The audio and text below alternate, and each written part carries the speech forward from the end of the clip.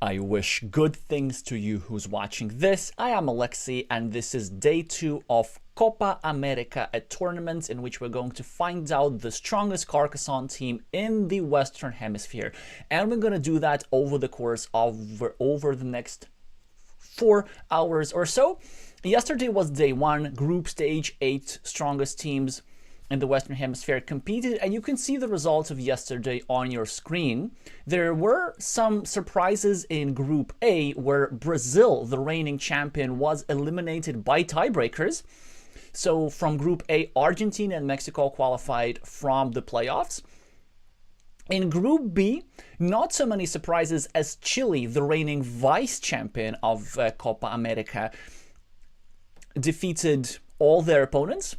They came out on top with 3 victories, and then Colombia won against the United States in the decisive encounter for the spot in the playoffs, and so Colombia and Chile are the qualified team from Group B.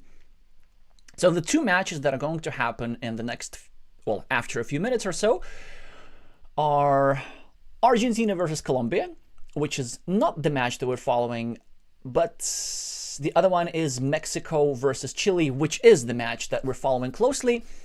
Argentina versus Colombia is going to be there in the background. Well, the reason for this is twofold. First of all, I think that Colombia is going to have quite a hard time against Argentina. I mean, they can still do it, but I would estimate Argentina's chance to win it around... Hi, Devaka. Hi, Elias. Hi, Daniel. I'll be with you back in half a minute or so. Okay, there we go. So, on table 1, we're having Hector Arce versus Daniel Ayala, who's residing in the United States and actually happens to be the 2021 United States champion, if I remember correctly. So there, Daniel would be the slight favorite as the slightly higher rated player. Again, maybe 60% chance I would give him. On table 2, Chile's captain, Jorge Mejia, the player with the screen name Vainire, who also happens to be the 2023 Mind Sports Olympiad gold medalist, will be playing against one of the newer Mexico players with the screen name Vapula27, who also has an expert rating, but maybe not quite as Vainire. So I would expect the more experienced Chilean player to be quite a big favorite on table 2. Table 3 should be pretty even, maybe with slight edge to Mexico's Lichi Ocampo against Chile's Felipe Tello with the screen name Telborn. On table 4, Adan Lazeres against Marco Rivas of Mexico. So Marco should be the slight favorite due to his greater tournament experience, his most notable achievement being the 5th place at the 2023 World Championships in Herne, Germany. And table 5, that's the most interesting table of all. That's the one which we're going to follow first. Chile's Claudia Jorquera against Mexico's currently highest rated player, Oscar Henny, with the screen name IMD5. This one's really a coin toss. So rating-wise, IMD5 would be the favorite for sure. But Claudia Jorquera, also a master if I'm not mistaken. They have been quite high rated before. And they are at a solid 620 something now. So it should be close. Yeah, it's really 50-50 between Chile and Mexico, although you might disagree. Do let me know in the chat who you think is going to win this. Also, do let me know who you're supporting. I already see some support for Mexico. Do let me know if there are any Chileans. Hi, Ian. Well, that actually was a quite quick intro, so we still have 5 more minutes to fill before the start, which I did not expect. So maybe let's have a bit of a deeper look at the player statistics. So Claudia Jorquera rated 627, of course, nowhere near their peak rating. Almost 6,000 games of experience. They won a crucial duel against Justin Etier. Earlier, that's in the match against the United States in the group stage. They also won against Germancito of Uruguay. in the second encounter and in the first encounter. I don't believe they're played. Oh no, they did actually. They played against Colombia and they lost against Tatan-D.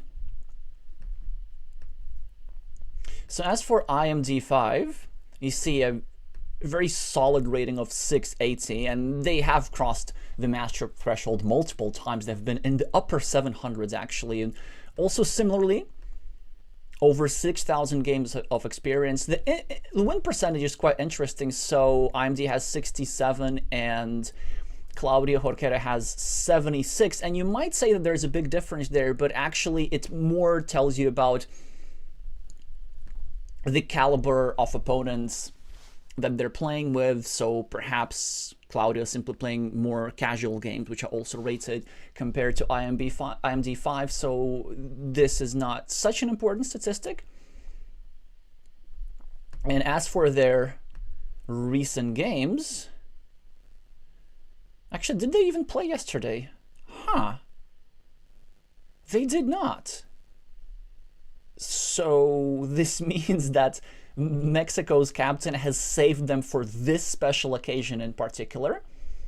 So it'd be very interesting to see. I know that Chile's captain, Jorin Meya, actually did a lot of research preparing for this match. I know that he analyzed every single game of Chile, of his teammates after day one, trying to find the best possible lineup to counter against Mexico. Oh, hi, IMD. Good to see you in the chat. Yeah, that makes sense, simply not being available yesterday. So making it a bit easier for Mexico's opponents yesterday.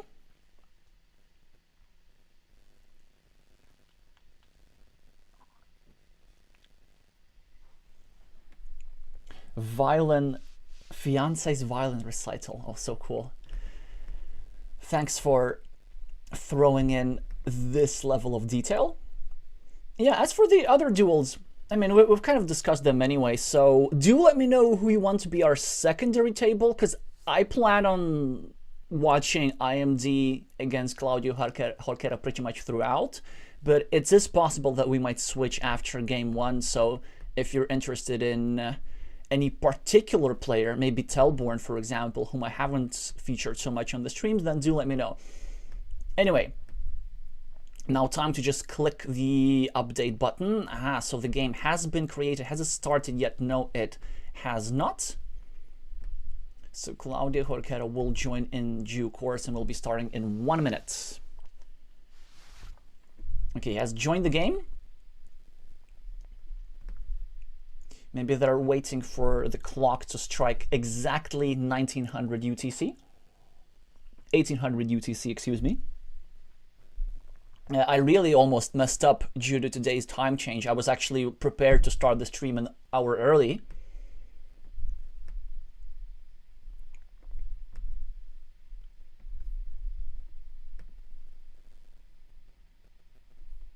Did they start? No, they did not. Cheers, good luck, IMD.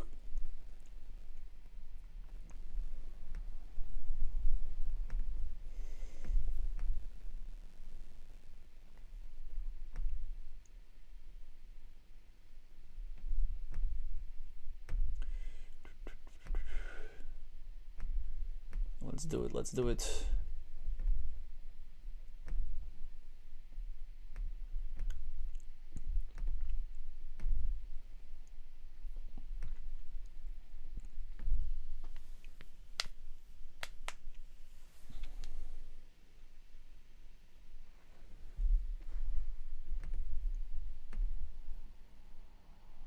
Still have not started the game.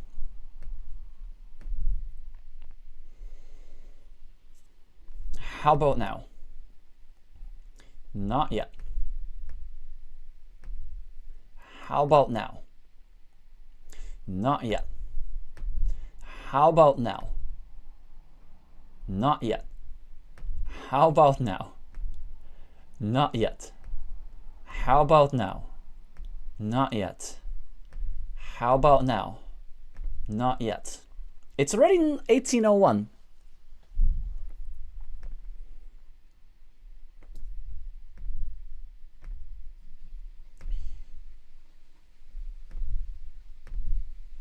gonna just keep refreshing. There we go. We're not gonna miss the start.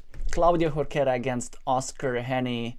And Oscar's gonna play the black meeples as usual. Claudio with green. Oscar gets the starting player advantage and the crossroads. Claudio wishing his opponent fun. And IMD is wishing his opponent luck. So only Claudio is being honest here in the chat. And Claudio already gets a little bit of luck with the first monastery. He's now going to be able to take 2 points next to it, also leaving one more road ends next to it to take advantage further. IMD with a fantastic city tile, though, is threatening a 12-point city, but Claudio, with his only legal move, will thwart that city and make its completion really close to impossible. IMD with a curve, now looking to probably go here actually to secure this city a little bit, because even though this moves net 0 points, right, so it will give a point to black whilst also giving a point to green. It would secure the square a little bit because there are some threats how this square could get blocked together with the city meeple and the road meeple of black. Black is though unperturbed. He wants to make a move which scores more, so he scores 2 points, wanting to build a loop around this here area, and Claudio gets himself a splitter tile, and now he's going to make a strategic decision.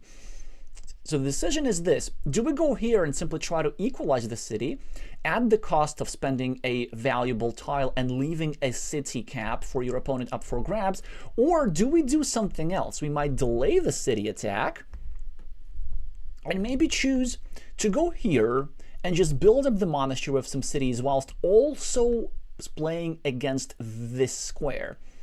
Actually, I think the strongest move would be something like this.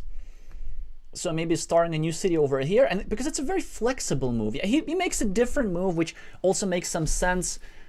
It is a mistake, though. It is not the best move. So there's some issues with this move. First of all, it leaves an empty city cap, which is okay because it's next to Green's monastery, but it also makes this square a little bit more vulnerable. So now there are some tiles with which IMD could hurt his opponent, maybe like a triple city here that would finish this road and try to play against that square. Yeah, because I really liked this here move with the splitter because it left the second city cap hidden, not allowing IMD to just threaten another 8-point city. And also this here meeple was very flexible, so it can either build a city on its own or maybe connect over here through some tiles. Still, decent move by Claudio, not the best, but not a move that, you know, loses him the game or something. So Claudio successfully equalizes Oscar's city just in time as black was going to finish it. So instead black goes, oh, look at this, look at this. So look at, yeah, black goes here, tries to attack the city, and green draws a tile which had only one legal placement. So this quadruple city crossroads, he was forced to finish the road for IMD. So that's certainly not the best tile to have drawn for green, although green's going to get this compensation by pre-building this 3-point road. Also correct placement of the meeple here, not allowing IMD to score easy points in that area. Yeah, IMD just going to start a new road. Claudio now finally gets a triple city, which he can use in many good ways. Probably here, that would be one possible way, trying to play against this square, you know, trying to block 2 of green's meeples. That would certainly be annoying. Another option is to go over here, try to play against that meeple, and also not allow any ideas of black going here and here with a bunch of Doritos and maybe eating up this green meeple and winning a 20-point city with a 2 versus 1 meeple majority. Probably equal between these two moves. Yeah, he chooses to restrict his opponent's meeple. Definitely makes a lot of sense. So his idea is that he can still play against these meeples a little bit later. And even if he does not block this guy successfully, he can simply just use a meeple to invade this city a little bit later.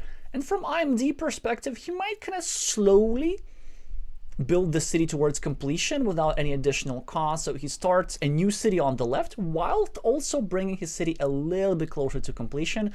Although I'm not a fan of this exact orientation. I would have preferred maybe adding this tile over here, but this move also has some interesting ideas. So the ideas of this move are basically that he doesn't want to give back an easy monastery spot by going over here, and his plan is just to draw a bunch of quick city caps, and Claudio says no way, he wants to invade the city as soon as possible. IMD finishes his city at the bottom whilst also scoring 2 extra points for the piece of road, and with that Oscar's ahead on the scoreboard in what looks like a really good position for black. Still not a huge advantage, also very nice move from Claudio here, preventing Oscar from going on this square and reconquering this city. Now the most likely outcome on this situation is that this city will in fact be split evenly between the green and the black meeple. Claudio, though, has some decent setups, even though he's 10 points behind. He has an 8-point monastery which is going to be completed soon. He now, of course, can go over here to protect this square. We never go here in this position. There are still 4 more curves to draw, so a 95% chance to actually get that curve successfully. And look at this, very interesting decision from IMD now. So does he actually go over here and try and reconquer that city? And reconquer that city he does. Now it could be dangerous a little bit. Also, Claudio now wishes he hadn't filled that square because a monastery fits there very nicely. Of course, Claudio's move was still correct, but oh, miss! Big... No, I think it's a... Well, it's an interesting move for sure. I don't really like it. I definitely think 3 points here for the road were better, just to try and block that square a little bit. And Claudio apparently decides that point scoring is more important. But then what do you do about this city? He might go here now and try to work towards a block, but then IMD can draw something like a curve and quite easily defend. So IMD is going to go here now maybe, or here. Or just finish his city, because I don't think from Oscar's perspective he's going to be worried about completing this city too much. So see, if black... Oh, no, he does worry about this. That's interesting. I don't think that's correct. I think it's just not worth it, really, because Claudio's going to block this city regardless. He's going to go over here. He's going to try and put pressure against this square. Or there's a way for green to play against 2 squares. He might go here and start pressuring this guy, because there was a chance for black to get a meeple back and get themselves the long-term meeple majority, or at least the temporary meeple majority. Yeah, and now black is going to have trouble. He cannot use this tile to expand this city. There's a real threat of this city being permanently blocked, because we're kind of starting to run short on city plus road tiles at all. Yeah, Oscar really seems to be wanting to preserve the threat of completing that city. He now also saves his monastery successfully. Claudio gets himself one of the triple city tiles that black needs for this square. Still, he wants to do something about that square, because like if you leave this unrestricted, then Oscar will draw a tile here, and a tile here, and a tile here, and run away with a 26-point city or something. So not really something that you want to allow.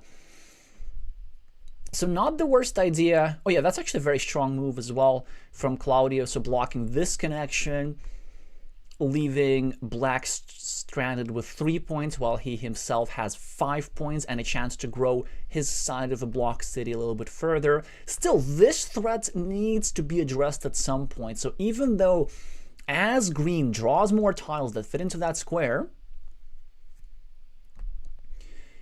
the probability of this city being completed is getting reduced, but not by much.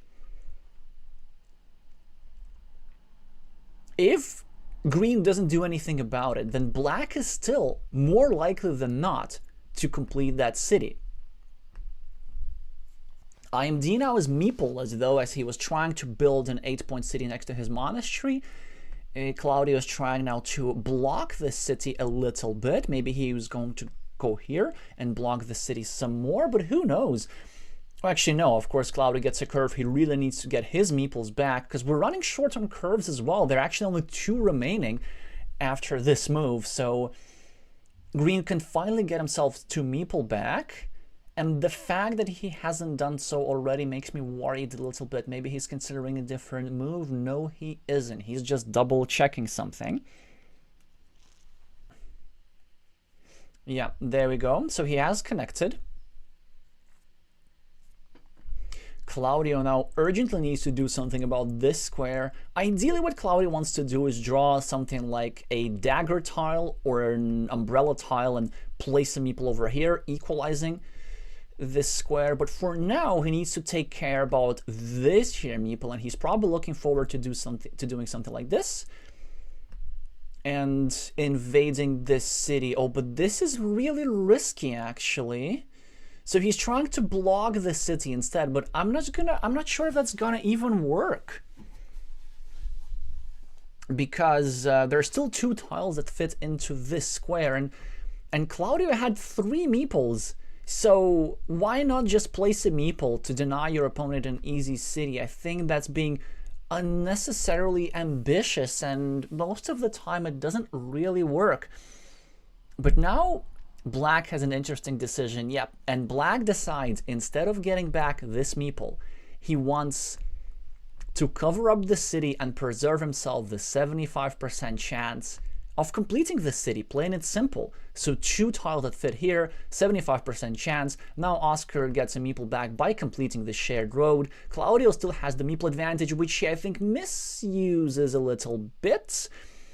Well, I'm not sure about this. So it's a good move because it blocks the city almost, but there's still 1 more tile that fits into that square. So I think it was a bit stronger for Claudio to just take this gigantic long road. I mean, there's a 8-point road up for grabs, and you're only blocking this city with a 50% chance, not a 100% chance.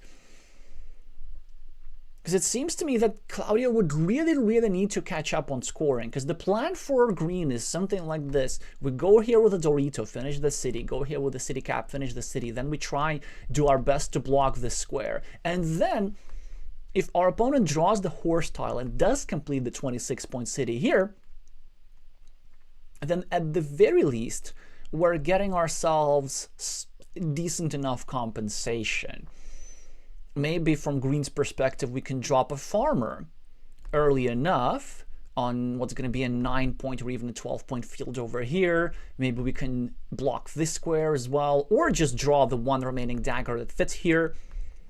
So there's still plenty of ways for Claudio to win this game. And of course, one way that needs to be mentioned is that there's still a 25% chance of Green simply drawing both of the horse tiles that fit into this square for Black City.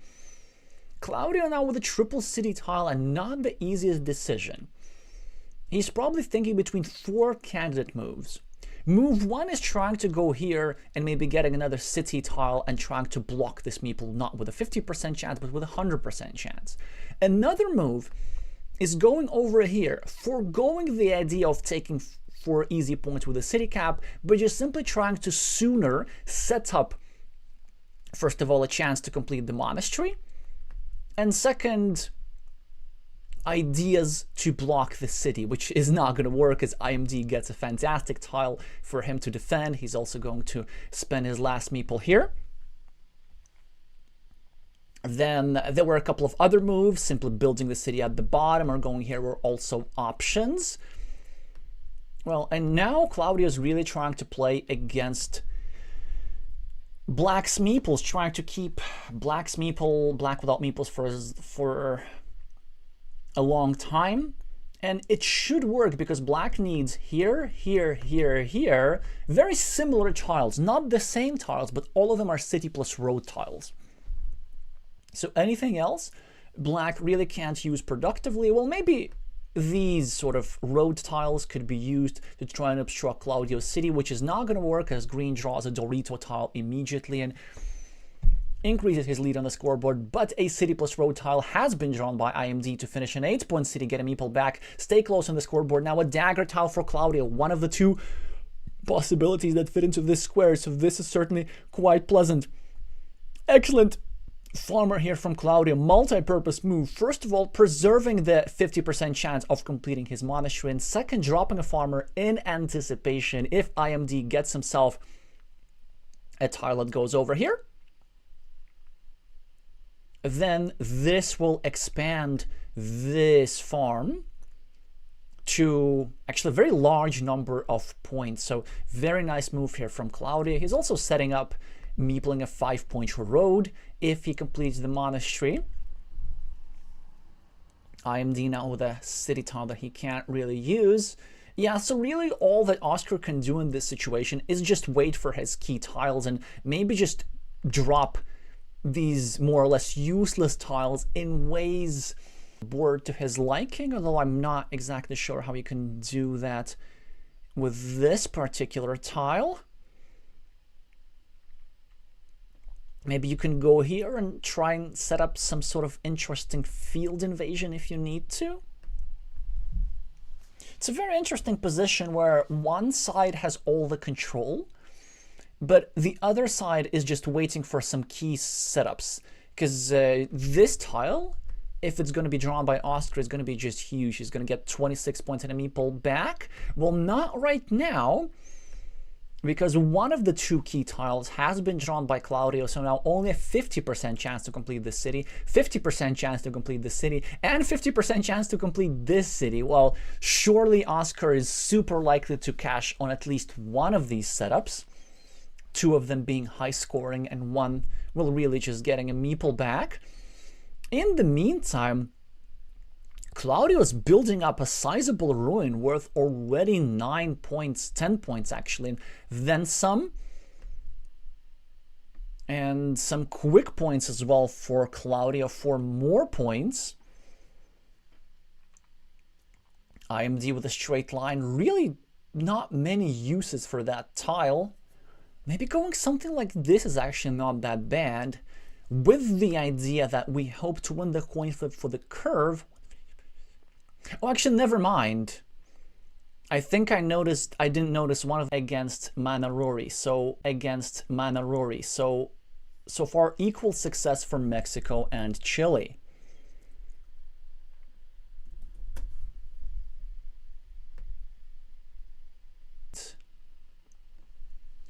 Well, that escalated very, very quickly. So my board game arena is a little bit slow today, but it looks like we're already on the last tile. And so what happened here, this big city was successfully completed by IMD for a lot of points. And then IMD managed to drop a 9-point farmer over here, a 12-point farmer here for green, but a 9-point farmer here for black to almost compensate. This big ruin here for green is nice, but it's not going to be enough to compensate all these high scoring features of black, and Oscar will take down the first game.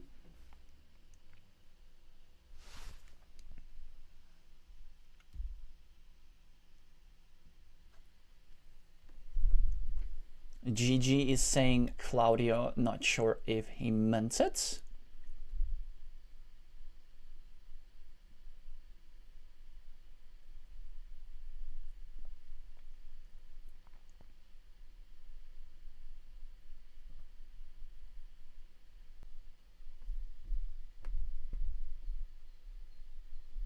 Okay, there we go. We should be back now. So game 2 has started.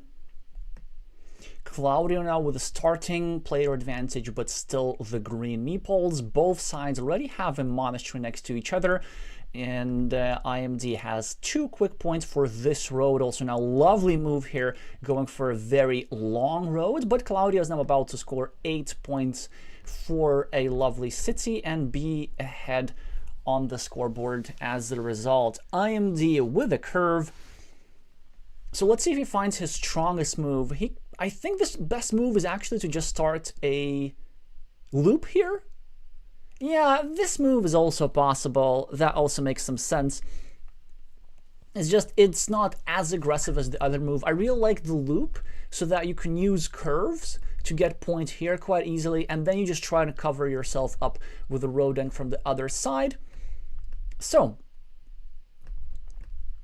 and this actually would have worked really well because IMD with the next tile could have almost completed the loop and started a new city. Claudio now starting a new city at the top. And what is Oscar going to do? I think he could just go here, or maybe here, and start a new city in response. He could go here and equalize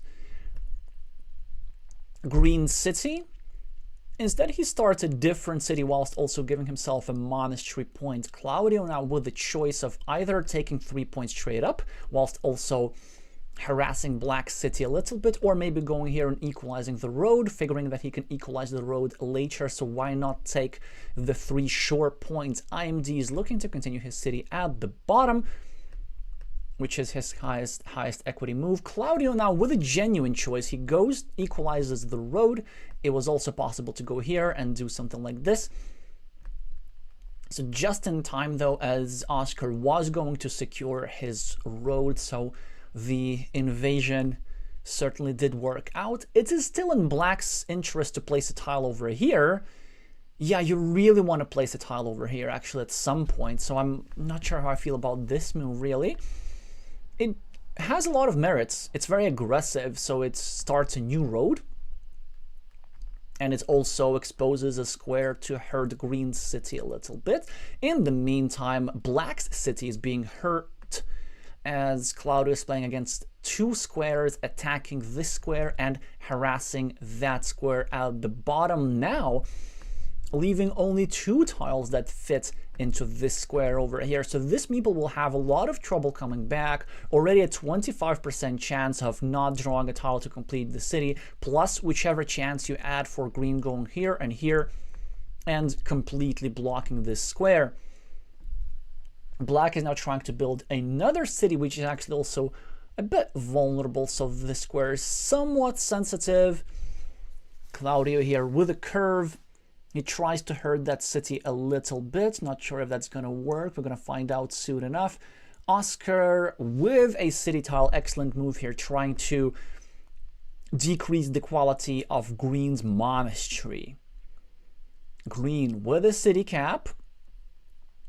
Start a new city at the bottom whilst also harassing Black City. So Green's really looking for multi-purpose moves all the game, all the opening part of the game.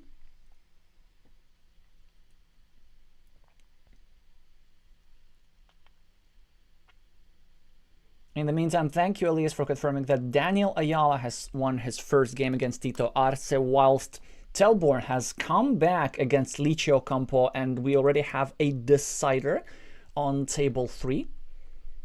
Claudio Jorquera with a Dorito tile, looking to probably continue his city at the top, or, yeah, that's actually a strong move, trying to also pressure that road a little bit. And look at Black. Black managing to overpower the road of Green again. There's still 4 tiles that are left to fit into this square, and that's going to be an 8-point road up for grabs for IMD when he draws the requisite tile. But there are threats on the board everywhere, so Black is still threatening a 12-point city here, still 2 daggers available to finish a city here. So good position for Claudio, who also has an extra monastery here, by the way, but plenty of chances for Oscar to come back. In fact, an equalish position. A lot here will depend on the tile draws, so whether he can complete this city or not, or how this city is going to do. This draw is huge for Black,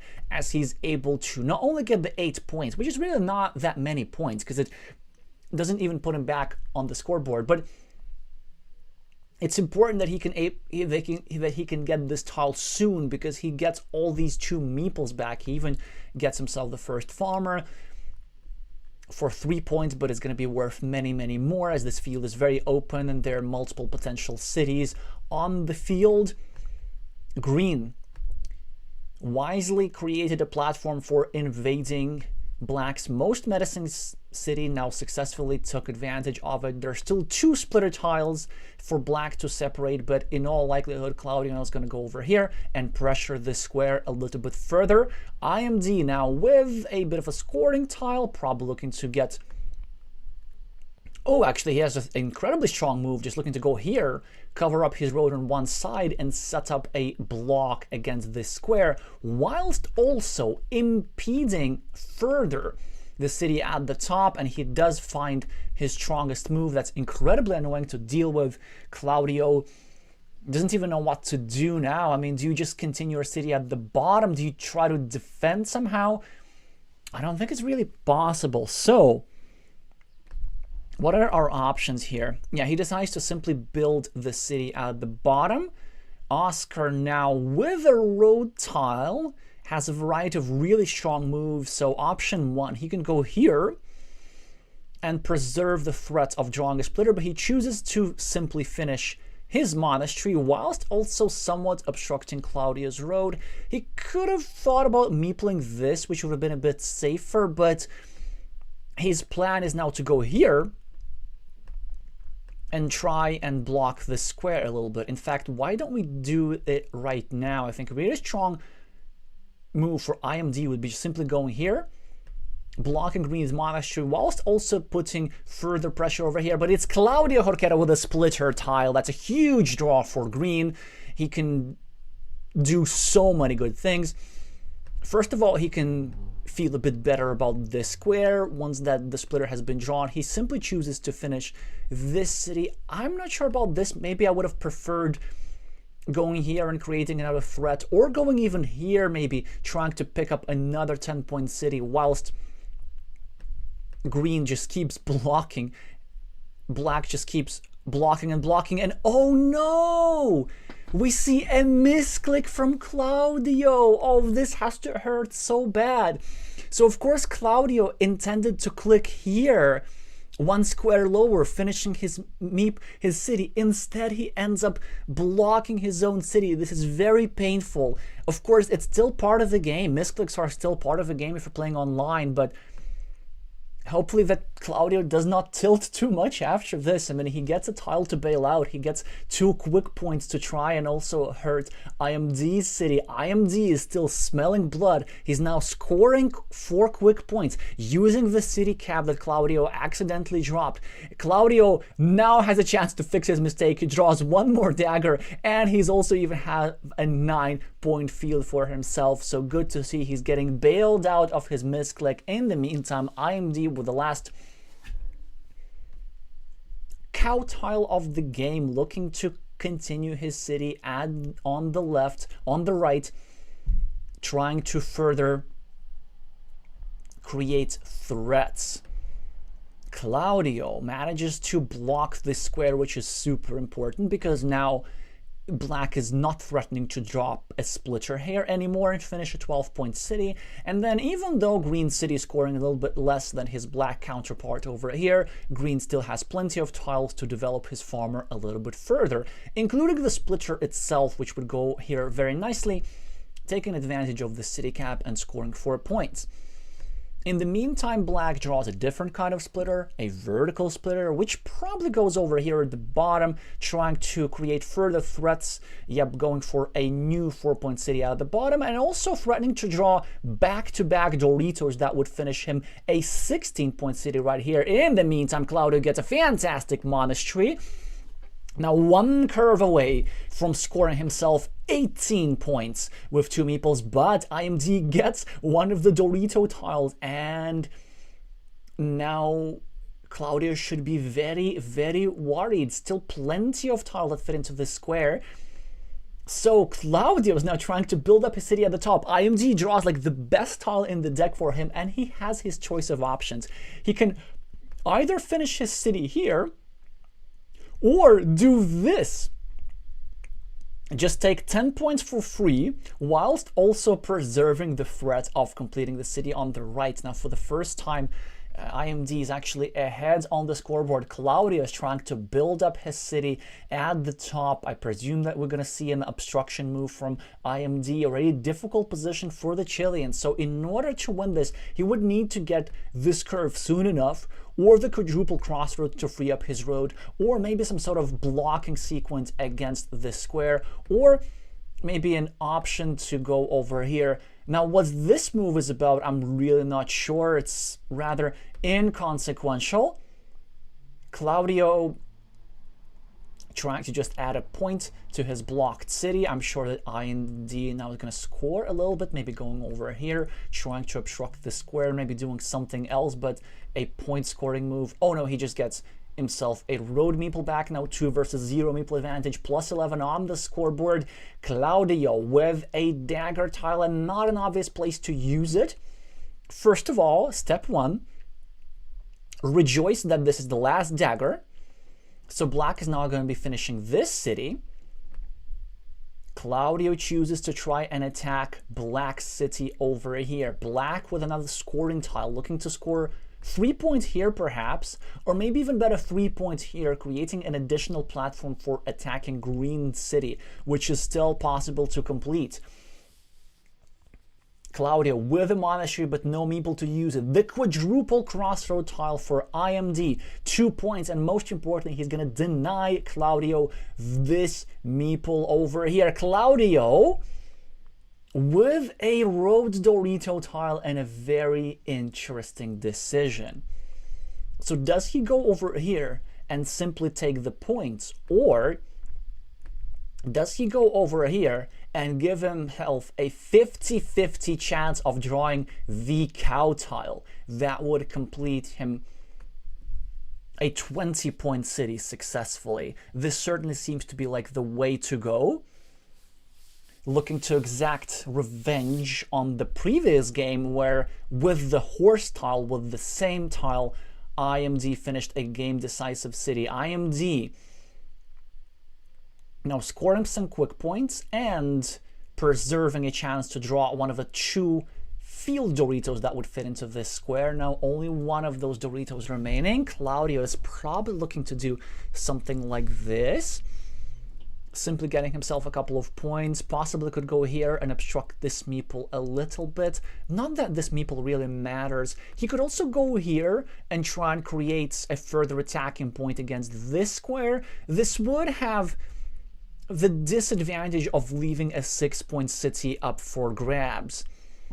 So maybe it's really not the worst idea to just ignore the square a little bit. We simply get the 2 points, and then we just hope to draw the last Dorito tile.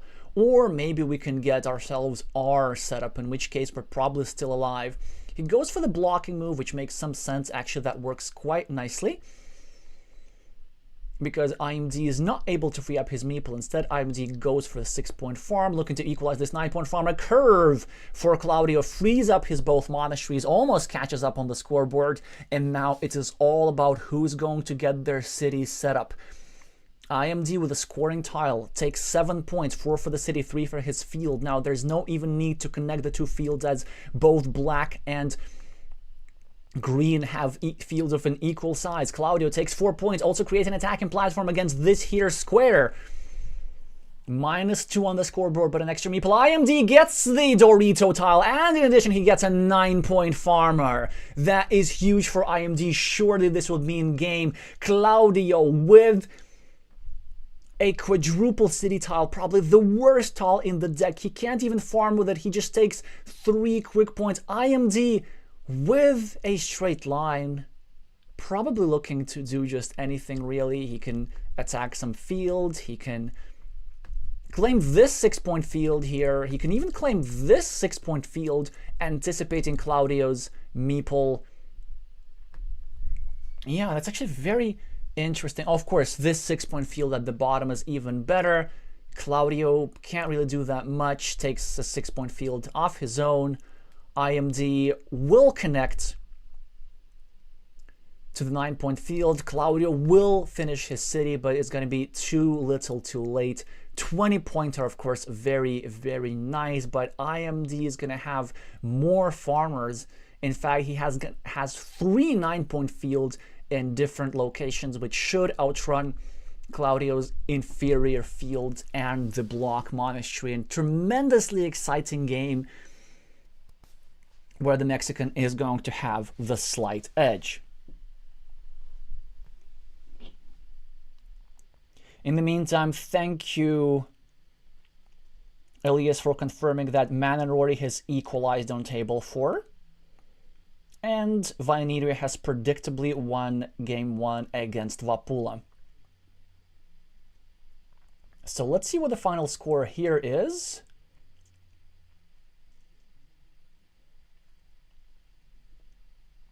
It's going to be close-ish. Yeah, 9 points is the difference. So it was really about the timing of the tiles. I wonder if there's anything that Claudio could have done. Yeah, really what Claudio needed to do, he just needed to hope that IMZ wouldn't draw this Dorito on this turn. And if only he could delay this Dorito for 1 turn, then Claudio could have gone over here and meepled this 9-point field himself. It's really not just the completion of the city, it's the 9 points extra for the farmer that hurts so hard. And then of course also finishing this city a little bit too late, Claudio ended up with a meeple surplus that he had simply no time to deploy. Anyway, tremendously exciting game. Congratulations to Oscar for bringing the first match point to Mexico, and now we will be looking to focus on other tables.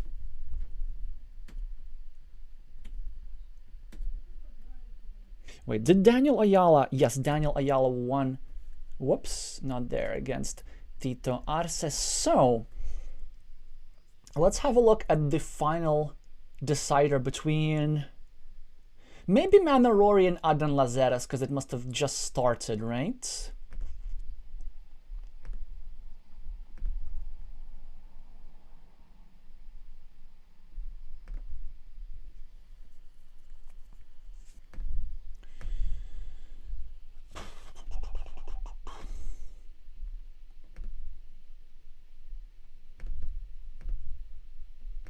So it started 7 minutes ago, still good enough. 30 tiles remaining, so we know that the Mexican does like a brisk pace. I'm not sure if that's the same for Aran. So let's start making sense of this position. Marco with his traditional yellow, Aran with red.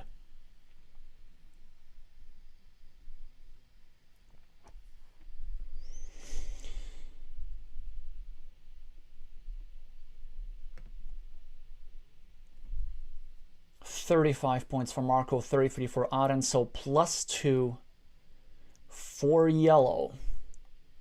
Now, how's the meeple situation? Well, it's pretty interesting. So this is a city here, which is very close to being blocked, but not quite. Still 2 tiles left to finish that city, the 2 starting tiles. But the problem for yellow here is that this square can be used as a blocking square, and there are still plenty of blocking tiles that fit there. So first of all, there are 1 vanilla city cap that fits here for blocking and scoring additional points. Then there are some extender tiles. So in fact, it is quite unlikely that yellow will be able to complete his city successfully, although it's not impossible. So a lot in this game is going to depend on this. It's also a problem for yellow that his meeple here is also kind of obstructed, and he also needs a city plus road tile to complete it. There is this road meeple that is about to get blocked, but actually that one is not that big of a deal for yellow, because this meeple, if it's going to get blocked, this will also block the red farmer, who's now trying to penetrate a rather juicy 6, soon to become 9, soon to become I don't know how many point field. And in fact, we see that Marco even blocks his own meeple together with this farmer of red. Red, in the meantime, tries to invade through another spot, looking for this road monastery, so 75% chance of invasion. But Marco could actually respond if only, yeah, right now. He can go here and drop a farmer. I'm pretty sure. why would you do that? What do I not understand? So yellow just blocks his own city for no apparent reason other than scoring 4 points. So why yellow wouldn't go here and drop a 3-point, potentially 9-point farmer and prepare the road monastery to equalize this red's farmer, whilst also making it simultaneously harder for red to invade on the left? I'm gonna say that was a gigantic mistake by Marco. I guess one thing that he must have thought, he must have noticed actually correctly, that there's only one starting tile remaining rather than two. Yeah, so now he goes for this move, which I think was a bit stronger before. I guess he figured that waiting for the starting tile is not a high probability enough event. He's just better off taking the points, but still, like, why not just go for this farmer? Because, well, anyway. In the meantime, yellow's other city is being blocked. If he's trying to save that one at the very least, Adan is threatening another rhombus-shaped city on the left. Marco ahead on the scoreboard still. He has a chance now to make some obstruction moves, perhaps going here, creating a blocking platform against Adan. There were some other alternatives, maybe going here at the bottom, trying to prevent the Chilean from dropping a farmer over here. Actually, you know what? I see some tile run out. How this guy could get a tile here, here, here, and here, and sneak all the way from the outside into the main field over here. Adan now gets himself a monastery tile, which probably goes here, or does it? I think it does. So this would just equalize some farmers, I guess. Although actually not really, no, it wouldn't really equalize much, because he's still going to be losing this farm here, right? So this one red guy against these two yellow guys. Because this farm is quite flexible. It is aiming at this farm on the right through the road monastery, but it's also aiming at this farm on the left. So it's a very nice find here by Marco.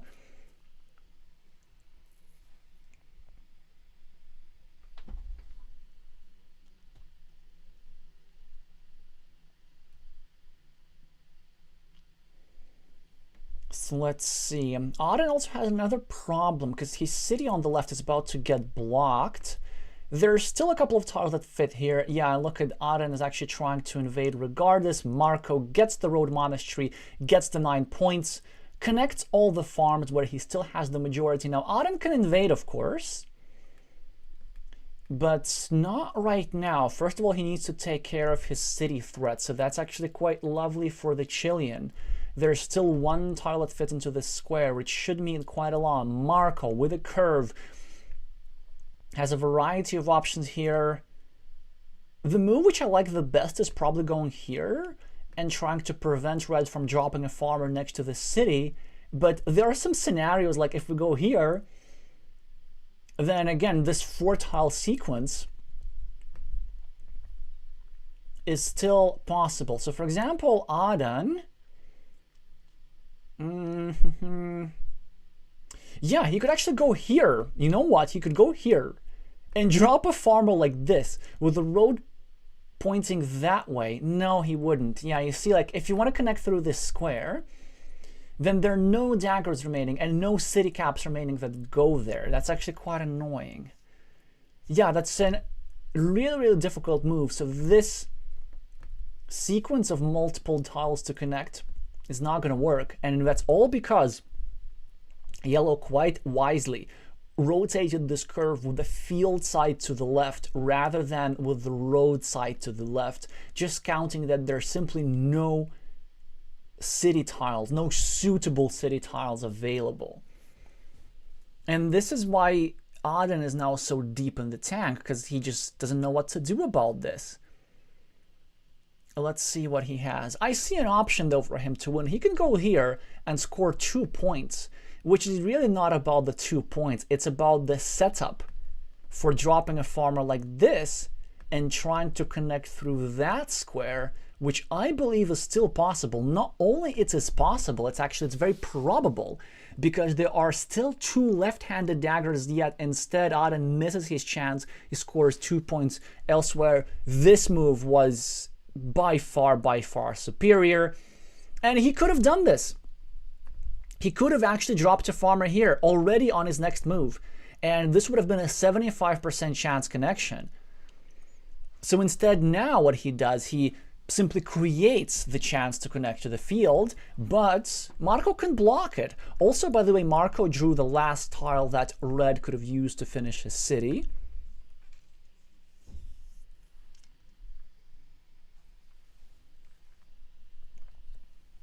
Now a curve for the Mexican.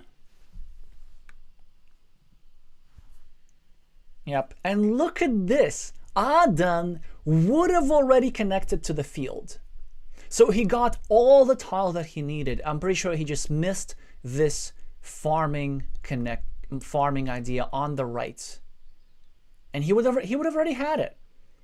Now there's just really nothing that he can do. I mean, he can go here and drop a farmer like this, but that's a much more lower probability connection because there are some straight lines. Actually, there's a straight line available to go here and for Marco to block. So yeah, a unfortunate miss here by the Chilean. Well, he's going to go for the field connection still. There's still a curvy tile for him to try. And in fact, there are no curves, but there's still one more dagger that connects here. Thank you, Elias, for confirming that Chile is also on the match scoreboard as Telborn won against Licio Ocampo. I'm gonna update the scoreboard in due course. Yeah, Marco really doesn't have many options here. He can probably already deploy his last meeple for 5 points here, or maybe make some sort of a prophylactic move. Maybe just going here, actually, that could... Yeah, going here for 6 points seemed to be just fine.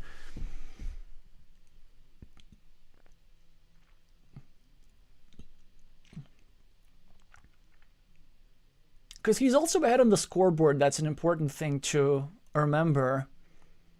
Even if red equalizes the field, it's not going to be enough for red to win. I mean, red has his 9-point field here and some ruin points, but not quite enough to make up the 15 points on the scoreboard. So it's really a question of time before Marco brings another point to Mexico.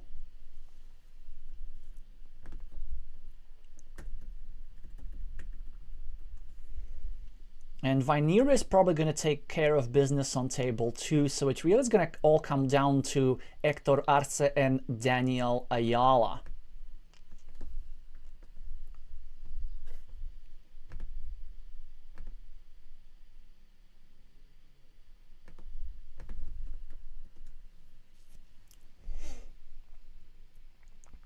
Marco just discards a tile, Aden gets a straight line, which really doesn't do much for him. Still a 33% chance for him to draw the requisite dagger tile. Now at least a sigh of relief that his connection won't get blocked, because this is the last straight line that yellow would have loved to draw here to actually block this square. So what does Aden do? Is it crazy to go here and meeple the road, actually? Just trying to take advantage of this setup a little bit better. Yeah, because there's still a regular monastery remaining. So let's say if we go here, and Marco gets a monastery, he can't even block. Yeah, he can't even block this connection, because the dagger would still fit. What is the other remaining tile, though? Okay, so there's the dagger, the monastery, and something else. Maybe a city tile of some sorts.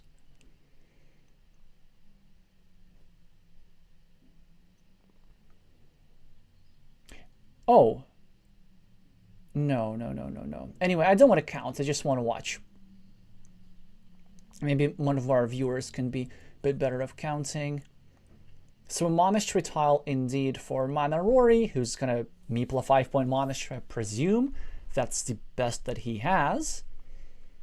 And we're not at risk of letting this guy in. Yeah, Crossroads for Aden Lazares, which actually means that this connection here was really, really unlikely for him.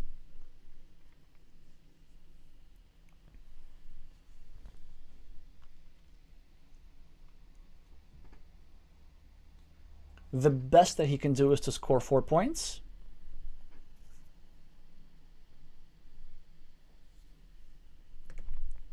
In the meantime, we have an interesting situation on table 1 as Hector Arce equalizes against Daniel Ayala. So there's one more decider for us to watch.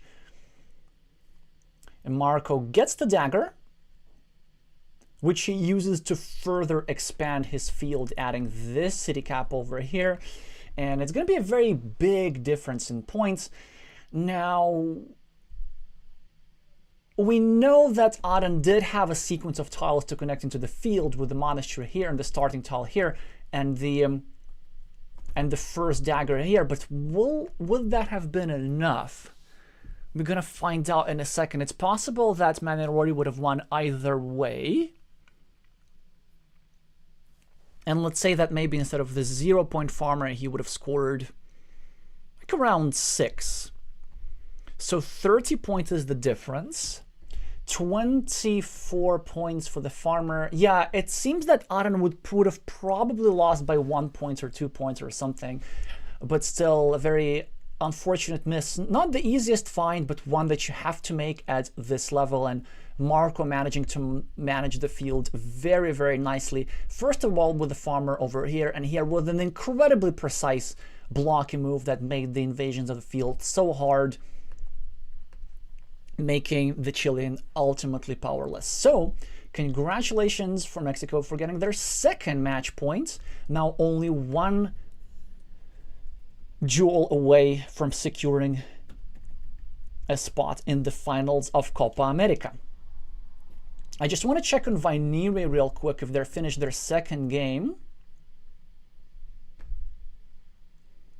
No, they have not. So this one started 19 minutes ago. This one's actually not looking so good for Vainiri, at least on the scoreboard. Wow, they're taking their sweet, sweet time. I probably want to watch Daniel Ayala rather.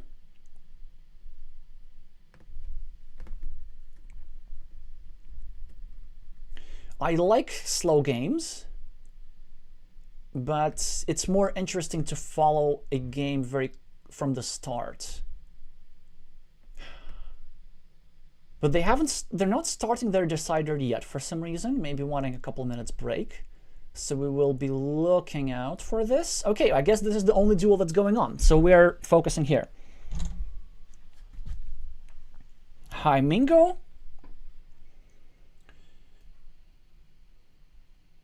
Rooting for Marco here. So, Jorim is in a tricky situation without meeples with 23 tiles remaining. Let's see if that can change soon enough.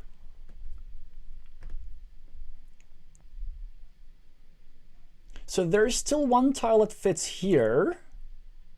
And this is probably the tile on which his game defends, because he has on which his game depends, because he has 3 meeples tied to that square. This road meeple, and the monastery meeple. So now at least finally he gets a meeple back, but at a price. He now finishes the shared road of himself and Vapula. And with his temporary meeple advantage, Vapula is doing very well on the field. So that is why this situation looks so difficult for the Chilean. Because look at this, the field is worth 1, 2, 3, 4, 5, 6, 7 completed cities, so 21 points. It's already a closed off field relatively, so there are very few invasion squares, where there's this invasion square at the bottom, which is kind of blockable. There's maybe a ninja farmer options on the right through the outside of a curve, which is not blockable, but... well, it's not blockable in one move, but this is something that actually Vanira might have to resort to. But in any case, the Chilean has only one meeple. So in order to win this game, he needs to draw this dagger, and he needs to draw this dagger fast, which puts Vapula as a clear favorite, maybe like an 80% favorite to win this game. So we're going to look at this with one eye, but we expect that the Mexican should win this most of the time. I know that Jorim is good, but is he good enough to save a position this bad? So I want to watch this game, and then I presume that Vapula will bring his position to a win, and then we're going to see the final decider between Vapula and Jorim Mejia for a spot in the finals. Well, actually, no, because if Daniel wins this one, then Daniel brings Mexico into the finals. So our neutral viewers should be rooting for Tito here, so that after Tito wins here, it's 2 versus 2, and then we have ourselves a final game on table 3, 2, 2, 3. Anyway, 60 tiles remaining, so the game is still young. Daniel with a starting advantage, but Tito with 4 points already, and an 8-point city waiting to happen. Daniel abiding by the principle of 2 cities, but not sure if that's the most precise move. Maybe I liked some harassment ideas against this square. Daniel's really now looking to compensate by creating an attacking platform against this black city, and Tito cannot do nothing about it. But a monastery, the first monastery of the game, is just fantastic. There are plenty of good spots.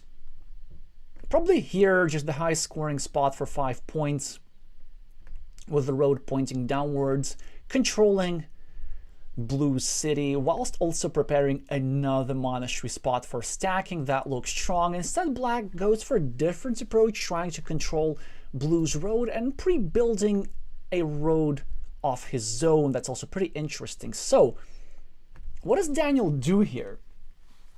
Is it crazy for Daniel to go incredibly aggressive here and meeple this road? I would do it, actually. There are still 8 crossroads remaining, so it's super likely to fill this square. And this road is 6 points. And if you're not going to do it, your opponent's going to do it. But there's still other moves available for blue. He can go here, for example, try and put some pressure against the city, against this square as well. He could even go here, trying to sort of cover up his road on both sides, but I don't really like what it's doing for the shape of the board. It's creating a rather largish field in a situation where he's likely to end up with a long-term meeple minority. It also exposes his city a little bit more. So it really has to be between this and this.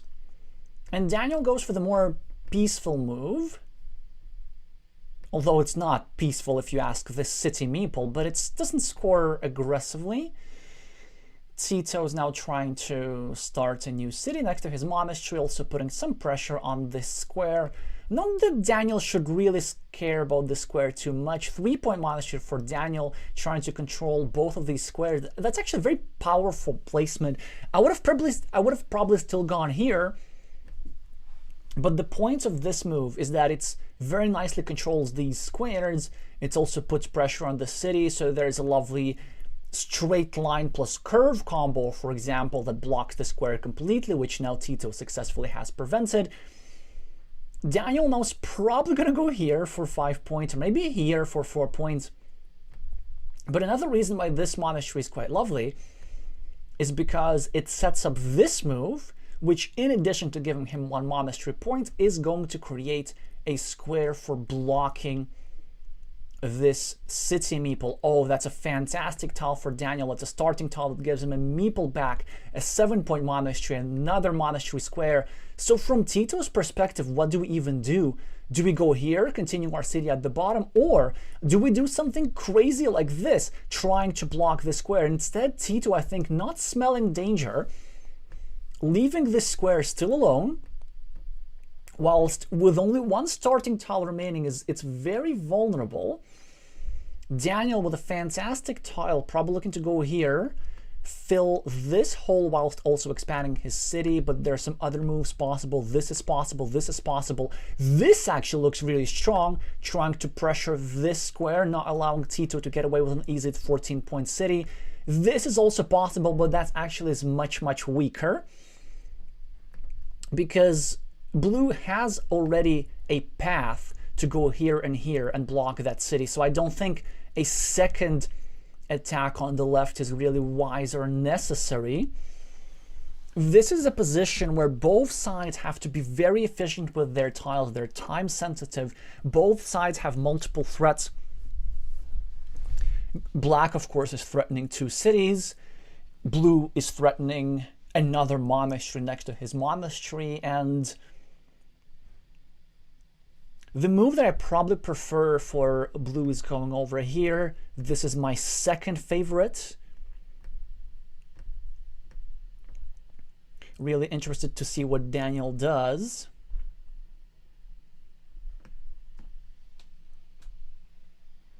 Hi, Manarori. Congratulations with your win.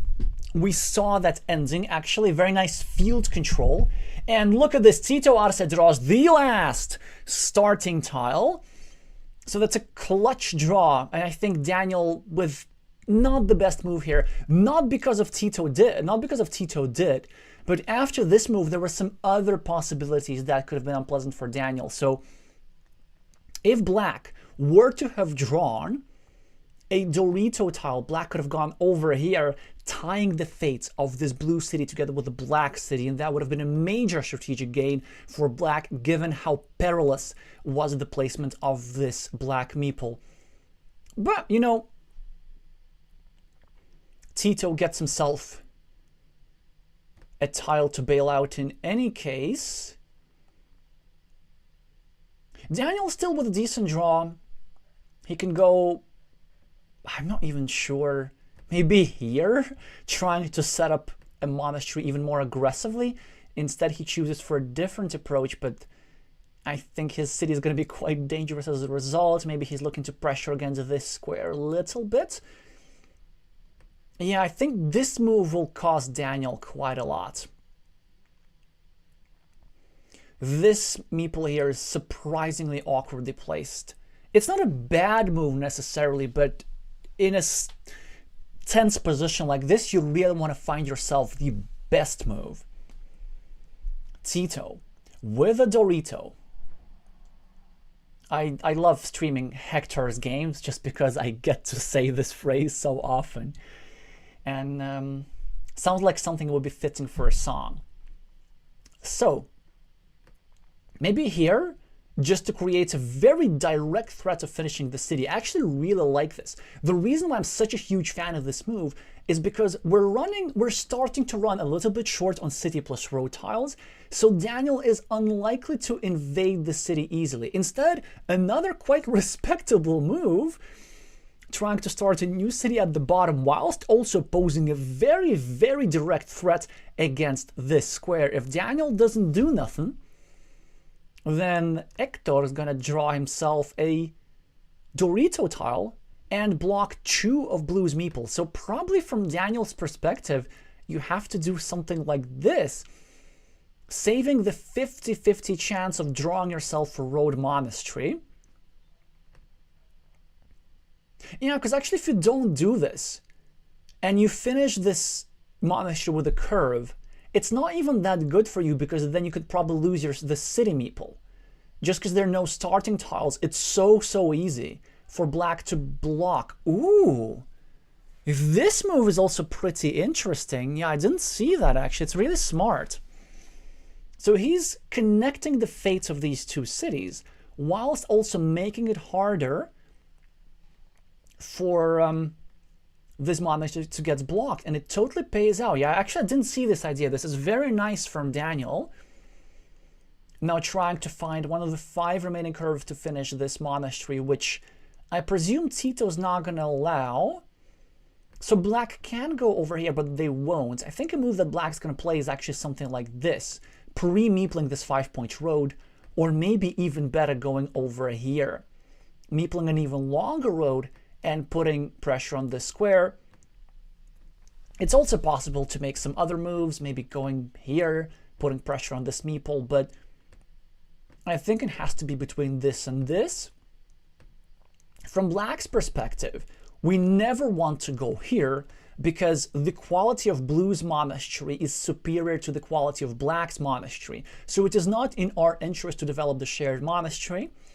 Instead, Hector finds his best move by simply meepling a 6-point road in advance. And also it's nice that he meepled over here. I know I was suggesting this move in exchange, but black's variation is a little bit better because he's also setting up a 3-point road, which would in turn put additional pressure on this square. That's a very nice tide here.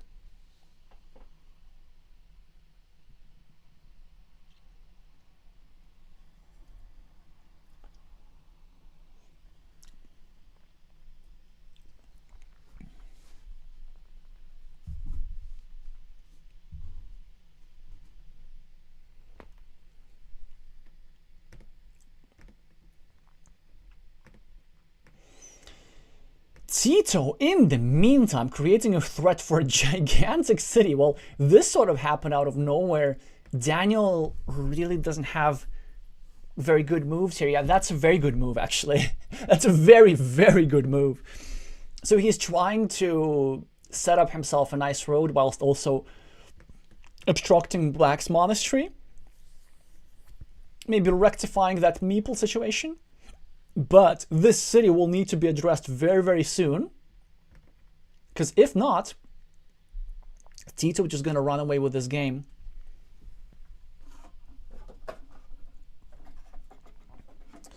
So what else is happening? Tito gets himself 1 monastery point, bringing his monastery also a little bit closer to completion, although it's not really likely. He needs 2 identical tiles in 2 different places, only 25% chance for drawing them. He also needs a crossroads here to score 3 points, which he will not be able to do. Well, this is interesting. Daniel finally gets himself a tile to free up his city meeple and drop a farmer in anticipation of Tito completing this bigger city. So overall, still a very good position for black, who now takes 3 points for a road. Daniel now looking to invade the city, or at least create the threat thereof. Nothing much that black can do about this, I guess. He could go here and protect the square, but this would also create a threat against his own city, creates a blocking threat. So probably as black, I choose to just ignore this situation and maybe do something like this, starting a new city and putting pressure on this monastery, or maybe something like this, starting a new city here and maybe trying to sneak into the square if I so choose. Invading here outright is also an option, but that city is simply not that good. Okay, so he does go for that move, which I think is not that strong. The reason I think it's not that strong is that from Tito's perspective, you have to evaluate that Daniel invading your city is not actually the worst threat in the world. Because if he goes, let's say if Daniel goes here, he has to spend a meeple. He's going to equalize these points, but he's going to put himself at a 3-1 meeple disadvantage, whilst Tito is ahead on the scoreboard. He's also going to decrease the quality of this field by not completing this city. So I think this move is just a bit too scared unnecessarily, and Daniel doesn't get a connection tile in any case. Now Daniel actually has a fantastic tile, which is he's gonna go here, is going to drop a city cap on his field, prepare the completion of his monastery on one side, and creates a very, very direct threat of drawing a straight line and blocking this square completely. So this is Daniel's best move. I'm pretty sure he's going to find it. He might be evaluating some other options, such as going on the right side, which is a bit inferior tactically. There are some other options, such as ignoring this threat completely and simply building up his field, which is a bit too weak and too slow. So we're going to find out in 1 minute and 30 seconds or less.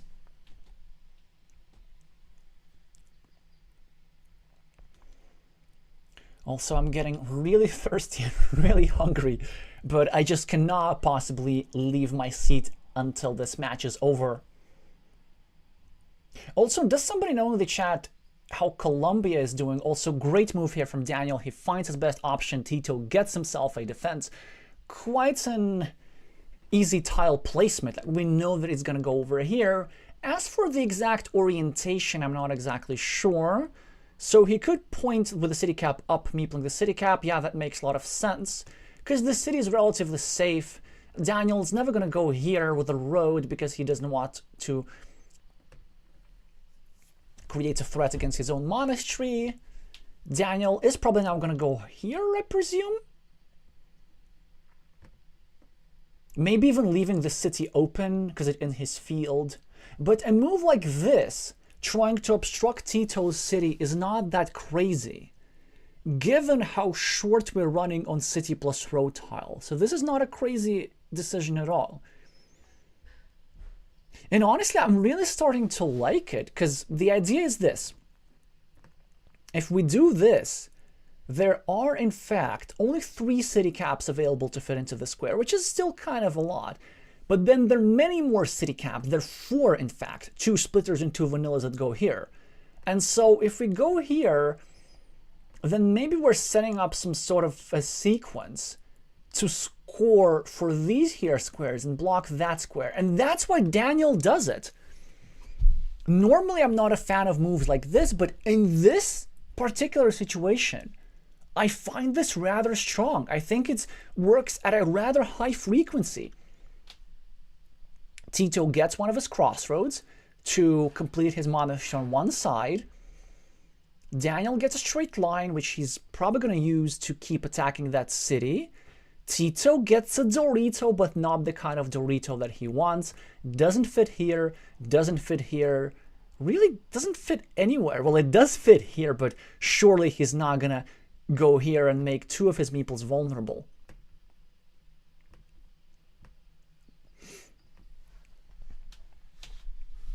Daniel is on fire this game, I think, with some very precise moves. The only issue that I have is probably this one, which wasn't the strongest. Tito's also playing really well so far. Maybe this one was a bit unnecessary, but that's still understandable. It's a very high-level game so far. I hope that the commentator curse does not come true and we're not going to see a blunder in the next few seconds. 9 points for the Chilean, a bit of a time bank advantage as well. And also still a fantastic position, like a 75% threat of finishing that city. 50% threat of finishing that monastery with extra 4 points. So lots of valuable setups. He also has a road monastery that goes here for 3 points, whilst putting additional pressure on this square. So many good things for him. One thing that the Chilean needs to decide is what are his chances of winning this game if he does not draw any Dorito tile for this square. If he decides that these chances are high, then this waiting move actually makes a lot of sense. Just simply wait for a better tile. If he decides that he has to have this tile draw for this square, then he's probably better off doubling down and dropping a farmer here at some point, trying to invade through this square. Huge draw for Daniel, as he gets the last crossroad tile, which frees up his road, and this means that this monastery is going to be trapped, together with Blue's monastery as well. But you know, Blue's monastery was of inferior quality anyway, so Blue need not be worried about that. Tito now with a curvy tile. And a variety of options. Option 1, we go here and sort of kind of protect our city, leaving 2 tiles. Yeah, actually, if we protect, we actually go like this, leaving 2 daggers that fit into that square. So this is not crazy. The reason why this is not crazy is because the alternative would allow only 1 tile, only the 1 umbrella tile that fits there.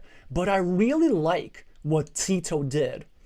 He dropped a farmer, doubling down on the 75% idea. And in addition, if he gets himself the Dorito tile, he's going to also score 4 points for this road extra. But this farmer is not just any 0-point farmer, as Daniel keeps attacking this here square, maybe looking to create a counter threat of his own.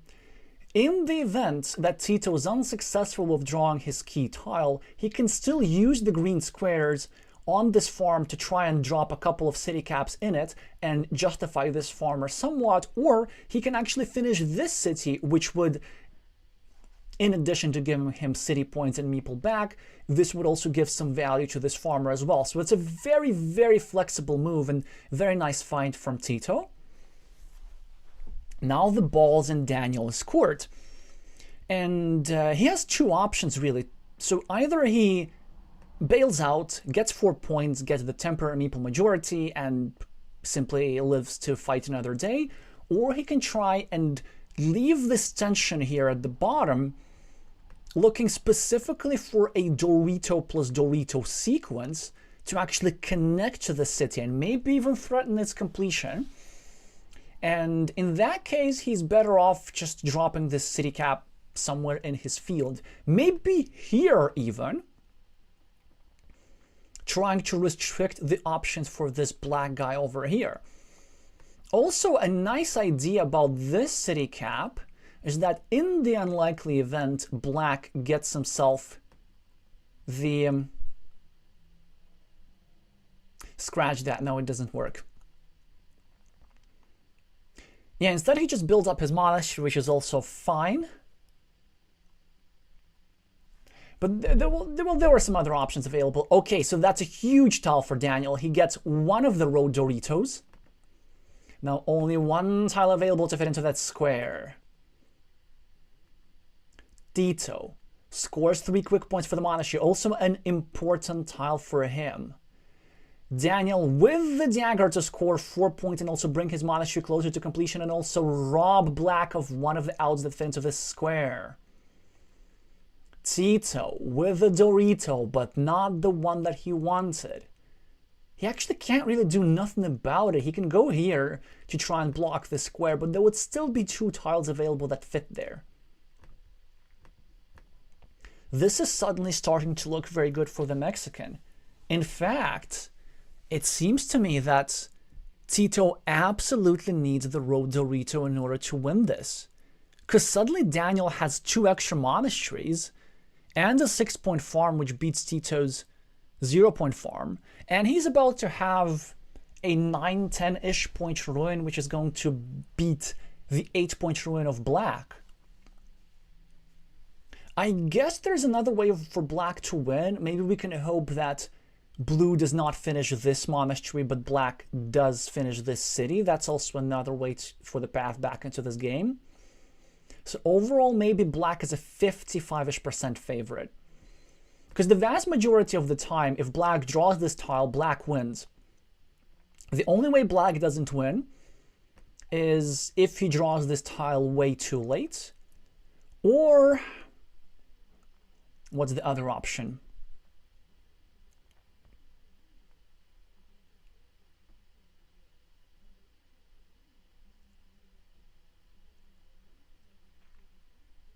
Or if blue continues the city at the bottom and completes the city at the bottom. And actually, this is where the situation is headed. So black was trying to block this square a little bit, but as a result, he's paying the price because this city is pretty close to completion. It's actually really, really dangerous. Black was also not able to drop a farmer here, to drop the divider here into his farm, but I guess that's fine. 3 points is what we're going to see for Tito soon enough after some deliberation. Also interesting to know that even after this partial block, if I'm not mistaken, there's still one dagger. No, there's no dagger that fits into this square, because Daniel drew one of those. And there are these two daggers. Yeah, so this guy's completely trapped. Now it's really about that Dorito.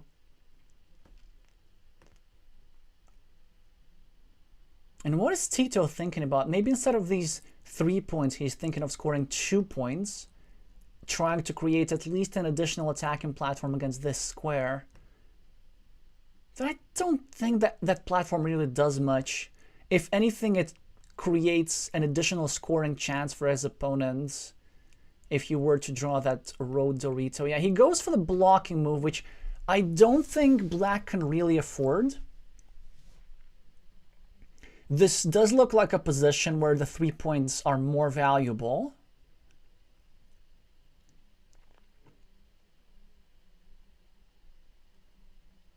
Although this blocking move does really, really significantly decrease the threat of completing that city. Daniel, in the meantime, is trying to complete his monastery instead, which would also put him at an advantage. Tito needs the Dorito, and he needs it now. Monastery tile for black, probably looking to go over here. This actually is a huge tile because it, first of all, puts pressure on the square, and second, it is trying to connect to the field. So Daniel takes 4 quick points in an interesting location. Oh, I guess he wants to prevent black from invading, but this also means that this square is completely... No, it isn't! Oh, wow! There's still a dagger tile that fits here. And there are still splitter tiles that fit here. Yeah, now our Chilean fans should be very worried. In the meantime, Colombia is ahead of Argentina 2-1, looking for potentially another upset.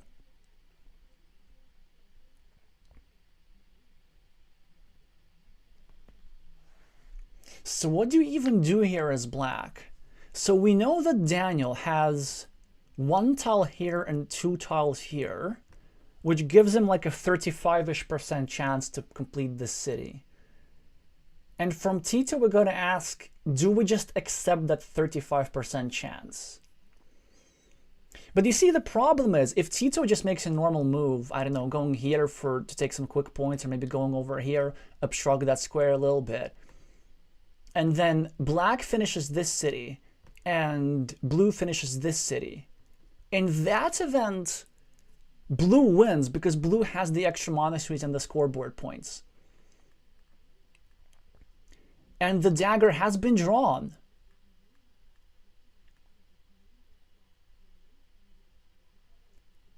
So now a splitter has been drawn by Tito.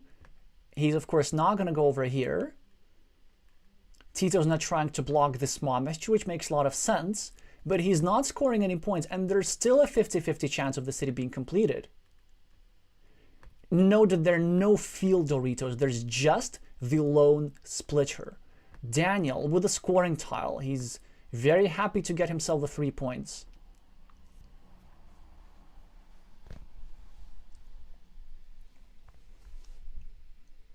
Although at this point, I'm not even sure that these 3 points significantly impact the win probability. We might consider a different move, but then what exactly? Is it time to meeple this ruin? It doesn't seem to be worth this many points. I guess he must be deciding between scoring here, or scoring here. Scoring here seems to be the intuitive move because it gives fewer options for blocking. No, he goes for the ruin straight away. Interesting was the rationale behind this. Tito gets the Dorito, completes the 20-point city, gets the extra road as well, and also connect his farm. Daniel is now going to continue his city and probably just keep hoping for that splitter tile, which he now needs in order to win this game, it seems. Although Daniel, wait a second, Daniel has points. Like, he has around 15-ish here, 12-ish, around 10 here.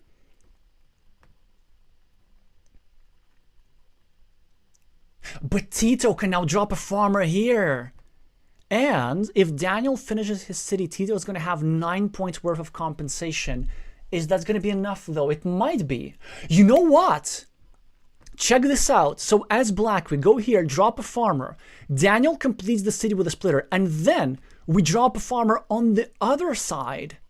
And so we have 18 points worth of compensation. 9 on one side and 9 on the other. Surely this should be enough to outrun the big city, even with all the monasteries. Because the Chilean does have the scoreboard lead. But I can't calculate this exactly, but I think that dropping the insurance farmer would be his only winning move at the moment.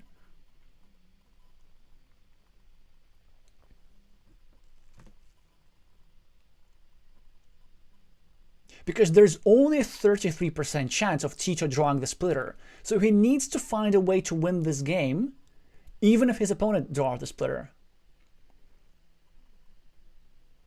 He could consider a farming invasion at the top, but it's not going to do much because this field is worth only 9 points. So it's worth just as much as this field, because it's going to be 9 points once this big city and the little city are completed here with the splitter. And the other field on the left is also going to be worth 9 points.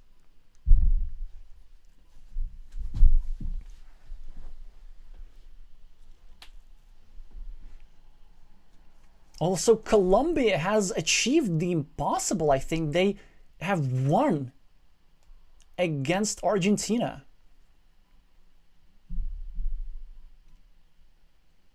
And Argentina was looking so strong this year. 16 seconds, 15 seconds, 14 seconds for Tito. Needs to find one of his 2 farming moves. 10. 9, gotta not lose on time. No, he just takes the 4 points. That's a 5 points mistake. Curvy tile for Daniel. Now it probably all comes down to the splitter tile.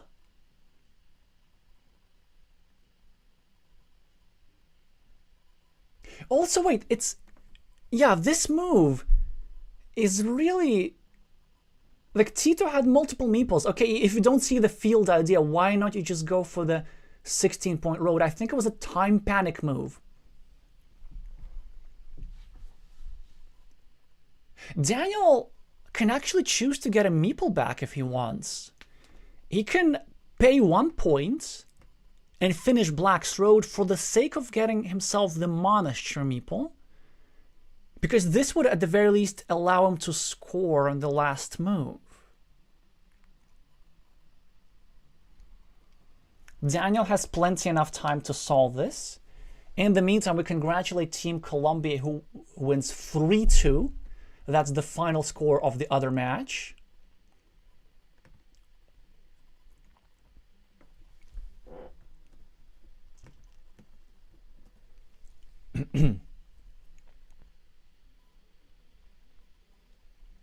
Daniel does give everybody a meeple back, and who's gonna draw the splitter? Tito gets the splitter, so he gets bailed out. He will proceed to win this game. He will proceed to give a point. Well, actually, will he? Huh. Wait a second. Wait a second.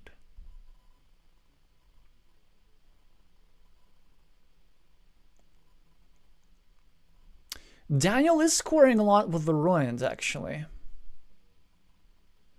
So a 3-point farmer for Tito. And a 3-point farmer for Daniel as well.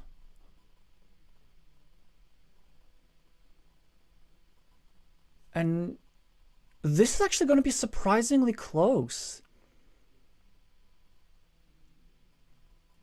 Wait, does Daniel have enough to win this?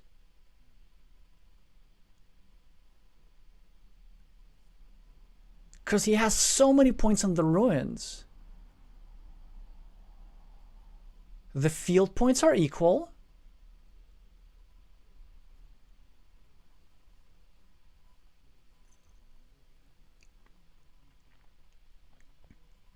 And Daniel is going to win by 7.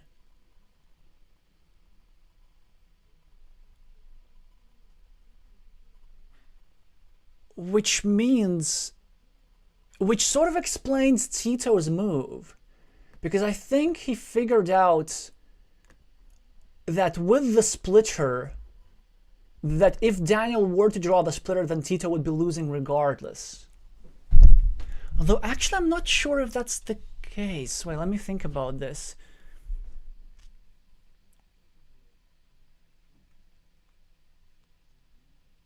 Yeah, it's a very, very interesting endgame. So we know this move was a bit of a mistake, but it's not like that big of a mistake, right? Because he could have just claimed this road for 6 points. And then I think the way he can win this is if Daniel draws this tile on his penultimate tile and the curve. Because this means that Daniel would not have been able to score the 2 extra points for this meeple over here. So Daniel would have scored 2 less. Tito would have scored 2 more. Yeah, Daniel still win this. Like, this idea with the ruin over here and creating the threat of completion of the city, it wasn't just about the completion of the city. This ruin was big enough. Also, Daniel choosing to meeple this ruin on the right early enough, and just a stellar performance for the Mexican who is propelling his team to the finals, regardless of the outcome of the final game between Vaineria and Vapula. So Chile suffering its first defeat in a Copa America match in 2 years.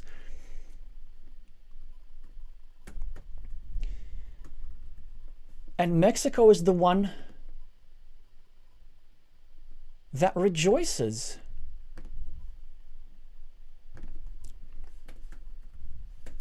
So let's see how the last game is going.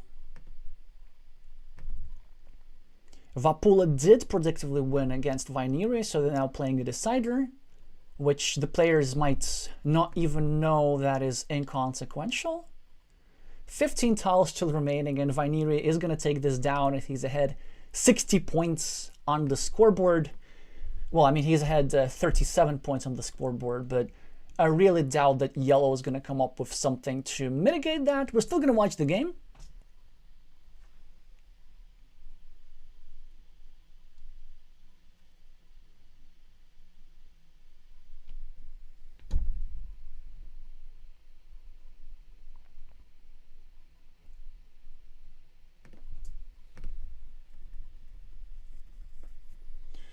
And we're still going to try and make sense of this position.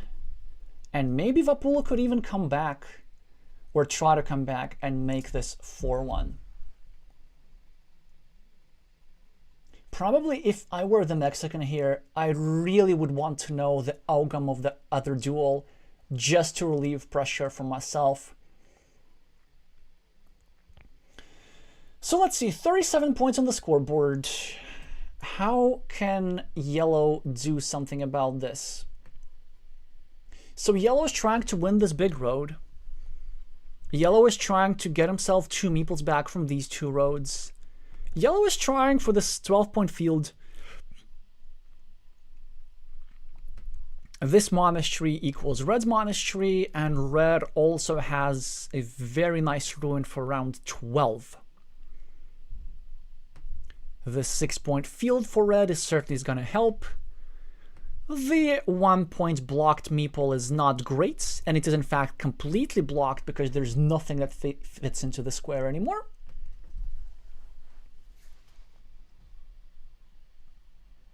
but 37 points on the scoreboard is a nice consolation for having a meeple blocked.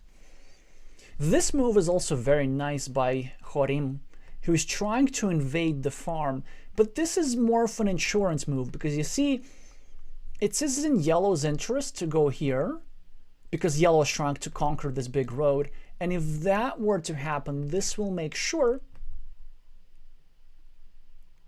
that this farmer makes into the field.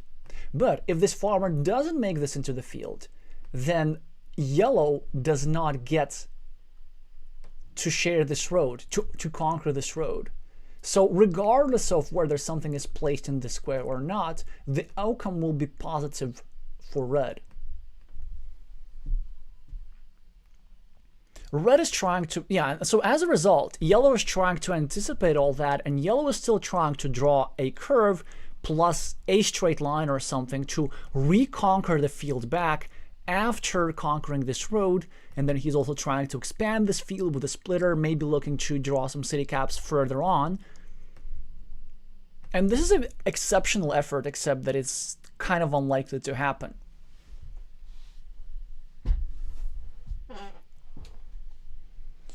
Vineria gets himself a ruin, which he may or may not want to claim immediately. I think it's not the worst idea to do so. The idea being that if red successfully gains the road, then Vineria is also going to get a road meeple back, with a fantastic tile for yellow, who now scores the road points, gets himself 2 meeples back, and maybe can make it actually reasonably close.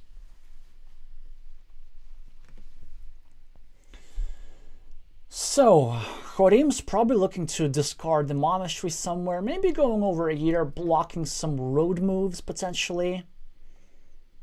Not that these moves matter a lot. He simply denies a city invasion. Now a difficult decision for Vapula. Well, I guess we want to go here and conquer that road, right? But this would give red 2 meeples back, and it would also help red invade the field without us having invaded the field first. I feel that we still have to go for it. Although it is not crazy to go here first and then hope for another curve if there is one. And I believe there is exactly one more curve in the deck. I didn't count all the curvy tiles, just the regular curves. Actually, wait a second. Yeah, I think the move is here. I think this is the move. The reason for that, 3 Doritos with a road still remaining. So it is so much more likely for us to draw a curve that fits here rather than a straight line that fits here. Yeah, and he goes correct, and he should meeple this. Oh, come on. You were doing so well, just some additional bit of precision. Because you know you have to meeple this, because you know you're getting 2 meeples back from here. But Horim now is going to go here. Yeah, that was the problem. So it was still a good move from Vapula's perspective, because it was so likely that Horim would have this sort of tile in hand with which he would have not been able to block. So it happened that I think Vineria had the only possible tile in the deck that would block this connection. So still an excellent effort on the Mexican's part,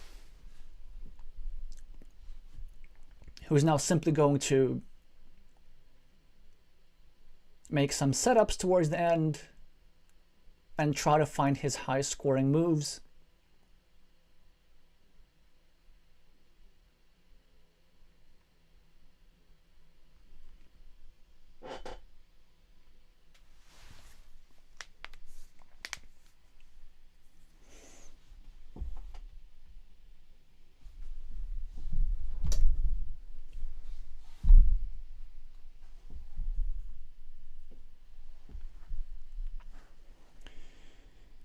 So players exchange some inconsequential decisions. Vapula finishes a 6-point city, which also happens to be in Chorim's field. And one more city cap goes to expand said field, and finally we're going to see the score difference. GG saying Vineria, not sure if he's aware about the results. Yes, he is aware. Congratulations, Mexico, for making it all the way to the finals.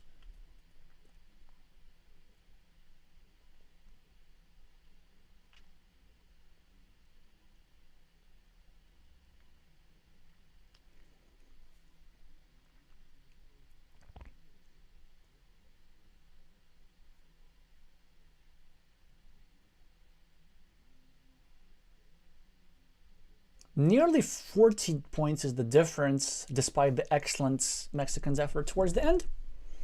So the minimum advantage, 3-2, is the final result. And yeah, it appears that it all came down to Daniel's brilliance in that last game against Tito Arce. There were some very tricky decisions, the way Daniel managed to create some juicy counter threats. Also, well, I'm not sure if I have the final position yet. There were some decisions which were so subtle and so unorthodox. Wait, do we have it here? Yeah, so for example, this move here, which not many players would have placed, which normally is a mistake, but in that particular position, it was a good move. So finding that pattern, the counter threat here at the bottom, managing to finish this road over here, managing to save his mana Shrimipal over here, just many lovely tactics here from the Mexican that put his team in the finals. Speaking of which, the finals is not happening right now. The next match that we're going to watch is the bronze medal game between Argentina and Chile, and I don't know the timing about that, so we're going to need to wait a few minutes and see from the organizers whether it's planned for 2000 UTC or 2015 UTC or 2030 UTC. And then after the bronze medal game, we're going to have ourselves the finals.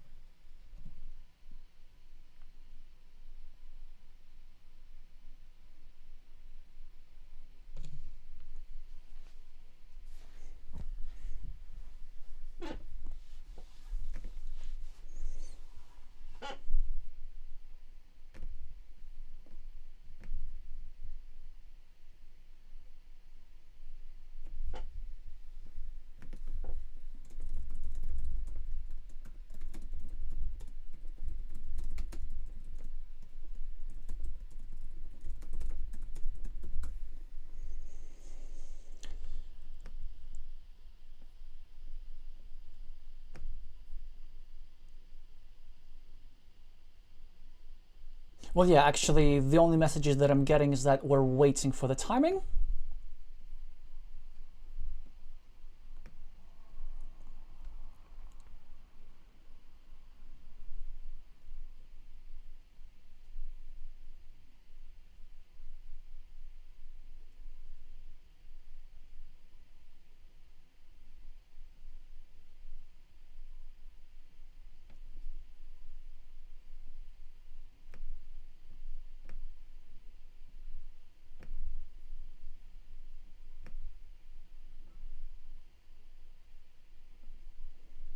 And we're waiting, that's it.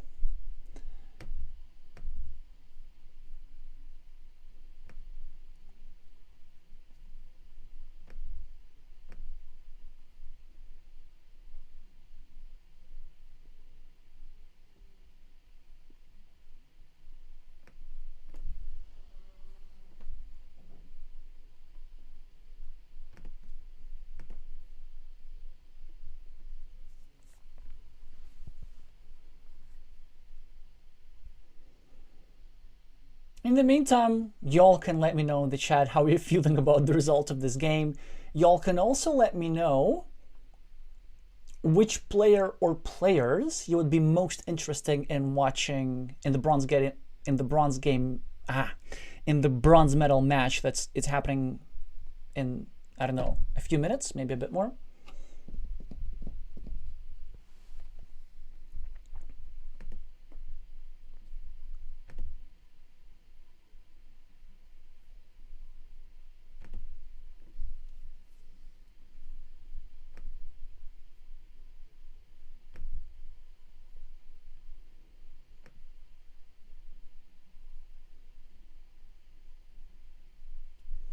So we have the results published, by the way, if you're interested. For Argentina, Aula Rosario won on table 1 against Salva 3, 2 against 0.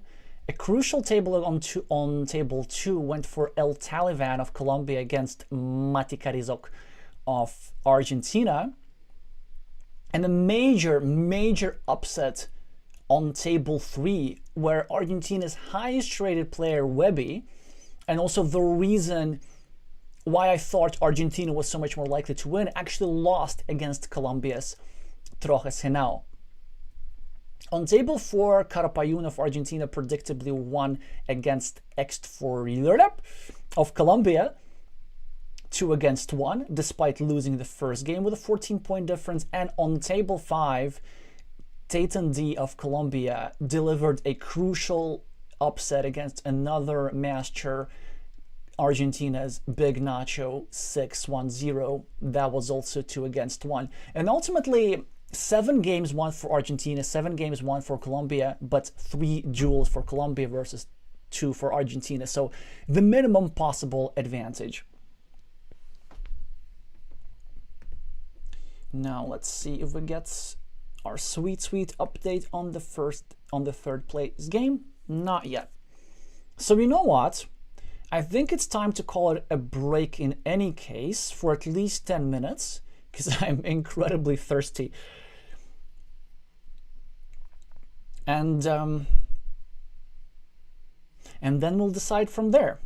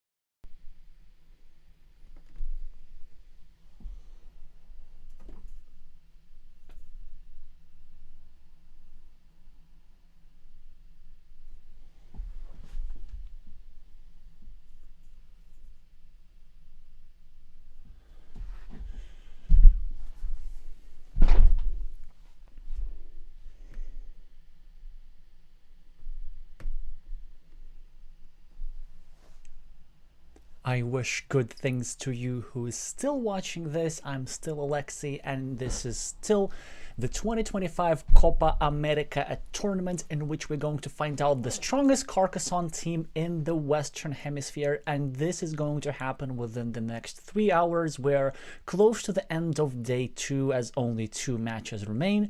The bronze medal match between Argentina and Chile, which is going to start in 5 minutes. And of course, the gold medal match, which is going to start in around 2 hours, maybe 2.5 hours, between Team Mexico and Team Colombia. You can see on the screen the results from the semifinals, how Colombia, I'm going to say a bit surprisingly, defeated Argentina with the narrowest of margins, and you can see all the duels there. Now, of course, Mexico against Chile, this is something that we were following more closely, where Mexico managed to prevail also with a relatively narrow margin, as Daniel Ayala defeated Hector Arce on a crucial duel on table 1. Now, as for this bronze medal match, it's tough to say who's the favorite going to be, but I'm going to give you a quick rundown of what we should expect from each table. So the first one should be really interesting, Hector Arce against Leonel Munoz of Argentina, both roughly equally rated players. Maybe Tito Arce higher rated. I would give maybe Tito like a 55% chance, although actually no, I think it's more like 50-50. On table 2, Chile's Adán Lazares is going to play one of the 2 Argentinian masters on the lineup, Big Nacho 610, where I would expect Big Nacho to be a maybe 60% favorite, but it's going to be relatively close. Table 3 is pretty interesting, featuring 2 players which we haven't covered much and actually who haven't played that much in the champion. That's Brian Townsend of Chile with the screen name HT Bry, and El Pitufo Dado Vuelta, who happens to be also a Spanish-speaking streamer who is also broadcasting parts of this tournament. I'm not sure if he's going to broadcast himself playing, but he was mostly present for the other parts of the tournament as a commentator on his Spanish language channel. And now table 4. That's the one I'm most keen on following, with the 2 highest rated players, the Chile's captain Jorge Mejia with screen name Vainiria, who also happens to be the winner of the 2023 Mind Sports Olympiad, and the new Argentinian master with the screen name Webby, with whom I'm not that familiar. I'm only familiar with their high rating and recent accomplishments. Yesterday they were instrumental in helping their team to reach the semifinals. And on table 5, Chile's Felipe Telo Telborn against Argentina's player who's also new to me with the screen name Mati Karitzok. So my plan is to follow Vanira versus Webby, but one thing that you all need to know is that both of these players are quite slow, especially Vanira. So if we're going to start with them, probably we're just going to focus on one duel throughout the whole bronze medal match, and we're very lucky if we're going to see anything else. My second choice for which table we could cover is actually HT Bry against El Pitufo Dado Vuelta, simply because I haven't covered El Pitufo that much. HT Bry, the last time I streamed one of his games was in the Carcassonne Champions League, so that was already a couple of months ago. So these are our choices, really, and you have about 2 minutes to influence my decision in the chat, so you can make your preferences known if you support a particular player. Do let me also know everything that you think. Let me know who you think is the favorite here. I would say Chile, slightly, given these particular lineups, although Argentina, I think, has the higher rating on average, but just the way these players are distributed makes me think that Chile would be a 55% favorite here. Not more than that. It's going to be pretty close. Also, do let me know who you're rooting for. Do we have more Chilean fans or Argentinian fans? I'm also always extremely curious about y'all. So, 1 more minute. Intro's over. So really all there's left to do, which is going to go to the players' profile pages and just keep refreshing until the respective matches appear. We can see Vineria now in very good shape, rated 650, with over 2,000 games of experience. Whereas Webby here, Webby's profile page, 3,500 games of experience, rated slightly higher at 666. So both players in the global top 100. And it should be now 21:45. Oh, sorry, 20:45 UTC. So have they started? Yes, they almost have started. And at the very least, they've created the table. Vineria yet to join. But both players are in fact online.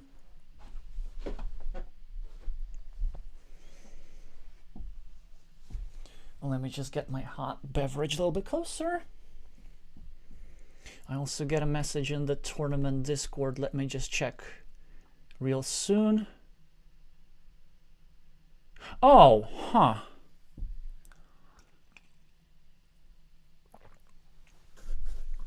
Well, we got just news that the captains agreed to delay the game by 15 more minutes. Well, I wonder if that actually applies to the entire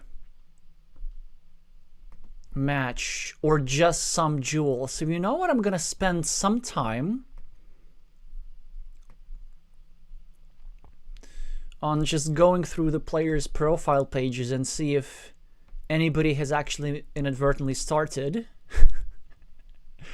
Well, okay, so Matti Carizzo has not started. Yeah, they have created the table against Telborn. Because it would be ideal if at least one of the duels started now.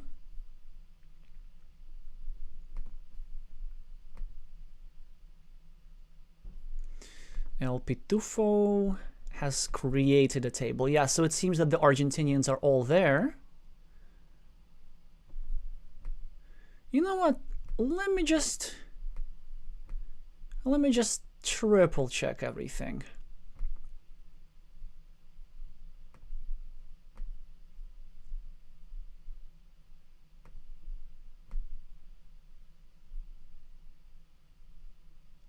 Well, Telborn has joined.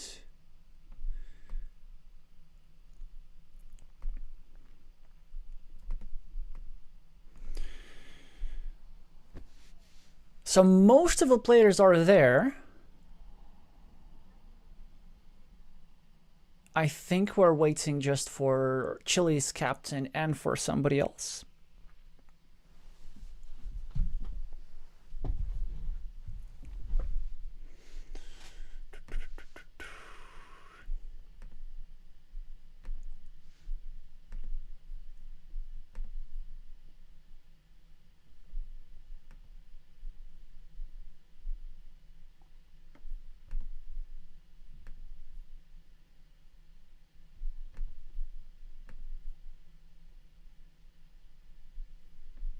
Oh yeah, I guess we can have a look here. So we can even see that Telborn and Marti Carito are both present. Hi, Volodymyr, suggesting to watch Tito precisely because it rhymes with Dorito. Yes. And also, for those of you who are just joining, so we were watching a Tito's game earlier today where a Dorito tile was crucial for him completing a game-deciding city, so that's certainly nice.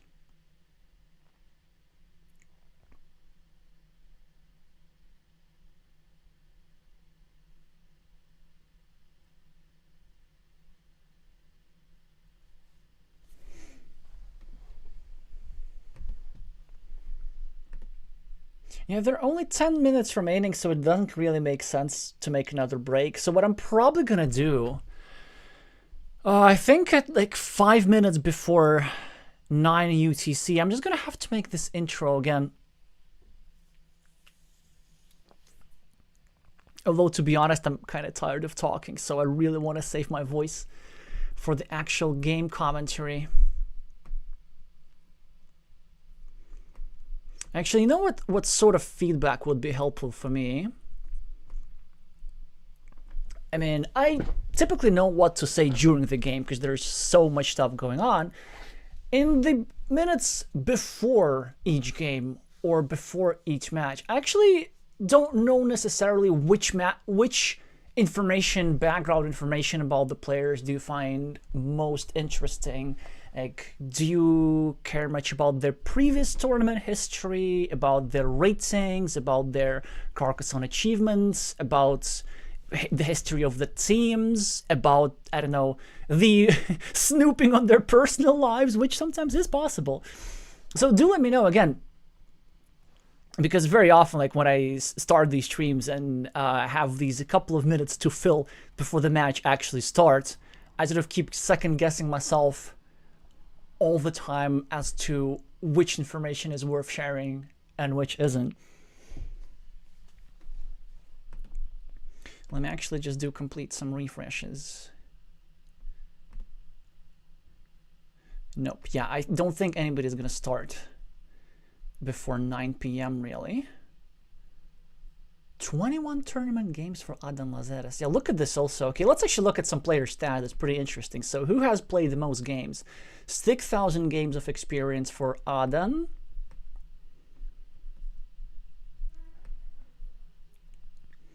From Santiago, I think like the majority of the Chilean players. Yeah, it's a very centralized country, of course. I'm pretty sure that Vainir is also from Santiago.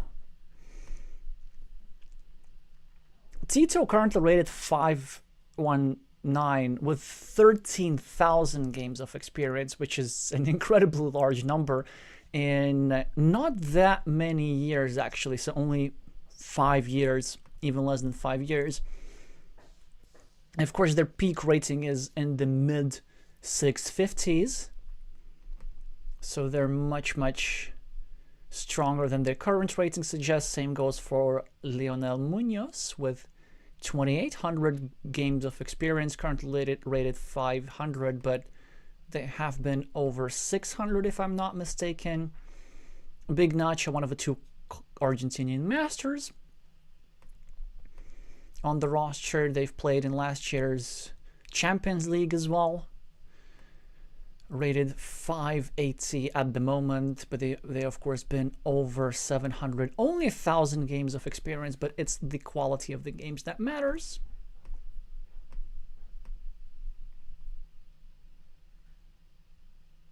I think we missed a couple of players. Yeah, because we already went to the game pages. Telborn, a player with whom I actually haven't played that much. That's Felipe Tello of Chile. Under 1,000 games of experience only.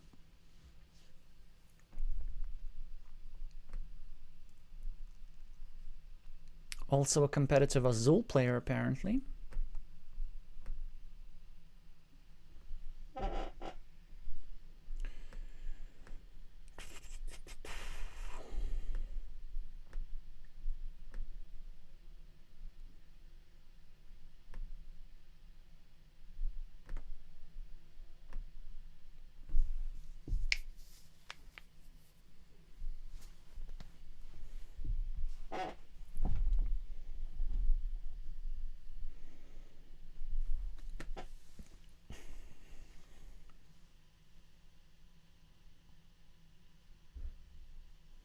Yep, thank you, Hernan, for confirming that we are starting a little bit later. I saw the message in the Discord.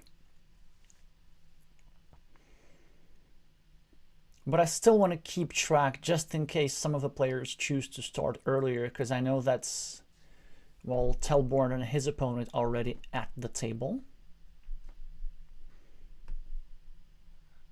Yeah, Telborn and Mati. So let's actually have a look at Mati here, because I'm really not familiar with him. Look at this. Third place in the last year's national championship, some online achievements as well. Peak rating in the mid 600s. And look at this, they're coding as well, so they also coded some tile counting software, which some other competitive Carcassonne players have as well. What are they having? 2,700 games of experience in 3 years.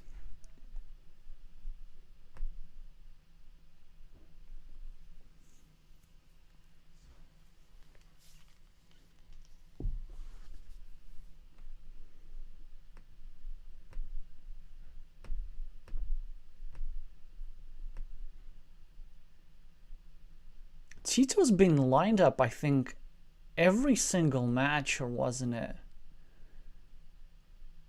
Yeah, because he's played in the semifinal, he played... Oh, look at this. So this one over here against the Alchemist of Uruguay, that's not even a tournament game. That's actually a casual game that's played between tournament hours, so it's a really prolific player, who, by the way, already has joined their table.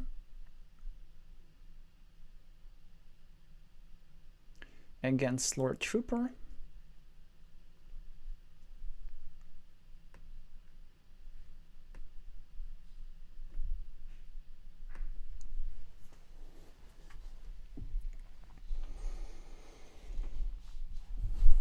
Hi, Man and Ori.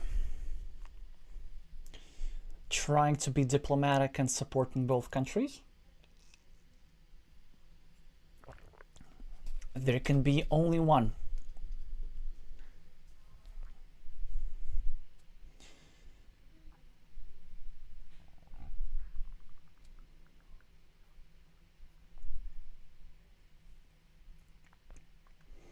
You can share a border of 4,000 kilometers, but you cannot share a victory in this match. You cannot share the bronze medal. At least thankfully, like, this is the one aspect where Carcassonne tournaments are superior to chess. Because you can't resign, you have to play the games through, and the tournament format is designed in such a way that no ties are possible. Not even in a single game, actually.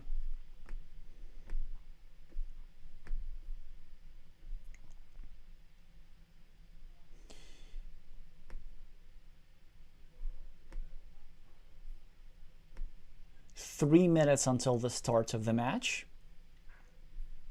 Whoa, look at this. I thought that Lionel's maximum elo was in the mid 600s. It's actually in the high 600s.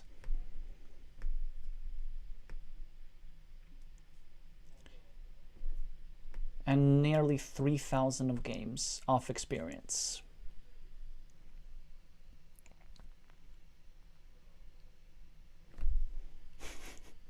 Elias is asking, how many players in this match can see the Andes from their homes? That would be an interesting statistic to find out.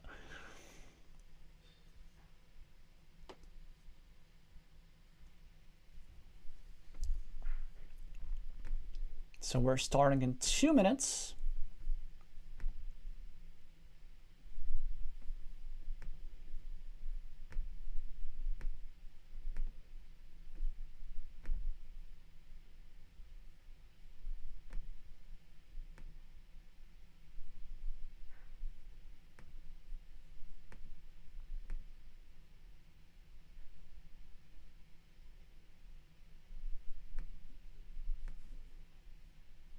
Very prolific players in both teams, so it appears that there's only one player out of the 10 players lined up today with under 1,000 games of experience.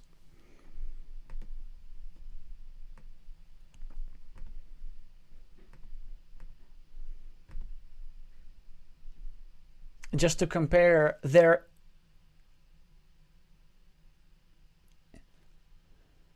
even some world champions with fewer games of experience than the majority of today's players.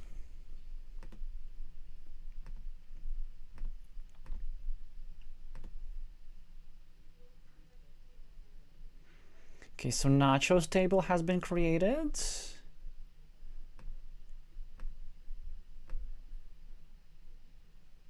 Yeah, I think I'm gonna start commenting on whichever game starts first.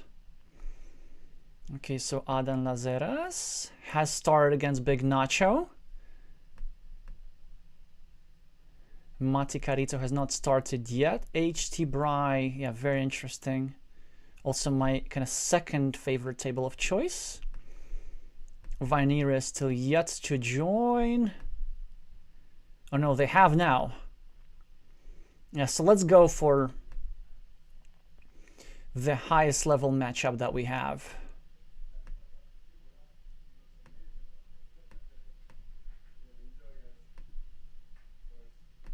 Lord Trooper has started against Tito Arce as well.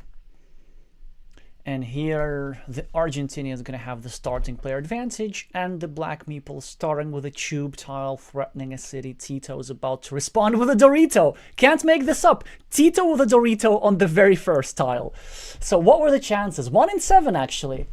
1 in 7 tiles in the deck are Doritos. And he uses it to start a new city. Places a proud red meeple on it to match one of the colors on the Chilean flag. Lionel immediately places a black meeple on the monastery controlling said city. Red starts a second city, whilst also obstructing the monastery buildup and creating a platform for attacking Black City. In the meantime, in Big Nacho's match, the Argentinian has the starting player advantage, and the patriotic blue meeples, Adan Lazeras, with a very bright yellow, also excellent choice of color. Those of you who have seen my streams long enough will know why. Already a 4-point advantage on the scoreboard by Mr. Nacho here. But the first monastery of the game goes to Adan. And finally, Webby has started against Vinera.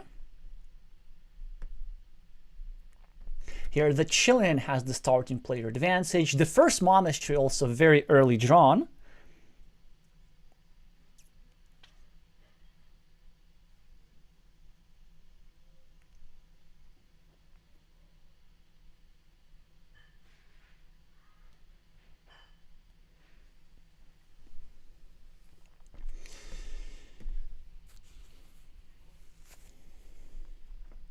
So let's just start with this and then let's see what happens. Anyway, Webby with the green meeples has an inferior position already. Now points are yet to be scored,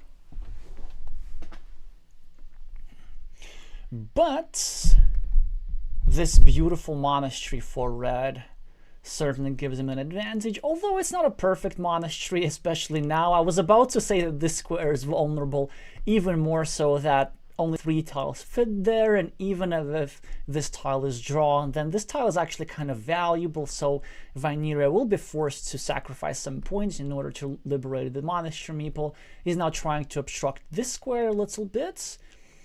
Really the best that he can do, and he was going to get trapped as Webby's preparing a blocking sequence. The Chilean gets himself a defense, quite an easy decision, but do you invade the city? Is it worth doing this? Do you even meeple the road? Because you do anticipate that the road is going to be scoring quite a lot of points after this dagger is drawn, but I don't think you meeple the road. I think you just leave it alone, and then you meeple it as you draw the dagger. And so he chooses to meeple the city, wants to fight for it, wants to build a rather large city with a 2 versus 1 majority, capitalizing on the 2 tiles invested by Webby, who, by the way, can do still many things about the city. So option 1 is Webby can reinvade that city at some point, but option 2, which is more preferable for them, they might want to go here and start blocking that square, or maybe here and blocking that square.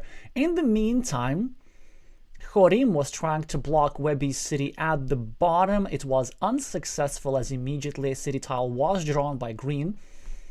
And now suddenly I start preferring green's position a little bit more. They are ahead on the scoreboard. The monastery of Vaniri is a little bit delayed, and it looks like Horim is betting just his entire game really on that one tile now. Of course, nearly a 90% chance of drawing one of these tiles, but not anymore after one of them was drawn by Webby for 12 points. No, for 12 points, for 4 points, 12 points in total. And look at this wonderful move here by Horim. He's covering his road on the other side, not allowing green to go here and invade that road through that square. So that's a very nice touch. The problem, of course, is that if he does not draw this tile, his game becomes very difficult. Well, a bit less so now that Webby has equalized the city, so red should not be worried about getting these two meeples trapped. And in fact, really, red's position is not that bad at all, even if red does not draw these tiles. So first of all, 8 points for a monastery, even for a blocked meeple, is decent. Like, you can live with that. Second, this road, even if it gets blocked, it still has a lot of expansion potential. Already worth 6 points, could be worth some more. Now, the long-term meeple disadvantage is definitely an issue, and that could hurt the Chilean. But there are ways to mitigate that disadvantage. So, for example, one way how Horim can win this is if he draws this tile early. Another way how he can win if he doesn't draw this tile at all, but draws the road monastery here for this square, because as a result of this build-up, the chance for somebody to score quick 9 points was created. In the meantime, green was trying to block this sensitive square next to the other red's monastery. Now that is not going to be successful as red defends, but green had a very nice insurance road that's going from here. And green, for example, could just go now here, continue the road indirectly, anticipating that when red goes here and finishes his city and monastery, then his road will be automatically prolonged with the help of red.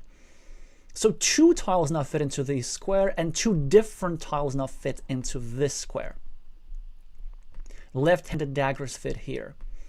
That's also quite an interesting situation. So this means that Horim has a 95% chance of drawing one of his key tiles, but the chances of doing that soon enough, of course, are a little bit lower. But you can also think about it like this. So there are 40 tiles remaining.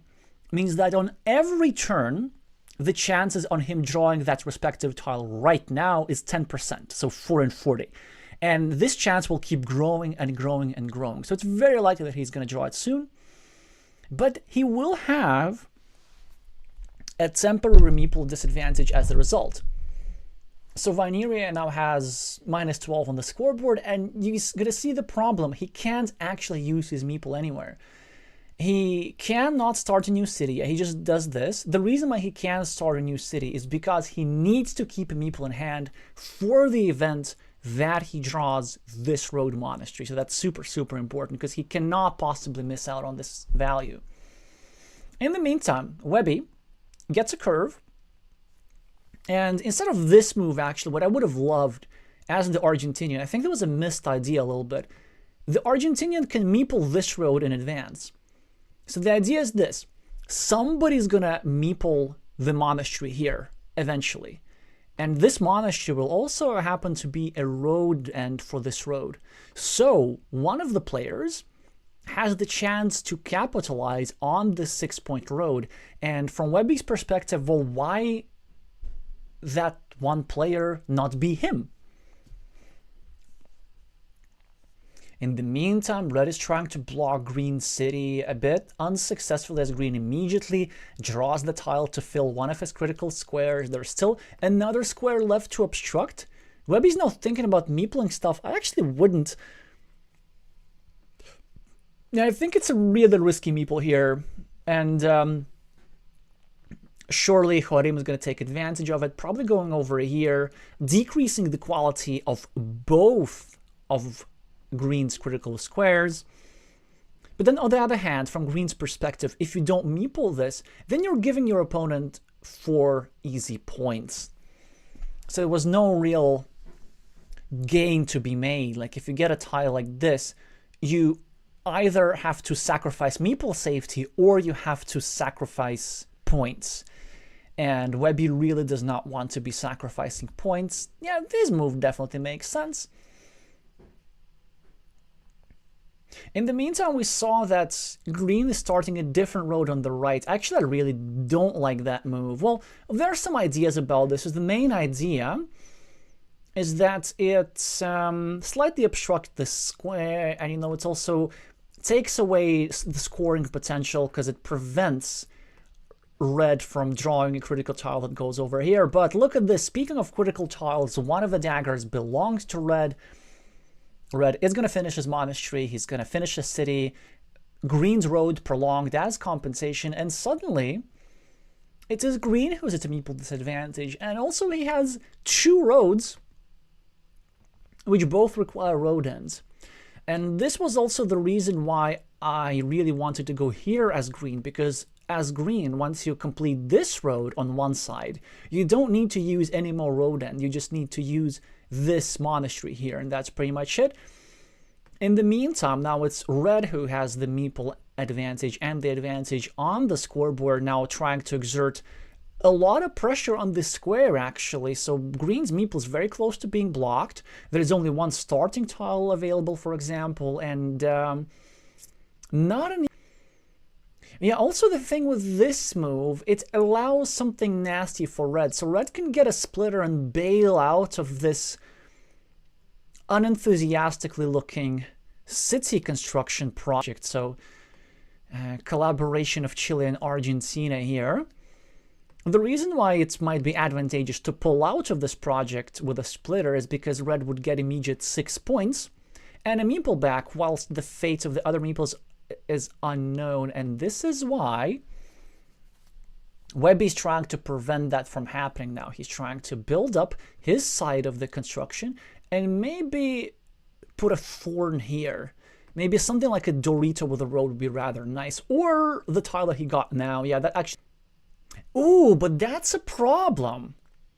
I'm not sure if he should do that, because you see the issue is if he does something like this, with the city side pointing down, then it's possible for Vineria to go here and gain a majority, 2 versus 1, on this blocked side city, subsequently blocking this here square, leaving this green guy trapped with just 2 points.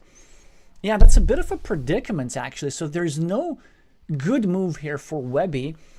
And also, you don't want to go here just yet, precisely because of that split idea that I mentioned earlier. So I think that the Argentinian does find his best move.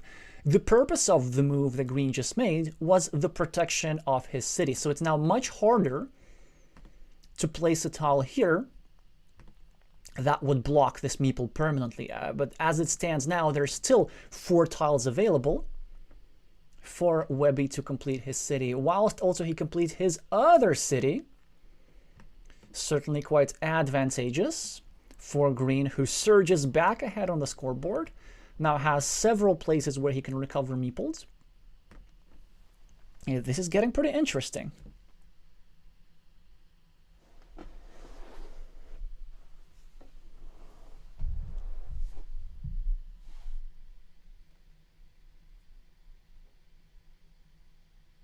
Is lagging? Let me check that. I hope it shouldn't be.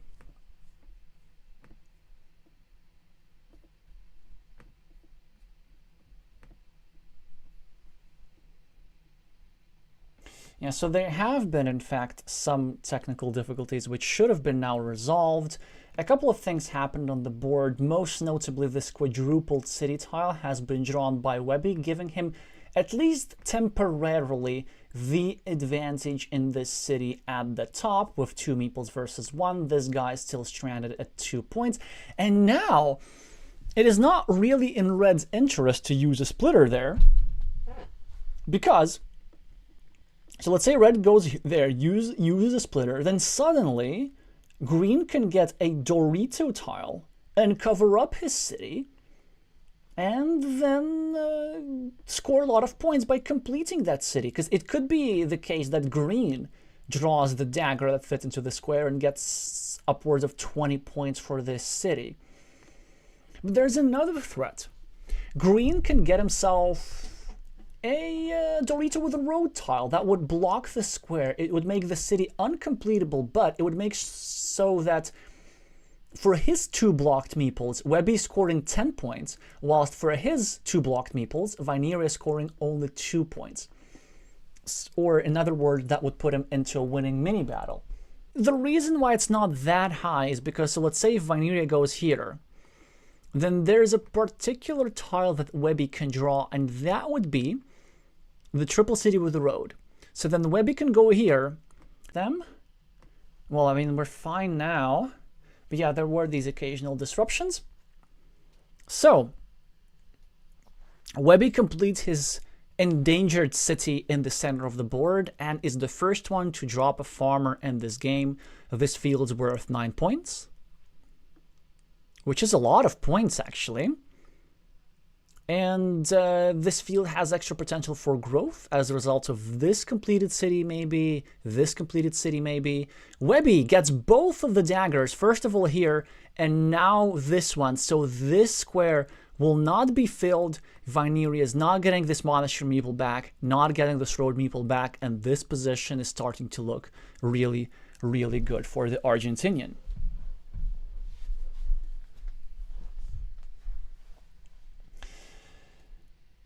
Yeah, Webby's thinking where to deploy this dagger. It doesn't really matter that much.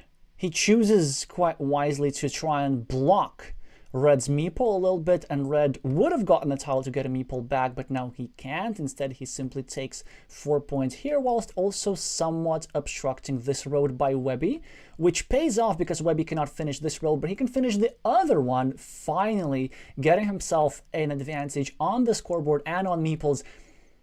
Dorito tile, no, splitter tile from Vineria. That's actually going to be super useful because, you see, timing matters. So now that Red knows that nothing fits into the square, that's the right moment to bail out of the city. We go over here, we score 6 points, get a meeple back. We concede this blocked city to our opponent, which is going to be worth 4 points, but a meeple, the price of a meeple is way, way, way more important. But I'm afraid that Vineria might have a different move in mind. It's a different idea. It's not quite as strong as this move. Okay, he has. But the move that he was considering was actually going over here and dropping a farmer and trying to start a fight for the field. He thinks better of it. So the important thing that we need to know is that Vineria is back in the lead.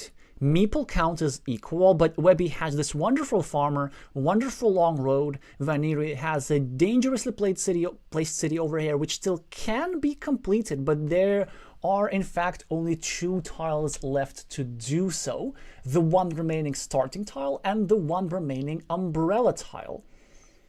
And combinations of a triangle tile plus a regular city cap, or maybe the triple city with a road plus a couple of city caps. So Webby decides to get more meeples into the game and get himself one more farmer. But this is very, very dangerous because this exposes this road.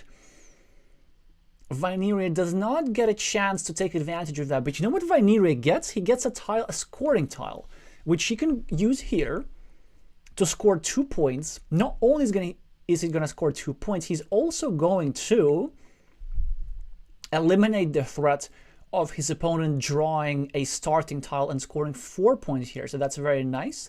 It wasn't the only move possible, but certainly a strong one. Webby gets 2 extra points on his ruin. Vineria gets the starting tile. Immediately he's going to complete his city and drop a 6-point farmer as well. With only 13 tiles remaining, 6 points is definitely a very good farm.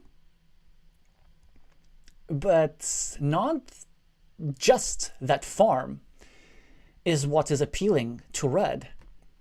This farm could also, through a road monastery, start becoming a part of the bigger 12-point farm currently controlled by Green. But then Green could also reinvade from here. But then Red could also reinvade from here. And the Chilean and the Argentinian are looking to start engagement in a Brazilian field fight. So now a crucial decision for Webby, who has the meeple minority, but at this stage of the game, it's really not that big of a deal. So he chooses to drop some city caps in his field, and now Horim needs to decide. He has a chance to go here and block Green's road. But this would also mean that he would block the possibility of all fields being united through a road monastery. And this is the moment where he has to spend like 90 seconds at the very least, burn his entire time bank, and come up with the plan, not just for this move, but for his plan and how he's going to win the game. The plan is, the main question that he has to answer is, do we need to create a big field and fight for it, or is our scoreboard lead enough to offset our opponent's farming lead? Well, let's try and help Horim with some calculations. So +9 on the scoreboard, 8 here for the monastery, equalized by 8 for the city. Then red has 7 for the road versus 11 for the road. So slightly ahead Webby is as a result of his larger farm, but look, fireworks happening. Vineria dropping a 9-point monastery. Webby immediately with a 9-point monastery in return. Vineria probably going to score 4 points here for this road. At least that's the highest scoring move that I see. And now both opponents are going to exchange farming moves soon enough. So somebody's going to take this 6-point field, and somebody's going to take this 6-point field. Although, you know, from Vineria's perspective, it's not crazy to actually claim this 6-point city instead, and then hope for the following sequence. So Webby claims this field, and then Vineria claims this field. But you know what? There's a bit of a problem, because there's still one more road monastery in the game, and if Webby draws the road monastery, they can go here, score 4 points for the road, but most importantly, expand their 12-point farmer to a whopping 18 points. It also doesn't help Red's cause that Green has a second farmer to support the main farmer if he so chooses. That's actually not the easiest position here for Vineria. I mean, he has the extra meeple to deploy. The extra meeple is roughly worth 6 points in this position, maybe a little bit more. But also, in addition to the road monastery, the field monastery is a rather powerful tile. It goes over here for 7 points for either of the players, and Webby does in fact claim that monastery, but Vineria with the road monastery, and what he's going to do? What is he going to do? He, of course, is not going to go here. Even though this would score him 4 points, this would be a net negative move because it would expand the field of Green by 2 cities, giving Green 6 more points. So this would be a net 2 negative move for Vineria. But the main thing that he needs to decide, maybe actually he wants to go there. This would expand Green's field, but this would create a chance to re-attack it. It still seems to me that a normal move, such as going over here with a 6-point monastery with a subsequent idea of scoring for this 3-point road and dropping a 6-point farmer, that could be all the rage.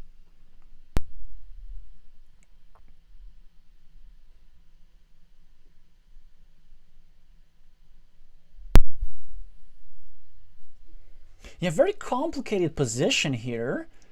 And Webby looks like he's exerting time trouble. Milik is asking, is attacking the big field through the monastery in a straight line too much? I think it is, simply because there are no straight lines remaining. But tactically, it's a wonderful idea. I was thinking about that, actually. So Vineria could drop a farmer over here, and then trying to draw a straight line like this. Trying to connect over here. The only reason, of course, why it doesn't work is simply because there are no straight lines remaining in the deck. But yes, that actually would have been a very, very nice idea. So Vineria goes for a 6-point monastery to almost compensate Webby's 6-point monastery, and some nasty setups as well. 1, 2, 3, 4, 5, 6, 7, 8, 9. No curves remaining, but... Oh! So no curvy tiles at all. So how is Red exactly planning to claim this 3-point road? Maybe he isn't. Maybe he just plays the monastery for the sake of the monastery, and then his next idea is to draw something like a... Yeah, there's nothing that fits here, actually. Isn't that funny? So how does exactly he claim the 6-point farm? Maybe he doesn't. But then nobody does.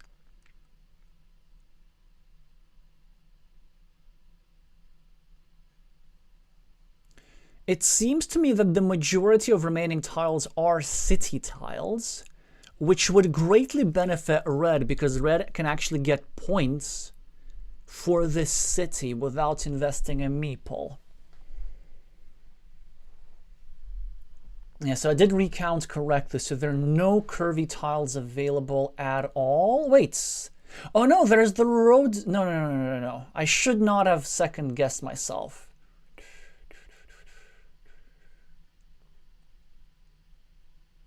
Well, there's the quadruple crossroads, which I'm not sure if it counts as a curvy tile or not. Yes, and precisely Vineria gets it.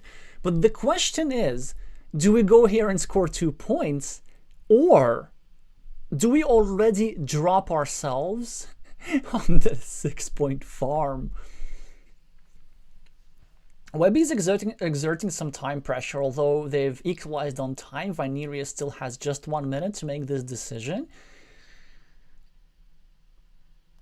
Webby is trying to build up his monastery, but if I remember correctly, there's no tile that fits into this square. So this move is not trying to set up a monastery completion. It's simply for the purpose of adding 1 point.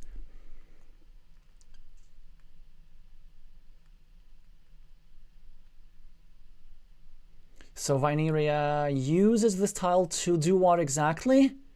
2 points. So he figures that he can deploy a meeple successfully. Well, let's see if it's correct.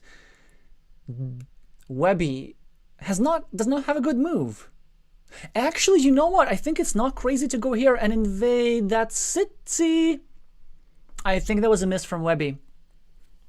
I think the move genuinely was to go over here and score 2 points. Because you see what the problem is? Vineria can now go over here and score 2 points for this city without investing a meeple, which is exactly what he does. He's also threatening a much stronger move of going over here and dropping a 3-point farmer. Now Webby gets the 6-point field, and Vineria is getting the cow tile, which is going to allow him a 4-point move. Okay, Vineria is saying GG, this was the key, presuming that whoever took this 6-point field apparently won. Yeah, I guess Vineria was really hoping to get this tile over here, wasn't he? I mean, he's going to get 4 points. It's still a very nice city build-up for a boatload of points.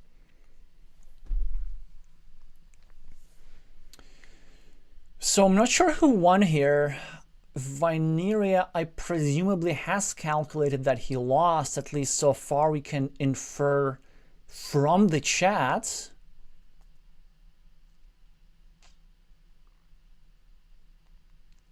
Seven-point monastery is being scored, 6-point farm is being scored. 12-point farm in the center is being scored, 3-point farm at the bottom is being scored, and oh, look at this. Only 2 points, the 2 points difference. So Vineria had in fact correctly calculated. Let me think about this. Okay, so he had correctly calculated that he would be losing if his opponent were to get this tile by 2 points, right? Because the interesting thing about this tile is that all of the remaining tiles were city tiles, but this was the only city plus road tile, and that's why Vineria is saying in the chat that this was a 50-50 situation. And so because this was a city plus road tile, this was actually the only way to take advantage of this 6-point farm, because the 6-point farm is so restricted that it had only 2 squares. Out of both squares, the road is sticking out. So this was the only way to meeple it. But I wonder if Vyneria were to have gone over here with the farm instead of taking 2 points. So in that case, he would have scored 6 instead of 5. So he would have gotten 1 more point, right? Actually, yeah, wait a second. So if he were to have used the meeple here, obviously he would not have been able to use a meeple here, right? So he would not have been able to use a meeple here. So that's -3 from this farm and -2 for the road. And Vyneria would have had 1 more point. But in that case, Webby would not have been able to use this tile over here because this field was already occupied. Or at least would have been already occupied. And Webby would have only been able to score 4 points for the city over here at the top. So this means Webby scores 2 less, Vyneria scores 1 more, and Vyneria would have won by 1 point.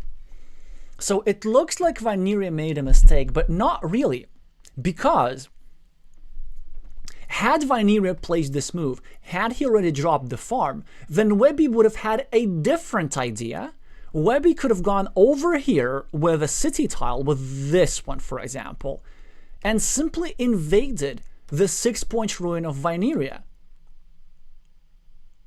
But wait a second. But then Vyneria could have re-invaded that ruin. Yeah, because look at this. Like, the majority of tiles with triple city tiles. So let's say Webby goes here to invade the ruin for 6 points. Vyneria goes here to re-invade. And then that's it.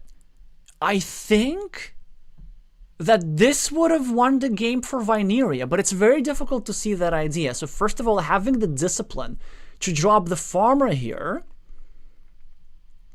to deny Webby this opportunity, that in turn would have created an alternative win condition for Webby, who could have gone over here to fight for this city, and then Vyneria could have drawn another tile either here or here to reconquer that city. That's just fascinating. But that's incredibly difficult to see. So we do end up with a very, very high-level duel, and I have intention of continuing it. Let's just see very quickly what's happening in other games, and then we'll get back to Vyneria.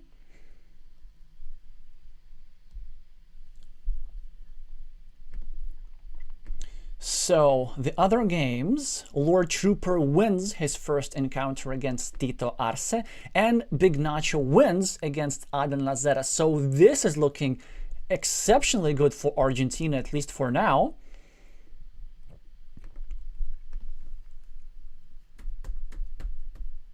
Whoops, not yet. So El Pitufo against HT Bry, how are they doing?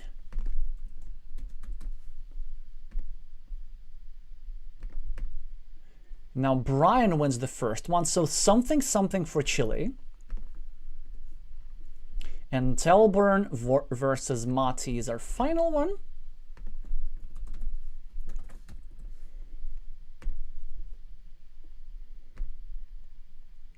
This one, oh, they're already playing their decider. I wonder if it's actually worth having a brief look at them. That's very, very fast pacing. Alrighty, but you know what? Back to Vyneria. I'm just very, very interested in that table.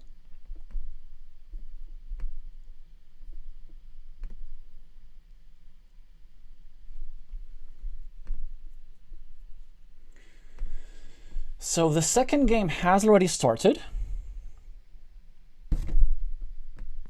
And this proceeded at a much brisker pace as 16 tiles have already been placed. Webby with the red meeples and an advantage on the scoreboard for against 2, an advantage on meeples as well, and advantage in morale too.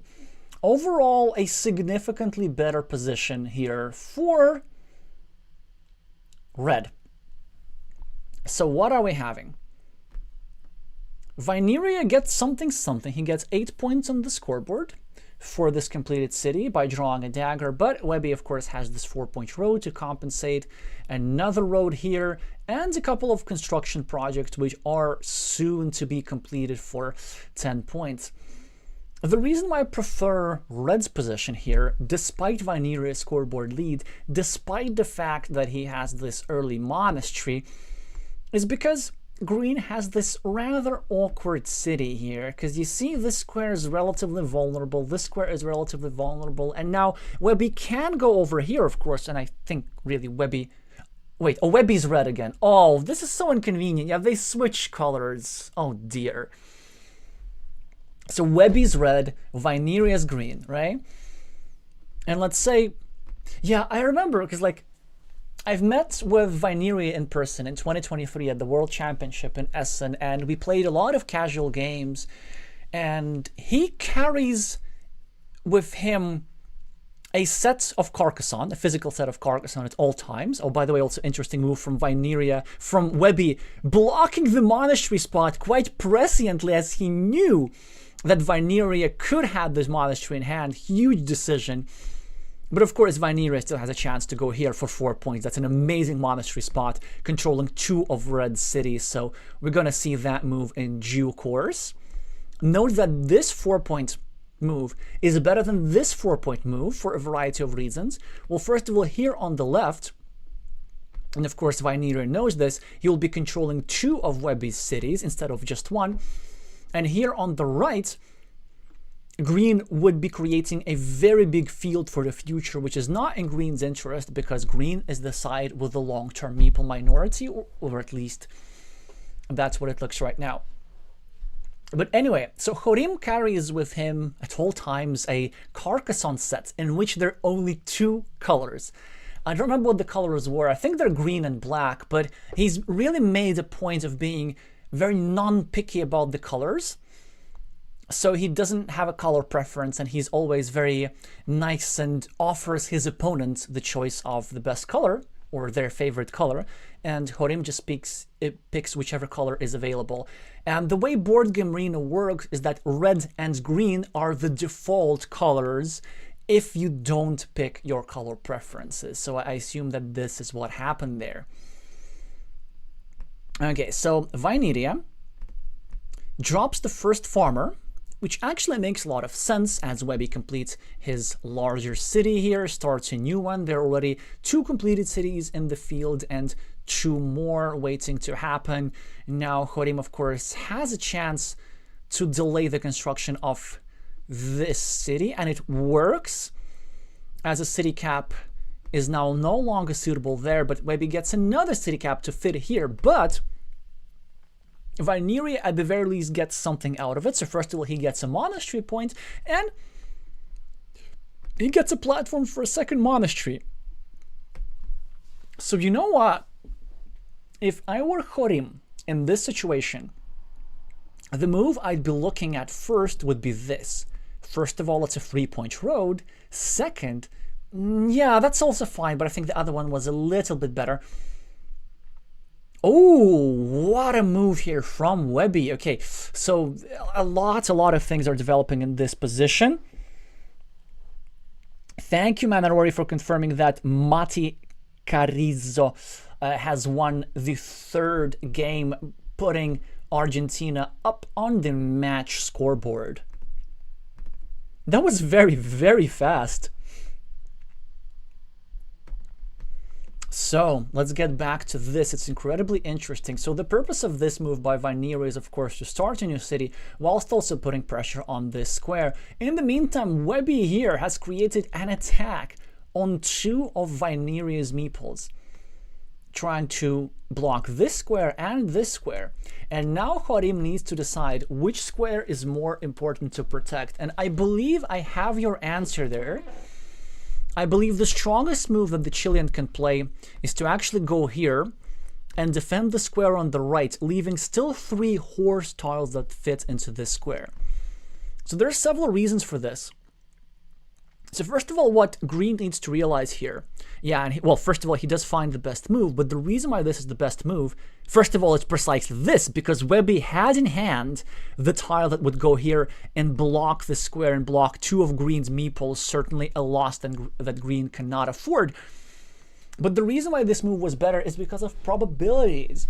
There were simply more tiles available for red to block the square on the right, rather than tiles to block the square on the left. And also, case in point, Webby does happen to have one of them in hand.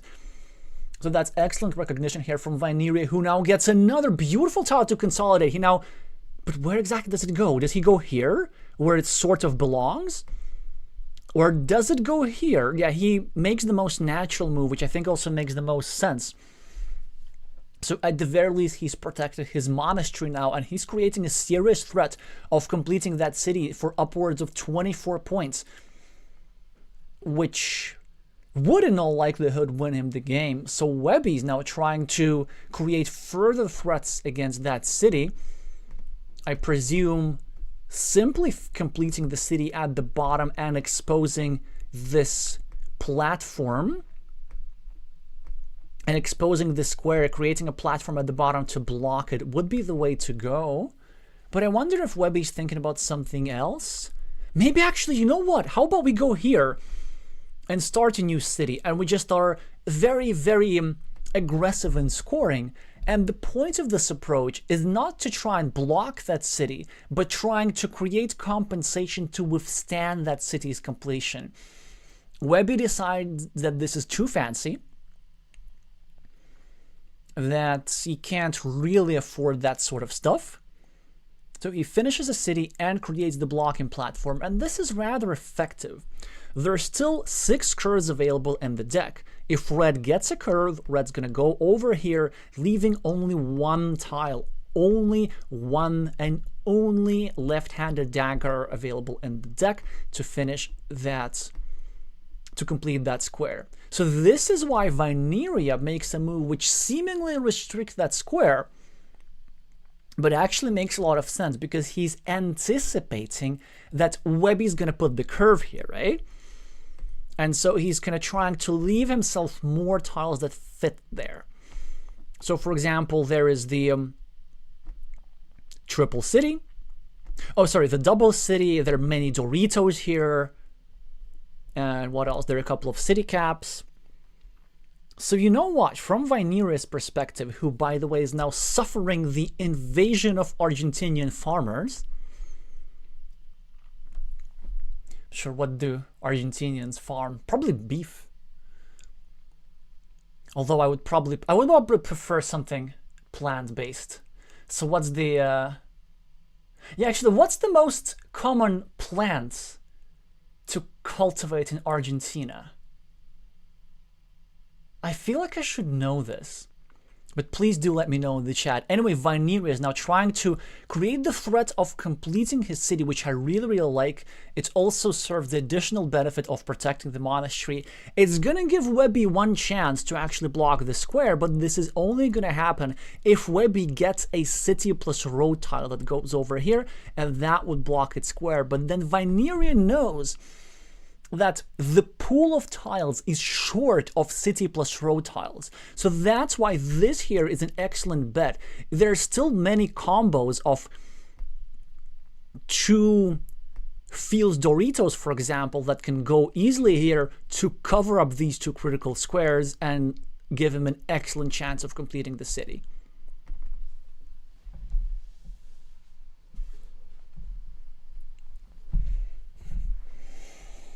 Yeah, so Webby just starting a new city. Vineria gets himself a curve, which can be used in a variety of places. This is actually very interesting. So, candidate moves for Vineria. Going over here and setting up a road monastery, that'll be pretty good. Going over here and restricting Webby's city, leaving only 2 tiles here. So these would be his 2 first candidate moves. Maybe there are also some other moves like going over here, which would disrupt the road of Webby. whilst also doing this, but there's also a move like this, which I really, really like, and I was going to mention. So this is to prevent Webby from drawing a city plus road tile and going over here to block. So the idea is now Webby has only 2 blocking tiles, the starting tile that goes over here. The downside, of course, is that Webby can do something like this and create a newer blocking platform to which Vyneria cannot possibly respond, and now this looks incredibly dangerous as there simply one road is going to block that city, so Vyneria cannot do anything about it. He finishes the city, catches up on the scoreboard a little bit, and Webby does not get a road tile. Red gets a city cap, with which he could invade, but he really shouldn't, because that would be just burning a meeple, given the fact that this city has 2 green meeples, well, close to having 2 green meeples. But you know what Red can do? I mean, Red can, of course, finish his city and do something normal, but how about we try and make a different kind of block by going over here? Yes, by adding 1 point to green city. Red can limit the options to complete that city to just a 50-50 chance, or even a bit less than 50-50, because there is only 1 of these vanilla city caps remaining. So by going over here, this would create another hole which is shaped like a vanilla city cap, forcing Vyneria to draw the last vanilla city cap if he forces to finish the city. Even if Webby loses the coin flip and Vyneria does draw this city cap, then at the very least there is also going to be a small chance that Vyneria is going to miss out on all 3 of the critical tiles that fit into this square. So if you go here, then you allow to complete your opponent's city with roughly a 40% chance, maybe a tad more. But he chooses not to do that. He chooses to wait for an opportunity for a complete block. And this will cost him, as Vyneria gets himself a Dorito tile. And so Webby's, of course, was looking forward to getting a road, right, and trying to really fully block the square. But Chorim is getting a Dorito tile, and he's now covering up.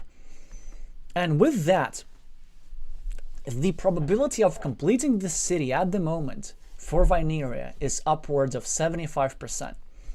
Because the 3 tiles that fit here, so that's 88%. And there are 4 tiles that fit here. The 3 field Doritos remaining plus the splitter. So that is 95%. Yeah, that's actually makes it more like 80% really. So Vyneria has a nearly 80% chance of completing that city, and he gets one of his setups immediately. He's bringing his chances to something even greater. So Webby draws one of Vyneria's outs. Now only 2 Doritos plus a splitter remaining here. And Webby now makes something incredibly smart. He realizes that he's going to lose that city, so he's trying to drop compensation farmers. So first of all, the idea is that Red will be scoring 9 points, 6 for these 2 cities plus 3 for this completed city once it gets completed. But most importantly, it will make sure that Vyneria is not able to drop a farmer himself with tempo, because that field is going to be already occupied. So, how can Red win this? Well, I think, well, of course, Red can draw all the Dorito tiles, but there's only a just under 10%, just over 10% chance of that happening, like a 12-ish% chance. So, it's not something that he should really hoping for. But if Green draws his Dorito tile late enough in the game, then maybe Webby can use his temporary meeple majority to abuse Vyneria's meeples a little bit. Although Green does get a good tile now, which allows him to score 4 points, 1 for the monastery and 3 for the road.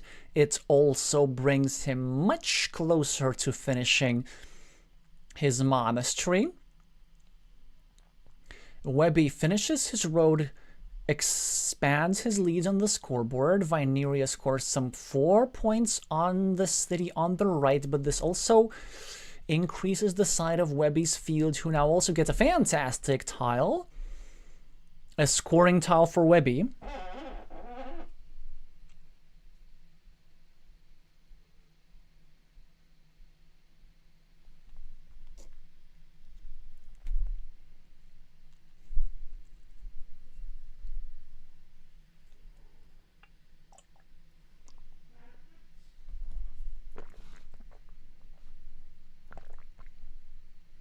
Ooh, that's so smart. That is an incredible move by Webby. Look at this board vision. Okay, let me just, that's so beautiful. So first of all, 3 points, like maximum scoring. Second, creating the possibility of completing this other road. And then dropping a city cap in what's potentially going to be his field, because there's still a vanilla city cap, there's still a splitter that could go over here and help Webby score for this field. That's an excellent find by the Argentinian. Vineria now with the monastery. Well, fantastic tile for him. But the big decision is, do we meeple a monastery or not? Because this tile obviously goes over here.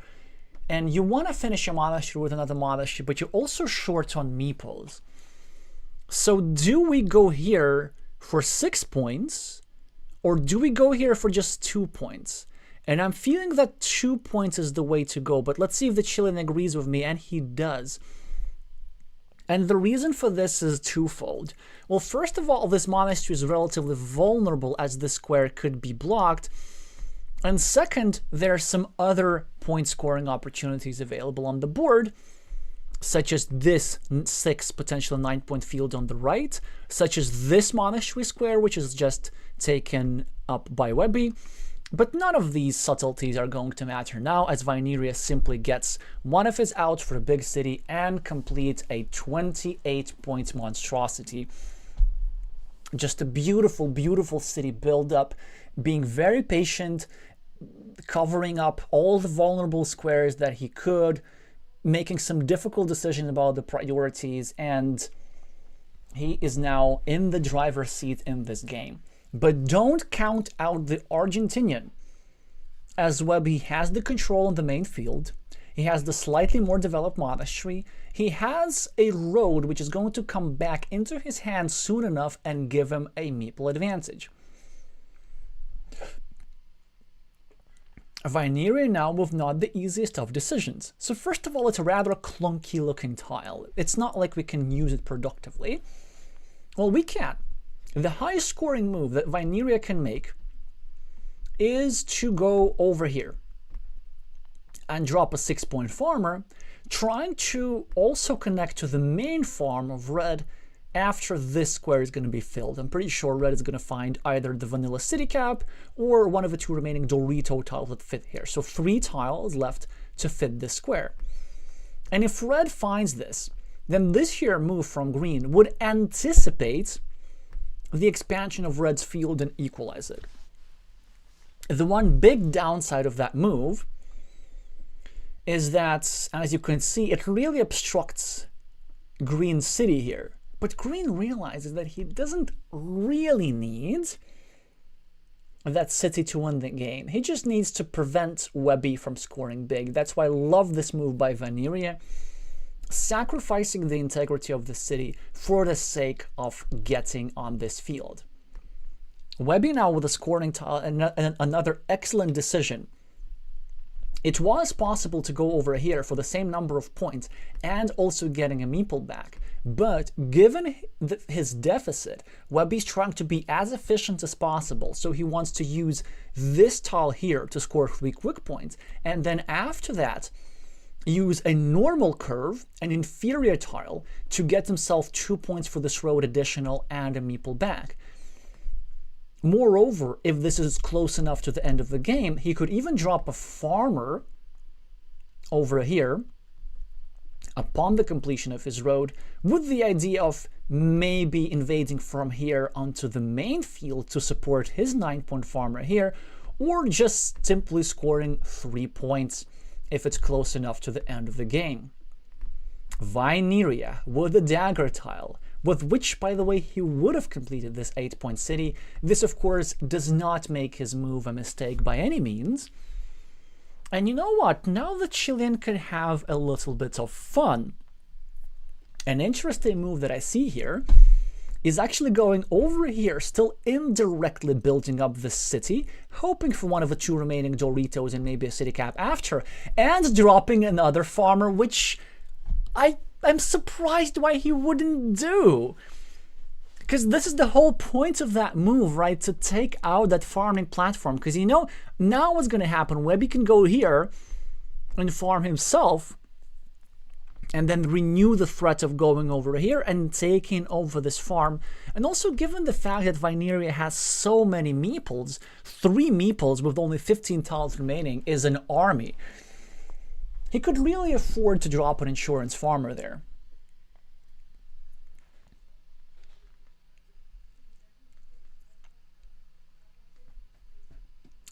Hi, Al. I wish good things to you too, of course, as I have at the start of the stream. Also, random question, if somebody in the chat could let me know how's the quality of the sound. I keep being paranoid about this every single time. I triple checked everything, but you know, who knows. Webby, now with the road tile. Of course, it's a city tile, but I'm calling it a road tile because in all likelihood it will be used as a road tile. So option 1, we proceed with the previous plan and we'll maybe even drop a farmer over here, and we're trying to make some connections like this. Option 2, we take advantage of this newly exposed farming platform to go over here. Well, option 1 it is. So this is not just a 3-point farmer, it is eyeing the main field. In the meantime, Vyneria with a fantastic tile now renews the threat of completing that city, and this is incredibly annoying to deal with. Like, what do you even do as Webby? Because you are behind, and you really want to score these 3 points to just keep scoring and catching up on the scoreboard, but you really need to do something about that city. So maybe the move is actually to ignore the 3 points temporarily and do something like this, also dropping a farmer and trying to invade against Vyneria. Before making this decision, we really need to count the city caps. Now, I do remember that there was a vanilla city cap available, and this means that if we go over here, at the very least we eliminate 1 tile that fits into that square. But do we eliminate many others? That is the question. So there's still 1 dagger available from what I can see. And that dagger, well, I'm not sure which dagger that is. I presume that Webby knows what it's doing. Yeah, so the dagger is the right-handed dagger, which means that if Webby goes here, then the city is going to be completely blocked because there are no... Wait. Yeah, I'm confusing left and right. So there's a left-handed dagger remaining, which has been eliminated. So if Vyneria goes over here, if Webby goes over here, then this square would be blocked because there's no right-handed dagger remaining, and this is likely what we're going to see, although it's unfortunate for Webby that Vyneria has taken the 6-point monastery spot away from him. Webby probably going to go here for 4 points on the monastery, which appears to be necessary because there's still 1 starting tile available that would complete this city. But anyway, completing the city was not Vyneria's point. Vyneria's point was just to create the threat. He already achieved what he wanted. He forced Webby to use a valuable scoring tile for this here blocking moves, and this is why city completion threats in Carcassonne are so important. You might not complete your city, but you will force your opponents to spend valuable tiles on blocking and make some positional concessions, perhaps.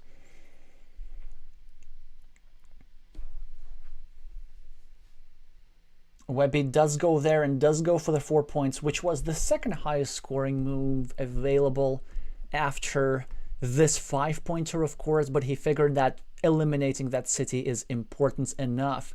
Vyneria with a curve, he can do many things. He can just get 1 point here for the monastery. He could go here and try to build a 4-point road.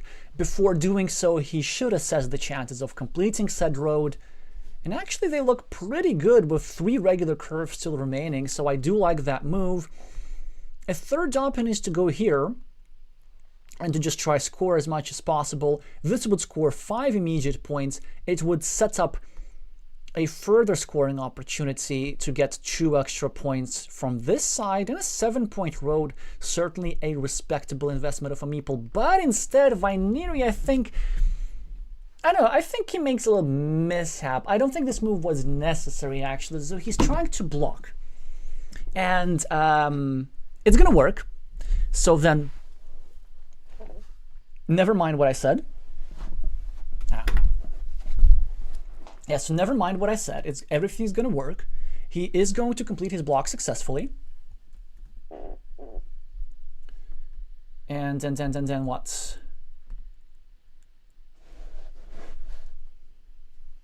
He's going to complete his block successfully. Although he does have the habit of like thinking a bit before obvious moves, and it's probably a good thing. Yeah, so this is a huge gain for Vineri. I think he now can't really lose this game because he has an extra ruin. He has extra 6 points on the scoreboard. And he even has a 6-point field, which he's going to preserve.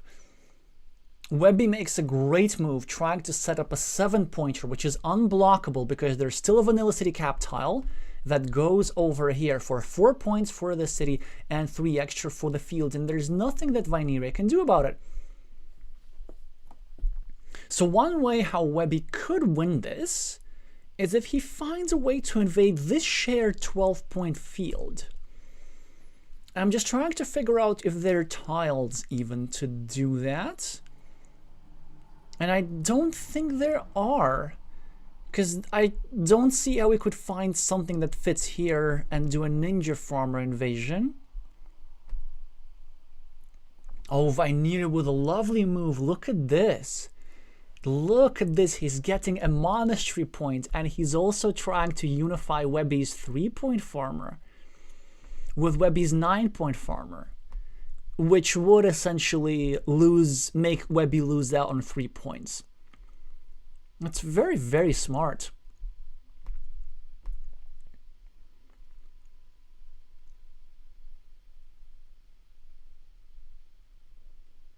He's thinking whether it's worth meepling this road. And you might be confused because how could a 2-point road be possibly valuable? But he decides to meeple this, and the reason for this, he must have calculated that there are quick point tiles available somewhere, which means that there are tiles available which can be used for scoring without a meeple investment. And what Vineri is trying to make sure of, he's trying to optimize his meeple investments. So you see now, Vineri can go here and score 4 points for the city, which is actually net 1 point because it would also give Webby 3 farmer points. But still, he should do it because 1 point is better than 0. Yeah, exactly. This is what happens. And now Vineri has only 1 meeple left for his last turn, and that's why it was so important to use this 2-point farmer of this 2-point road meeple over there. Had Vineri not done this, he would have missed out on 2 points. Also, unfortunate draw for Webby, because Webby, in order to have any chance, needed to finish this road to get a meeple back, but he didn't get any of the curves. So Webby missing out on 6 points, actually, because of his unfortunate draw. Or not even 6. Something like this, yeah. Around 6 points or 5 points. Well, let's see what the point difference is. It's actually going to be surprisingly close, despite Vineri finishing this big city. Or maybe not that close. Because Red's farmer doesn't even score that much. The main field is only 9 points.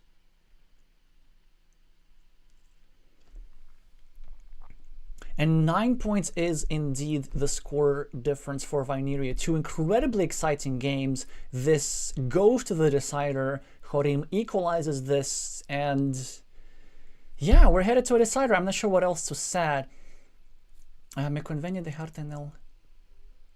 I think Webby's referring to this situation here with the big city,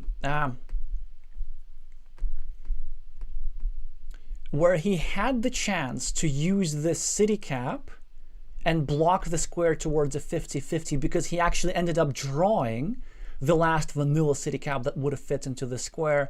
But you know, you never know. And to be honest, I don't know which move was correct, whether it was better to block immediately for a decent chance, for 60% chance of a successful block, or whether it was in fact better to do what Webby did, which was wait for better tile and try to block this completely. So now that I know the pool of unseen tiles, it seems to me that this move actually gave a slightly better probability to block, just because there were so many ways for Vyneria to defend. But you know, it's very difficult to calculate. Like, you would even need to spend some good 15 minutes with the probability calculator to try and sort this one out. In games, when you can't calculate actual probabilities, you have to go from your intuition, from your experience, and Webby made a decision and stuck with it. It just ended up not working out in this particular instance. Anyway, incredibly exciting game. I'm gonna, as usual, have a quick glance at the other tables, update the scoreboard accordingly, and then go back to Vyneria. All right, we have another decider as El Pitufo Dado Vuelta has scored over 151 points in his second game against Brian Townsend. This one has finished, as we all know. For Argentina,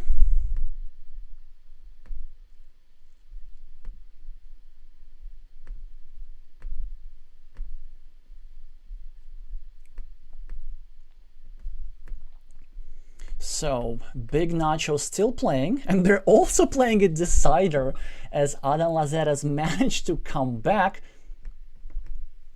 Lord Trooper is also playing a decider because Tito Arce managed to come back.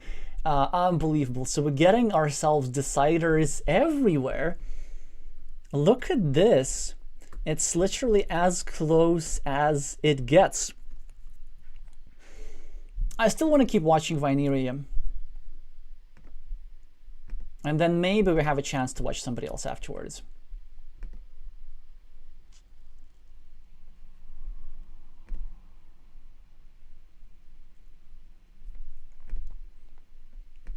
Although these guys are probably going to finish last. So the Chilean has the starting player advantage, and the red meeples again. Webby has green. Now also need to try and think about this again. 4 quick points were scored by Vyneria, now 4 points more. Webby's now a bit further behind, but now they can finish the 4-point city that they already had. And I'm pretty sure this is what we're going to see. I think this is what we're going to see. Yeah, because in this position, you don't want to over-apply the principle of 2 cities, because this city was kind of like a little bit vulnerable. It would have been blocked. So that was a nice decision from Webby to play it safe. Now a bit of a stylistical question. So probably the most normal move is to start a road right there, which is exactly what Vyneria does. It was possible to drop a farmer, but I think it would be a bit premature with a straight line. There are ways to restrict the field. Now Webby gets himself a fantastic first monastery for 5 points, with a second monastery spot available next to it, plus a 3-point road up for grabs in the future. Chorim with a splitter tile and interesting options. So he can start a new city maybe here. That will be the safest way of doing so, because it would not expose the second city capital too much. But this would make his road a little bit more vulnerable, so he decides to go for the farm. That way he leaves 2 city caps open, and the most likely outcome of that situation is that one person gets one, the other person gets the other one. Although in rare instances, it is possible for green to draw both city caps or for red to draw both city caps. But the important part, he's starting a new field, he's going to be playing an open position, which actually makes sense in this particular instance. Oh, Webby, I think, misunderstanding this position. So you see Webby goes for the direct equalization, which I don't think is all the rage. I mean, you can do that, that makes sense, but ideally what I want to be doing here is Webby. Because this field is good, but it's not great. I actually want to provoke my opponent to drop a second farmer, whilst I will be building up these monasteries. Because, yeah, you see Webby now gets a monastery, which is great, which also means that they're not the favorite in the field fight, so I wouldn't really want to overcommit here as Webby. It's not a bad move necessarily, but it's a bit too inflexible about his future plans for the game. I would have preferred just meepling this road, maybe even sticking it into the city, really, just trying to be super efficient with the scoring. Vineria now doesn't have many good options. He simply goes for the blocking approach against Webby's monasteries. Webby can simply ignore this. I mean, he can go here, but that's not the strongest move. The strongest is simply taking the 3-point road, creating yet another monastery spot, and slightly obstructing this city cap, which actually does not necessarily benefit him, but it is what it is. Well, let's have a brief look at what's happening in other games. Maybe have some interesting positions here. Tito Arce looks very good on the scoreboard against Lord Trooper, but Lord Trooper has a lot of monasteries. The only problem is that they're very, very close to being blocked. Well, they're the starting tile that fits here, which would be a huge setup for Mr. Lord, and his starting tile over here, which is not as beneficial for Mr. Lord, because Tito has a city which is controlling that square. And of course, some other setups. Like Lionel has this 8-point city up for grabs, waiting for a tile that would also give him not only the city, but the 3 road points in addition. So 2 tiles for this square, 3 tiles for this square. But Tito now is going to score 6 over here, and that's really, really good for him. Also now a 9-point field up for grabs. Lord Trooper gets his setup, so that's pretty interesting. But because of the temporary meeple majority, it's quite easy for Tito to go here and start grabbing this 9-point field here. And it will be quite difficult for Mr. Lord to try and fight for that field a little bit later.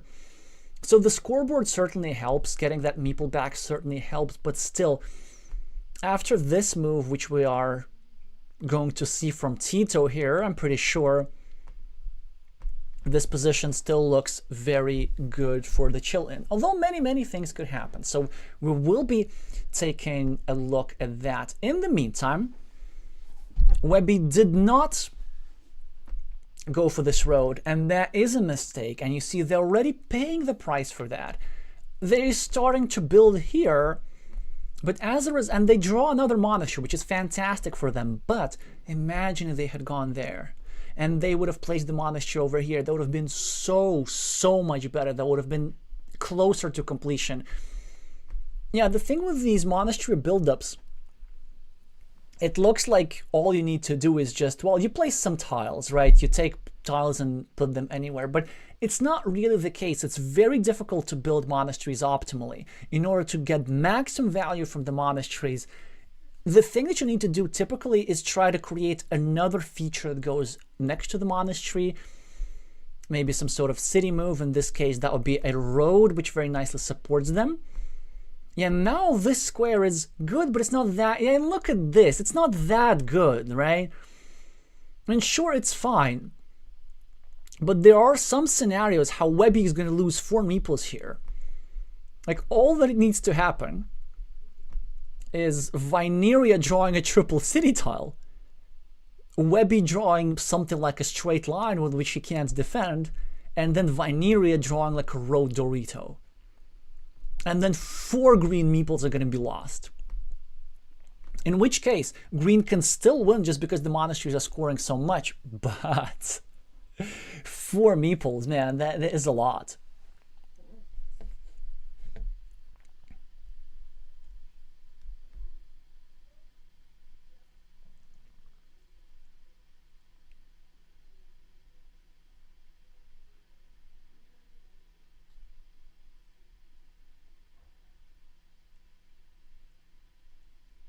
Oh, Mexico-Colombia is already starting. Or is it just one duel that's starting? I'm pretty sure I want to finish watching this match in any case.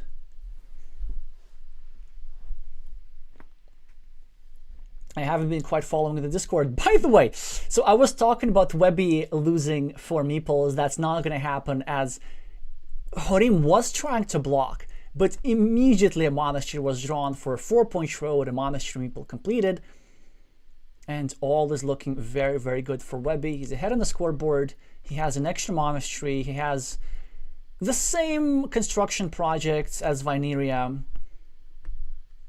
So definitely an advantage here for the Argentinian, but not as big as there could have been. Because had only he gone over here, he would have had this monastery over here and another monastery over here, and it would have been just lights out. But it isn't. It isn't. It's still a game.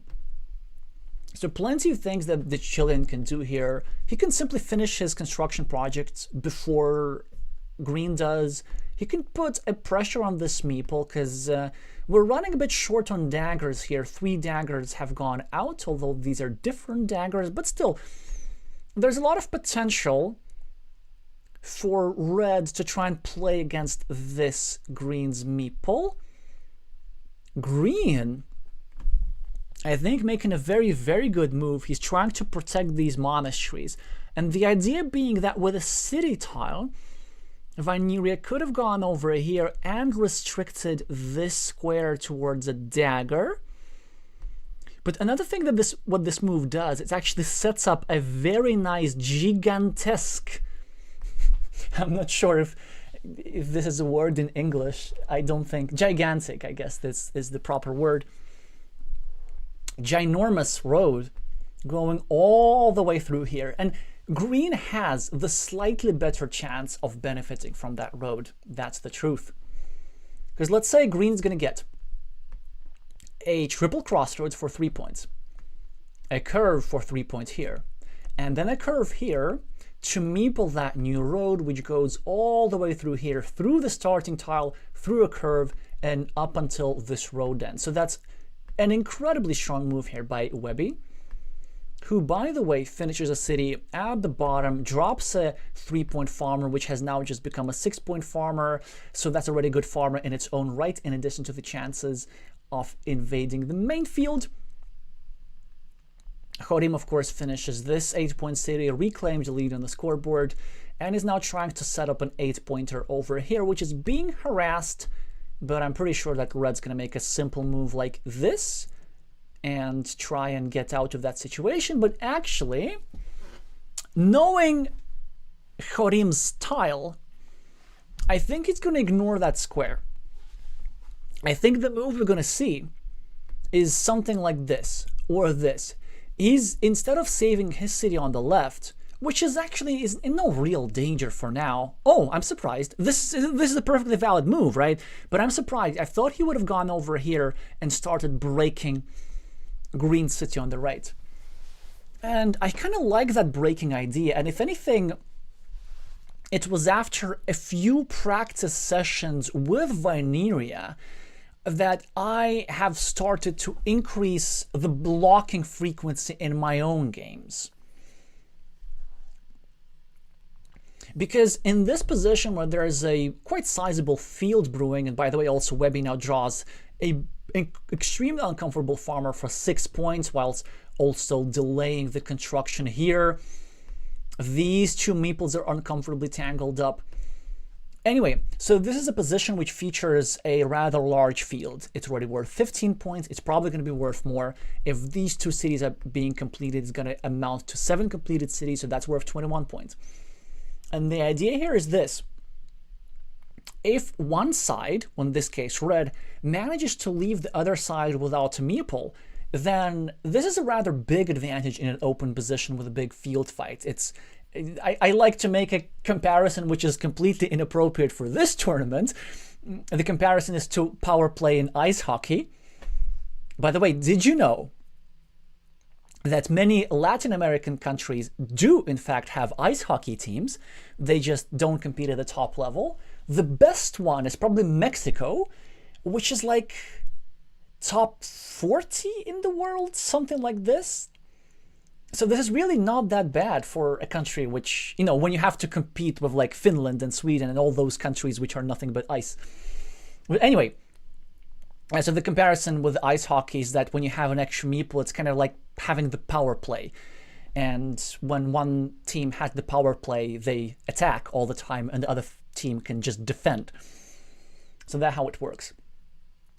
And so Vyneria was actually trying to create that power play by taking 2 points over here. He was trying to break Webby's city. Webby's still hanging in by a thread by getting this horse tile, and he can still get his city not blocked. He can actually complete it. But most importantly, what Webby needs to do here, well, first of all, he was trying to block the city, but that's a huge draw for Vyneria, who managed to get a dagger and complete the city. But this square, as a result, becomes vulnerable. A city could go here, blocking this farmer for only 3 points. Webby does not get a blocking tile, but Webby gets something even better. He actually turned his city into a big threat. Vyneria cannot use one of these platforms to attack the city, and he will need to attack the city very, very soon. Only 2 tiles available from completion. He has 11 points extra, but Webby's up 1 monastery. Webby has the city threat. I don't think Red can afford Green completing this city. We have a majority of Green's farmers right now. There's still going to be other farming platforms in the future. Red is making an interesting move, which actually slightly obstructs his own road. I guess the idea of Red is try and maybe meeple that city in the future. That's actually very interesting, because look at this. 3 tiles that go here. Also, very interesting move. Yeah, actually a nice move from Webby, trying to set up the completion of one of his monasteries, looking forward to a 5-point road, and of course a meeple back from here. A couple of curves required here to complete said monastery.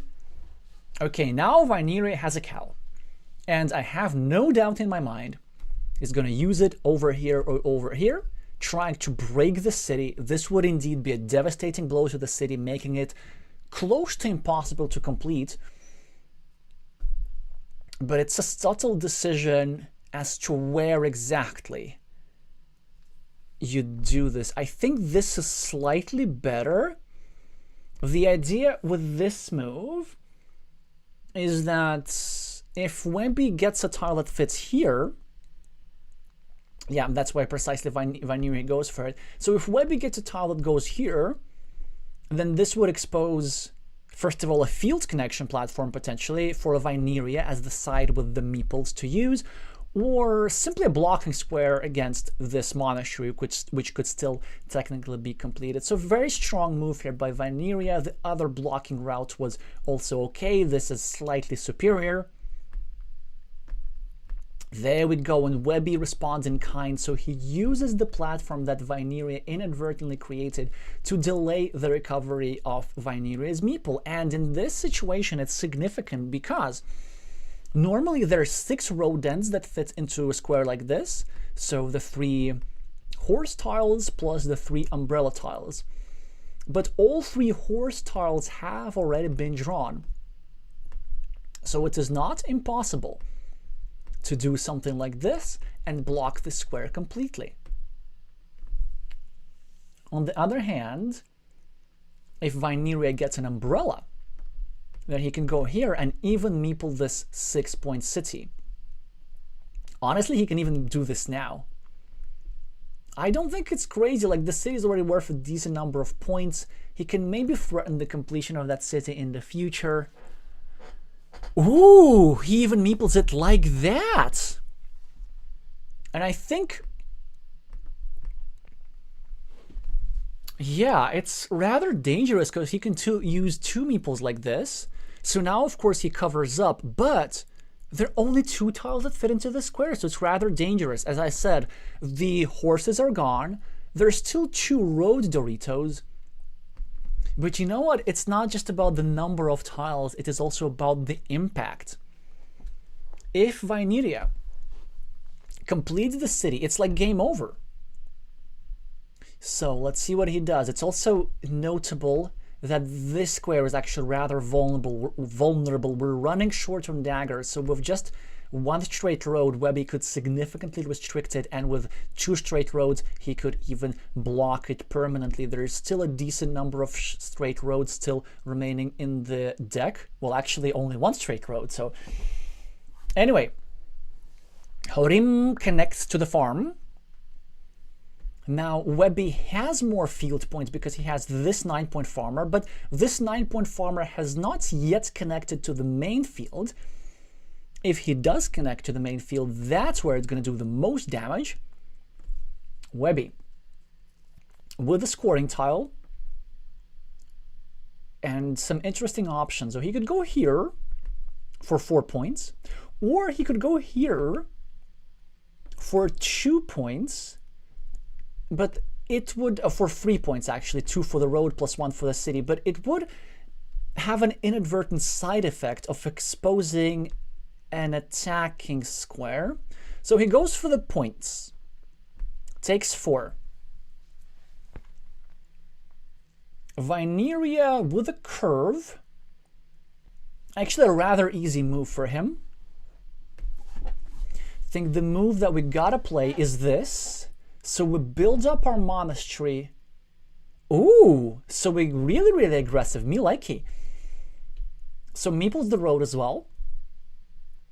And the idea here is that we're also trying to, in addition to building up our monastery, we're trying to actually block this monastery maybe, because Webby can get a curve here and a road tile here to connect through the monastery into the main field, and I don't think this is something that we want as Vineria, who, by the way, gets a starting tile to continue his road. Webby does restrict this square significantly, leaving only 1 tile that goes there. And look at this. Webby gets the 5-point road and the 9-point monastery, but Vineria had successfully built up this 7-pointer over here. So relatively even game. Red now can score 4 points, equalizing the game completely, and also basically completely protecting this square, where I believe still 1 dagger fits. There is 1 dagger and 2 Dorito tiles here.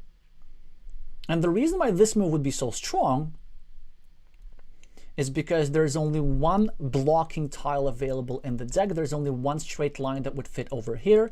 There are no starting tiles because this is the last starting tile that Vineria has. And yeah, the threat of completing this city would become a real one.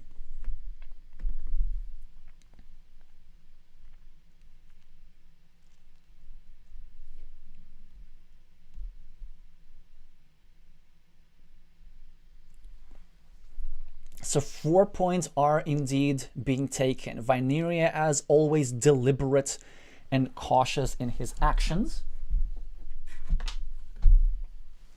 Always spending a bit of time to double check all the tiles. Webby, with a, whichever this tile is calls, with a giraffe's neck.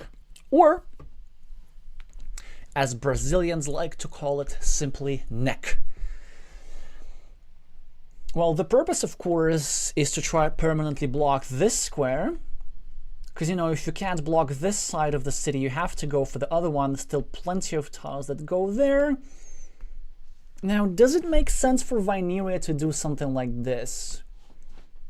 It might. It would slightly reduce the blocking chances in the short term. Namely, it would eliminate the vertical splitter tile that could go here. But it might not be worth it. Honestly, as red, it might be just better to go here and set up the completion of the monastery. So the idea being that if Webby successfully connects to the farm, they will be forced to complete our monastery for us. So they would be giving us a meeple back to try and reinvade the farm immediately, maybe from here. Also, not the worst option to actually try and reinvade the farm from here, but that maybe would be a bit too premature with 2 crossroads remaining that could cut off the invasion. what are some other options? Well, we can even invade here, actually, through a straight line or a crossroads, but same problem. If our opponent gets a crossroads, the invasion can be cut off, and we really don't want to lose a meeple. Another alternative is we go here for 4 points and simply try to score. But that looks a little bit too slow. It feels like we really need meeples. So the real choice is between here and here. This invasion, I actually don't mind that much. Okay, instead he goes the blocking route, which is okay. But Webby gets the last straight line, and this city is permanently blocked.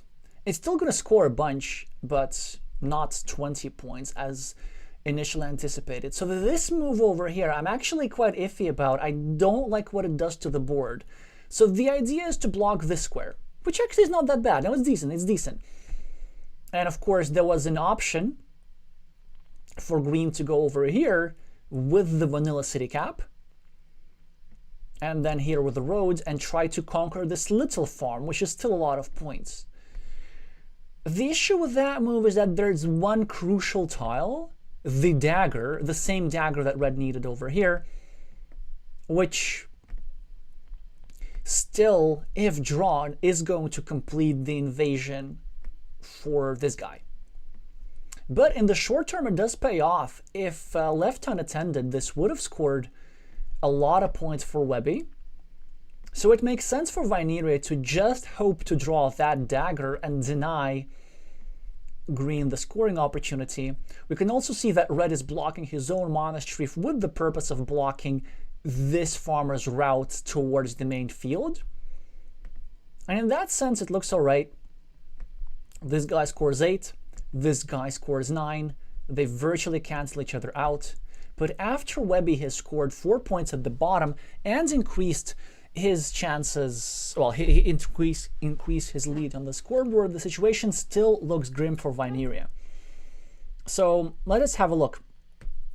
So let's say this monastery roughly equalizes this field. As Vyneria keeps scoring a little bit, also setting up the completion of his road, which surprisingly is still possible with a variety of methods. The two ways to finish this road would be either by drawing a crossroad here directly, or by drawing a road Dorito and then a crossroads over here. Anyway, Webby just keeps building up.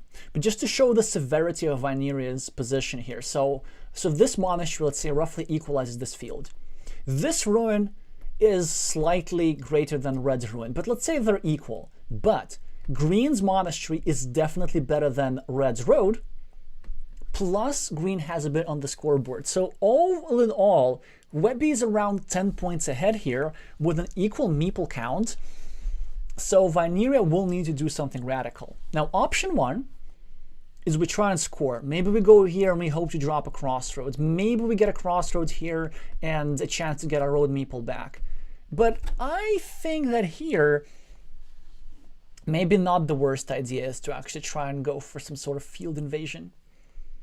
And going over here, yeah, that would be risky. That actually would lose us the game. Okay, he goes for the field invasion like this, and Webby gets the crossroads immediately. So that's very an anticlimactic way. He is going to, and it looks like Vyneria is going to lose this game. I don't think it's a bad move, even though it's a low prob move and maybe a bit committal, but you know, you have to try something in this position, and he figured that there were still a couple of curves, you know, maybe he can draw something, go here. Webby, I wonder why Webby hasn't snapped away here. Yeah, so now we see the denial of the invasion plus the 2 extra points. But you know what, from Vyneria's perspective, we can actually still fight a little bit. So there's a very strong move that he can make. There are 2 decent moves. He can go here, that's okay, right? He would be scoring, then trying to drop a farmer on, drop a city cap on his 0-point field and develop it. But I think a stronger opportunities, we go here and we try and gamble. Ah, wait, never mind. This tile was drawn, huh? the crossroads were drawn. So there's no way to finish this road anymore, other than, of course, getting the road Dorito plus the crossroads like this, which is a bit too long. Okay, change of plans. So we drop the city cap here and we develop our farmer. Ooh, radical stuff. Okay, that's very interesting. So he thinks that he's Gustavo Arruda and he can just come up with magical back-to-back farmers like this, and he wants to get a tile here and tile here and connect through back-to-back tiles in the main field. Wow.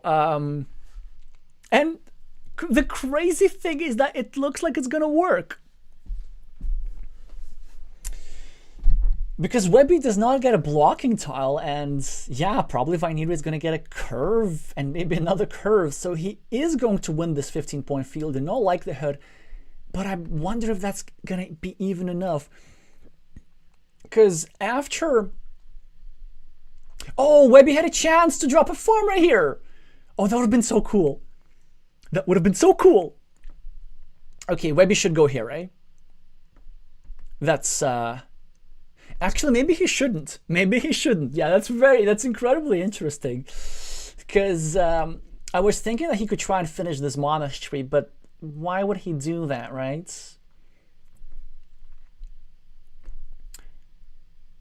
Because you see, if you go here, you add yourself the monastery points, but you're also expanding the field to bring in these two cities, which is not in your interest. Also, Vainiri got himself the dagger, which green needed over here to invade at the bottom, so that's a huge, huge win for red.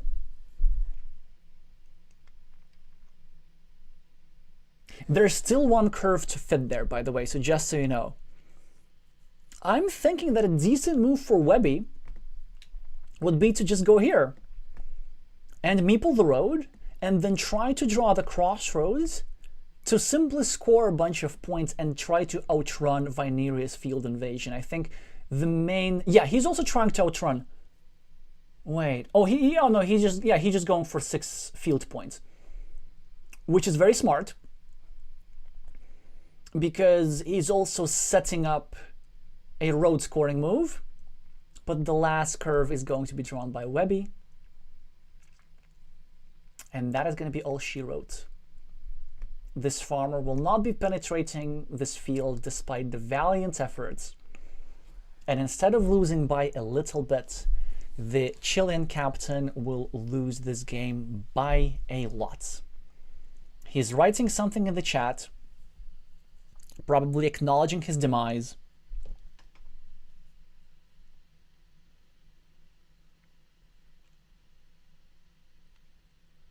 In the meantime, we get news that that one of the final duels has already started.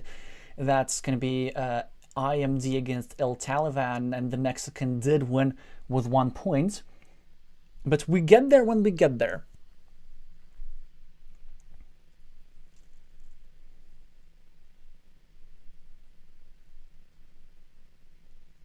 Yeah, so Webby just gets some points.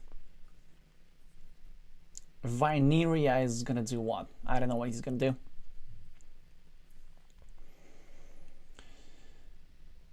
Simply, yeah, he can't really score, can he? So Vainiri is saying that he was -8 and -11 behind respectively in these two critical positions, and so the ninja farmers were his only hope. And it might be so, but I wouldn't call them ninja farmers. I'm not sure if that's the proper terminology, because the ninja farmer is specifically when you try to connect through the outside of a curve. This is like, this sort of is a bit different, and this is a little bit different. Although actually, there needs to be a term. So how do you call a farmer when you're dropping it not 1 tile away from the main field, but 2 tiles away from the field? Honestly, I would just call it Arruda, based on Gustavo Arruda's famous game from the 2023 World Team Carcassonne Online Championship against Team Taiwan. just go and watch my Move of the Week series. Like, I guarantee you that game with Gustavo Arruda was just incredible. Anyway, so let's see if Vanire would have even won, and Lordy, he would have won. No? No. Because Webby had additional fields. So that was a valiant effort, but it would not have worked. So if Vanire were to have succeeded, he would have still lost by 8 points or so. Still does not mean that it wasn't worth trying. You really gotta, bring in the desperation mode. And actually, there was even chance. So if you were to get both curves, a curve here and a curve here, he would get 2 more farms in his city for an additional 5 points. So yeah, very interesting decision. Definitely shows you that somebody is trying to win until the very, very end. But also shout out to Webby for playing an amazing game, managing to get these early monasteries. And then this farm was very nice. The city threat on the right, the block over here, and then realizing that he can calmly outrun Vainire's desperate invasion attempt by simply taking a 6-point farm. So congratulations to the Argentinian. Now let's see if we have any further updates on the other games. So Webby 1, Webby 2, Vainire 1. What's next? Wait, that was their second game, right? No, that was their third game, maybe. Yeah, so Tito Arce manages to complete the comeback against Leonel Munoz. And so Chile gets on the match scoreboard.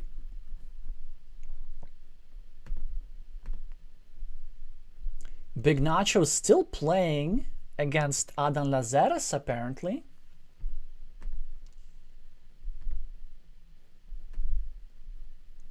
And Brian Townsend is still playing against El Pitufo Dado Vuelta. Or maybe not. Okay, so Big Nacho has won against Adan Lazares, bringing him the 3rd match point for Argentina with just 2 points. So Argentina will become the bronze medalist of the 2025 Copa America, and Chile will be denied the top 3.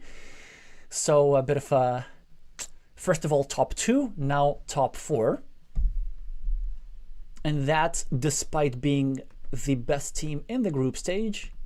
Carcassonne sometimes is like that. It's a brutal, brutal, brutal game. Nacho, who's remaining? Oh, HT Bry, where are they? Yeah, and Brian Townsend does manage to win against El Pitufo, which puts the whole thing very close. So Chile 2, Argentina 3, which meant that the match that the duel that we just witnessed between Vainire and Webby was in fact the decider for the entire match. So we've backed the right horse in choosing which duel to watch, and we congratulate Team Argentina, and we feel commiserations to Team Chile and all Chilean fans. All right, I wonder if we have even time to rest before the finals. I just want to check the tournament Discord a little bit. So, the final is scheduled to 22:50 UTC, which is 5 minutes from now. And one duel has already started. I'm going to jump into that duel in a second. But one thing that I want to do, I just really want to take a few minutes to update the scoreboard to put in the lineups for the final. So let's take a 2-minute break or something. I'm not even going to stop the stream.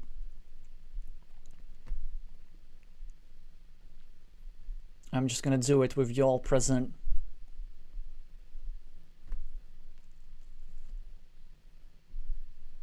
Alrighty.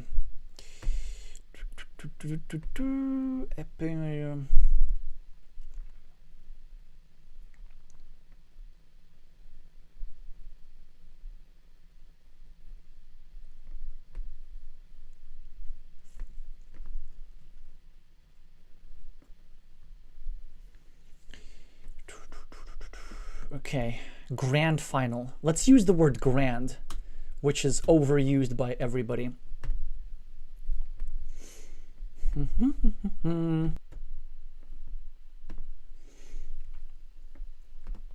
So on table 1 we have Alexey Pegushev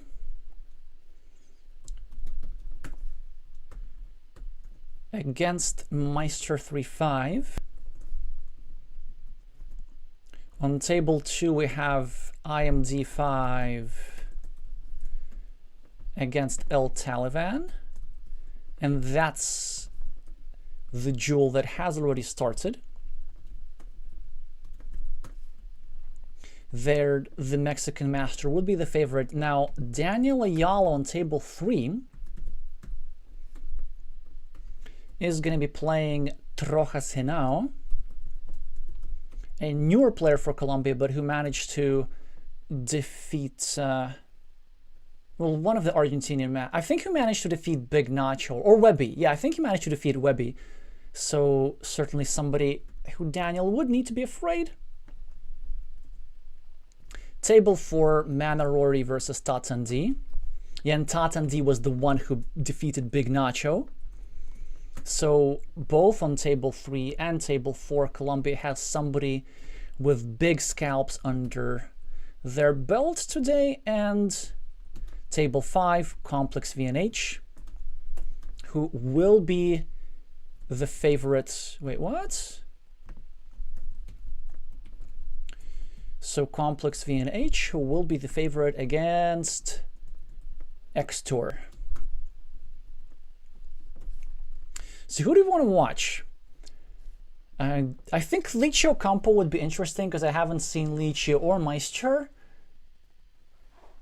But it makes sense to start with IMD simply because they're very, very close to finishing. Now Nalaham is saying close bronze medal match. Indeed, 5 duels, 5 deciders. Yes, this is exactly what, maybe not what the team captain wants.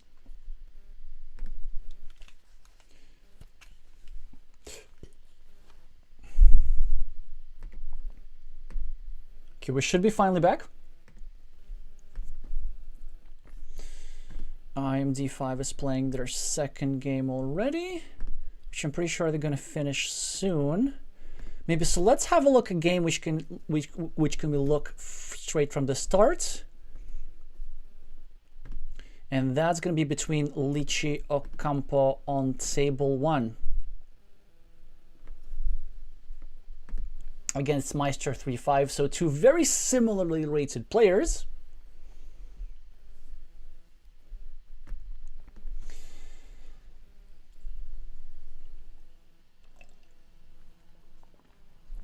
So Alexey playing with black meeples, Meister with the bright Colombian yellow, choosing to match their meeple color with the fattest of the 3 stripes on the Colombian flag.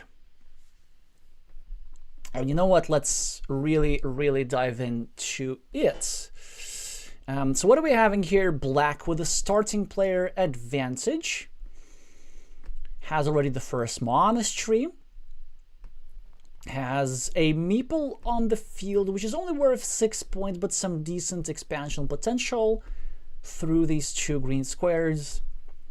A proud-looking 1-point city, which in the opening makes sense. It can quite easily develop with a bunch of Doritos. Meister, though, in a little bit of a pickle. So first of all, he's about to get his 1-point meeple blocked here. Ooh, that's not worth it, my man. That's not worth it. He's trying to save this meeple, which makes some sense. But it's not worth a full-blown monastery. It really isn't. I think it was just better to equalize the 2 monasteries and also controlling some space, trying to play against this farmer. Because first of all, this is not a complete block. If anything, if it's not a complete defense. If anything, it gives an even better blocking chance for black, who can set up a 3-point road and meeple at 3-point road whilst also blocking that square. Second, even if that block is successful, it's not like Meister is gonna lose on that much. Okay, he's gonna be in a losing mini battle because he's gonna have a 1-point monastery, 1-point city blocked, versus a 8-point monastery block, right? So that's a losing mini battle, but that's still, it's not that horrible. What's horrible is to be down a clean meeple in the opening. I guess he's a little bit concerned that his road is also being directed into that square, really, right? And that is certainly a bit unfortunate, but he has this option that I was talking about. Well, I wasn't talking about it, but I'm talking about it now. So he can still go here, he can still do it now, and separate his road from that square.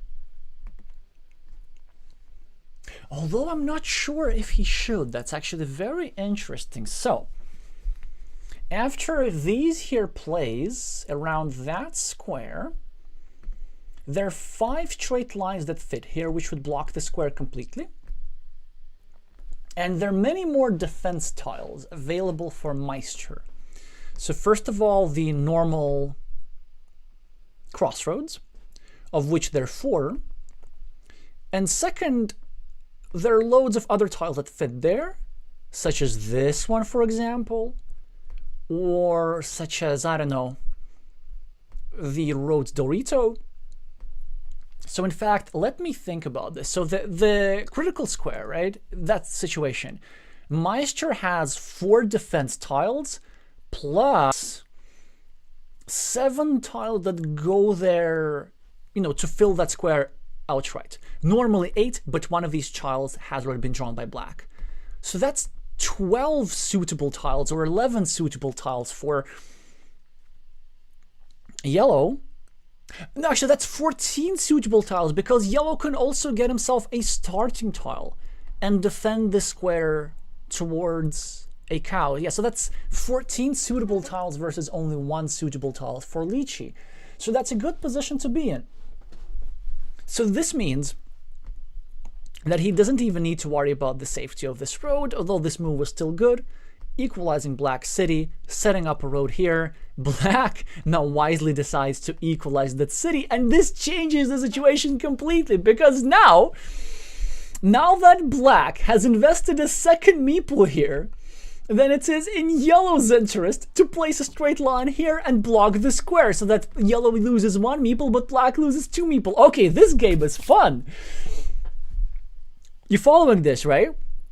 Moreover, there is a third opportunity for either side. Somebody might draw this starting tile and go here with another meeple, looking for the last horse tile to go over here and overrun the city with 2 versus 1 meeples. Okay, we've picked the right game to watch again.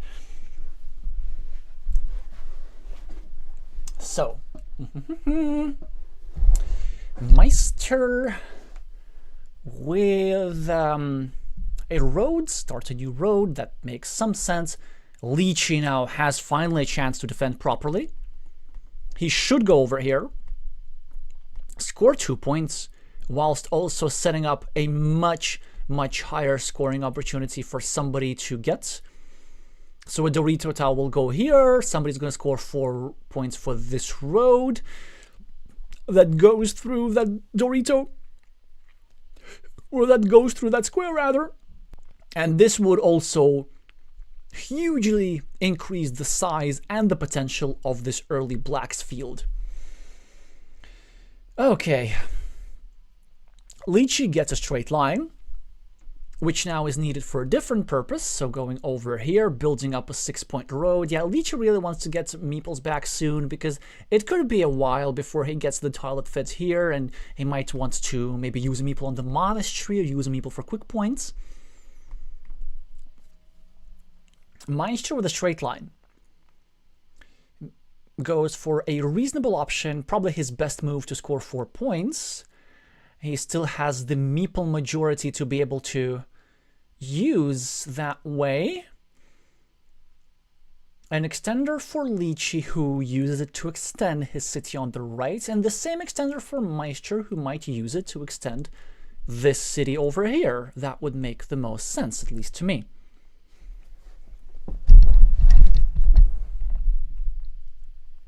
So, what are we having? Lychee with a Dorito tile could develop his monastery maybe.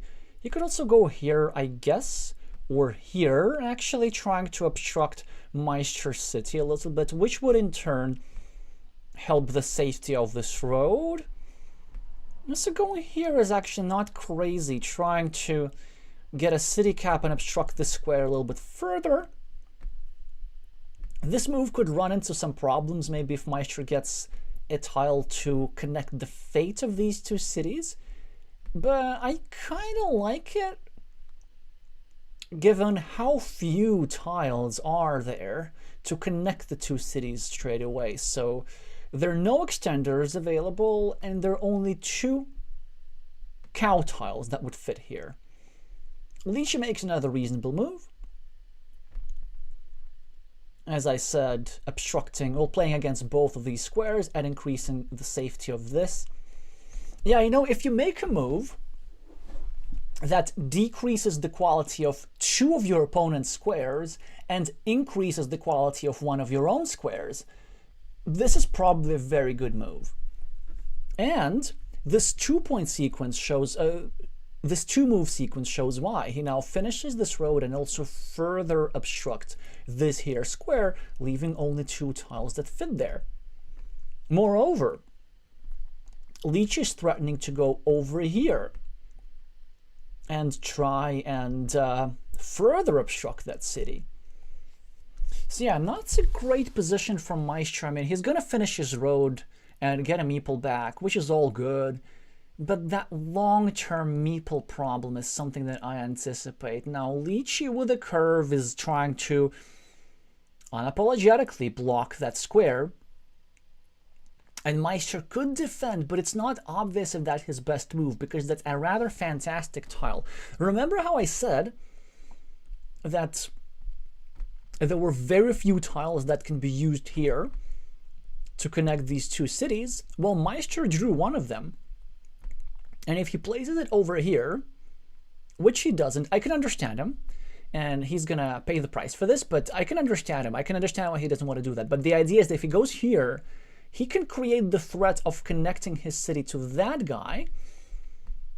And so there's a scenario possible where Lichi is successful with this block, but Meister manages to get another Dorito tile and drag this black meeple together with him into the abyss. There are, of course, many ways how this could have not worked out, and now Meister does get blocked. But, you know, it's still, all is not lost for yellow. Yellow can get a Dorito tile and go here and try to develop his now blocked city into something that's decently scoring. If he can get a sequence that goes into these two squares, he'll in fact bring the value of his city up to at least 9 points, probably 10 points actually. And then he can develop it further. This matters a lot because this ruin would then outscore the field of Lichi, which has a lot of potential, but for now is still stuck at 6 points. Okay, it's almost guaranteed that it's going to be 9 points as a result of this completed city, but you know, this field is still under control. And that way we can still hang into this game. So what Lichi should be doing, first of all, this move actually looks quite nice because that would prevent this opportunity here. Another option is to go here on the left, trying to break the integrity of Meister's loop and trying to exacerbate the meeple disadvantage. And look at this, Lichi finds it. Great find by the Mexican. And a third option would have been to simply try and develop his field, because now that he has gotten himself the Pocky power play, that sweet, sweet meeple advantage, then he can just keep capitalizing on that meeple advantage.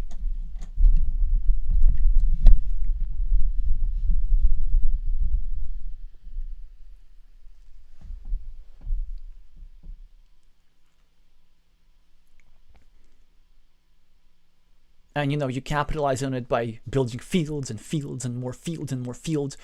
So Lichi gets a curve, tries to continue his monastery while also helping out Meister's road a little bit. Decision time for Meister. So we need to decide how bad are things. We could just take 3 points, and this is simply game as normal.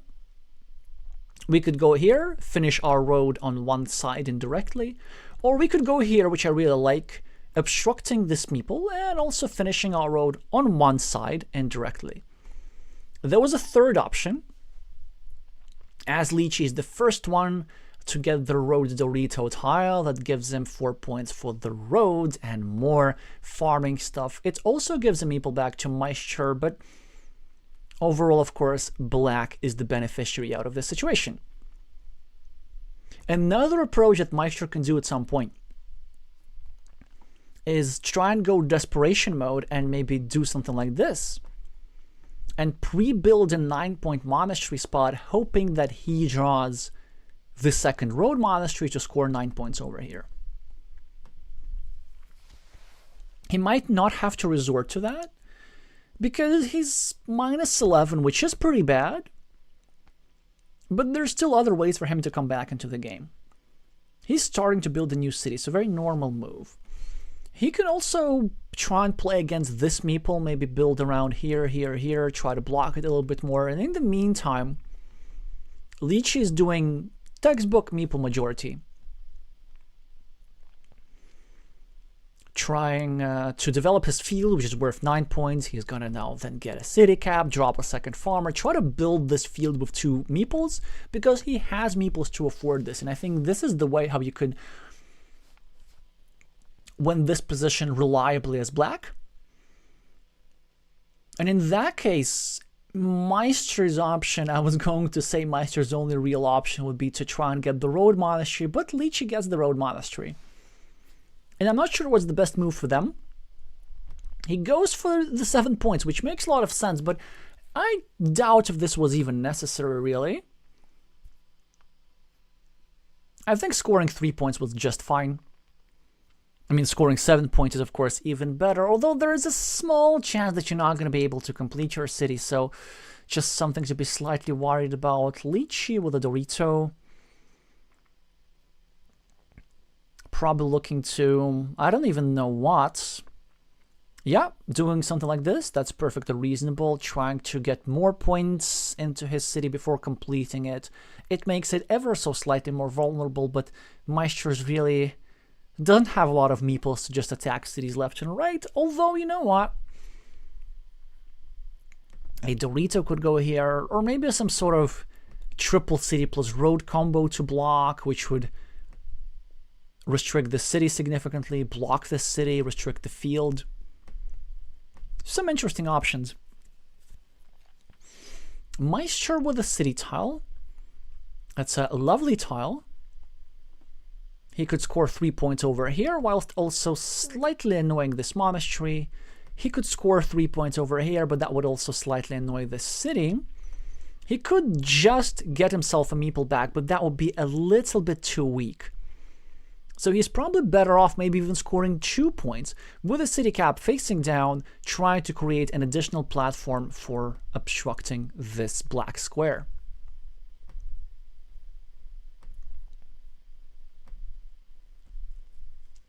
Well, that's interesting.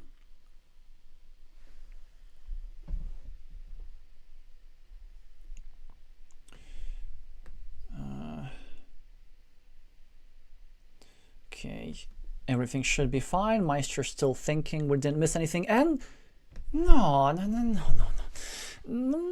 I don't like this move one bit. He's, first of all, abiding by the principle of 2 cities in a position which really does not warrant it. Because he doesn't have enough meeple to do this sort of efficiency stuff. Second, one of the reasons why you abide by the principle of 2 cities in the opening is the presence of 6 particular tiles. If you have an open city, then you can very easily benefit from extenders, because it's much easier to extend the city rather than start a new city, or the extender like vertical splitters. And there's 3 of each kind, so there's like 6 tiles. But 5 of them are already on the board. All extenders are here. And 2 out of 3 dividers are here. So like, what are you really trying to start the city for? So that's one part of the problem. The second part of a problem is that the value of a city cap is 2 points, because it's half of a 4-point city. So essentially, you're taking 2 points and also risking your meeple a little bit, whilst you had 3-point moves here at the very least clearly available to you. So choosing to extract 2 points from a tile, and actually even less than 2 points, when there's 3-point move available, is really not my idea of efficiency. In the meantime, Lychee is playing quite efficiently. He is building up a monastery. He now already has 7 points here, 7 points here as well. He has sacrificed his last meeple. He also lost his meeple here because Meister successfully blocked it. There are no tiles anymore that fit into this square because all daggers, in fact, all 6 daggers have gone out. And look at this, Lychee was going to finish this city, but immediately Meister, by adding this quadruple city tile, made it all but impossible. He's still going to try. He is now trying to build up his monastery, but I think Meister can try and block it. He can go here, which is a problem. It would expand Lychee's city, but it would block the square very, very well. Oh, no, he doesn't have to go here. He can just go here, right? Just here. That would accomplish the same goal. No, check this out. There's an even better move. I'm going to zoom in. Okay. I found it. I'm so happy. My mouse skills. No. Not. It's okay, but I think it was stronger to go here and drop a farmer so that you could connect like this to the field through a starting tile whilst also scoring 4 points for the city. Oh, it hurts. It would have been so nice. Look at this. You go here. Again, you drop a farmer like this, and then you just get the starting tile. You go here and you get 13 points for meeple. That's so huge. And also, you block this square anyway as a side effect. That would have been such a killer move. And so appropriate given the screen name of the player who you're playing against. Still, Meister has the meeples somehow. He can still do stuff in this game. He can invade the city. He probably should, actually, because the city is getting a bit out of hand. Now, Lychee doesn't have easy ways to get meeple back anymore. Well, actually, he has. He does have an option to just use a road tile to get this meeple back. But the thing that Lychee has is points. And with only 11 tiles remaining to play, there's really not a lot that Meister can do anymore. Because how is he going to score? So with this sequence a couple of moves ago, the Mexican has denied the Colombian access to all these ruin tiles. So probably Yellow will need to invest a separate meeple to take advantage of these 6 points, which is still not enough, nowhere near enough to compensate the scoreboard, the monasteries, and the fields. And that's really rough. Well, at least Meister should start by completing his city, finally, and then maybe even getting a curve, dropping a farmer, connecting with a ninja curve, maybe even dropping a second farmer somewhere here, getting a 12-point field away from this guy. Yeah, that's possible. So still, the Colombian can do stuff in this game. So let's see what he chooses.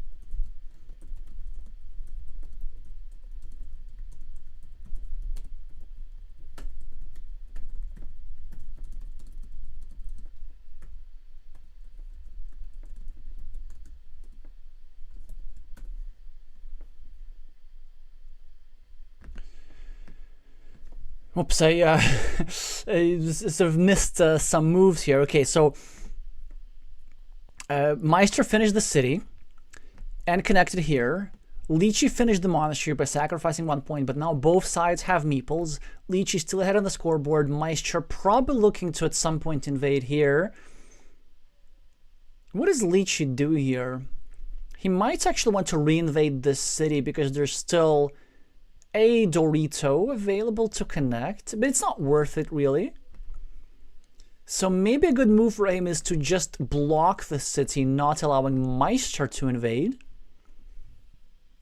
There's still tiles for Meister to invade. If he gets a butterfly tile to go here, and then something like this, yeah, that could be quite annoying. Instead, he chooses to block the field's connection whilst also obstructing the monastery. Split a tile for Meister. I mean, what does he even do? Maybe starting a new field somewhere. Oh no, this is of course better.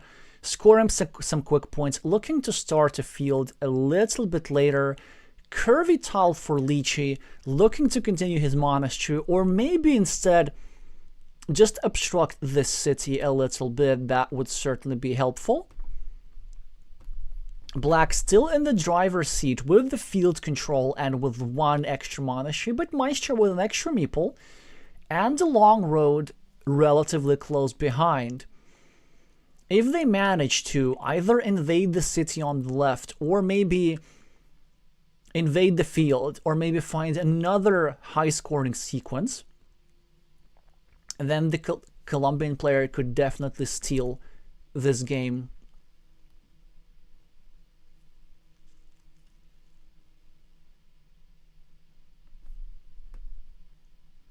From Lychee.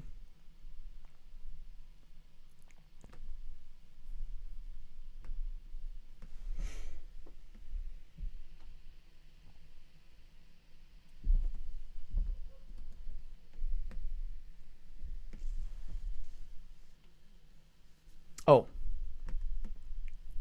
Yeah, I think I forgot to scroll up. Okay, there we go, there we go.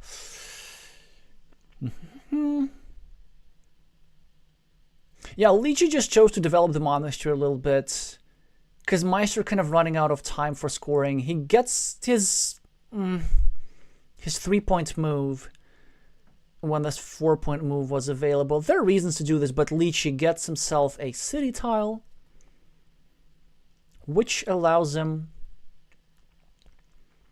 to finish a shared city and drop a farmer, which is a net 6-point move for him because it is his field, which he is controlling.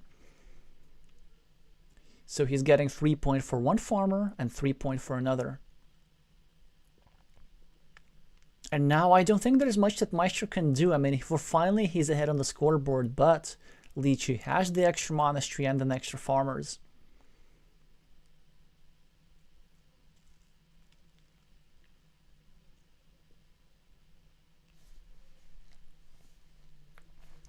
He goes for a 3-pointer, setting up a 5-pointer. Lychee finishes the monastery and meeples a 1-point road because you have to spend a meeple somehow.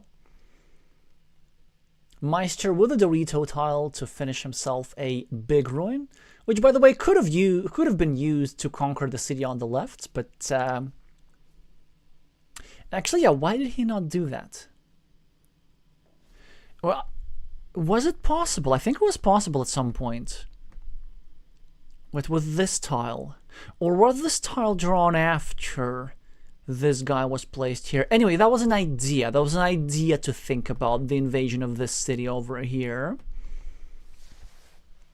Now, the final tile for Lychee. And also, when I'm thinking about the Lychee, I'm thinking about the fruit. But I don't think the etymology of that name is connected.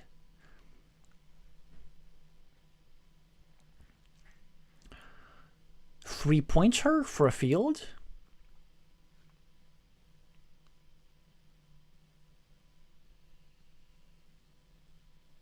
Is what we're likely going to see soon enough.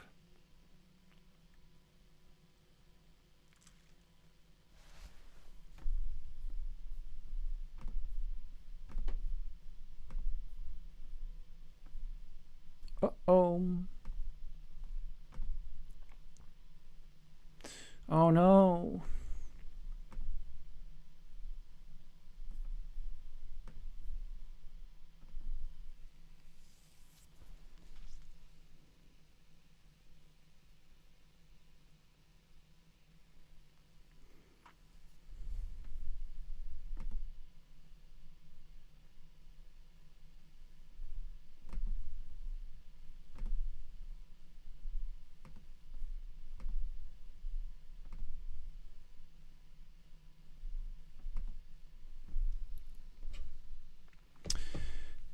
Huh.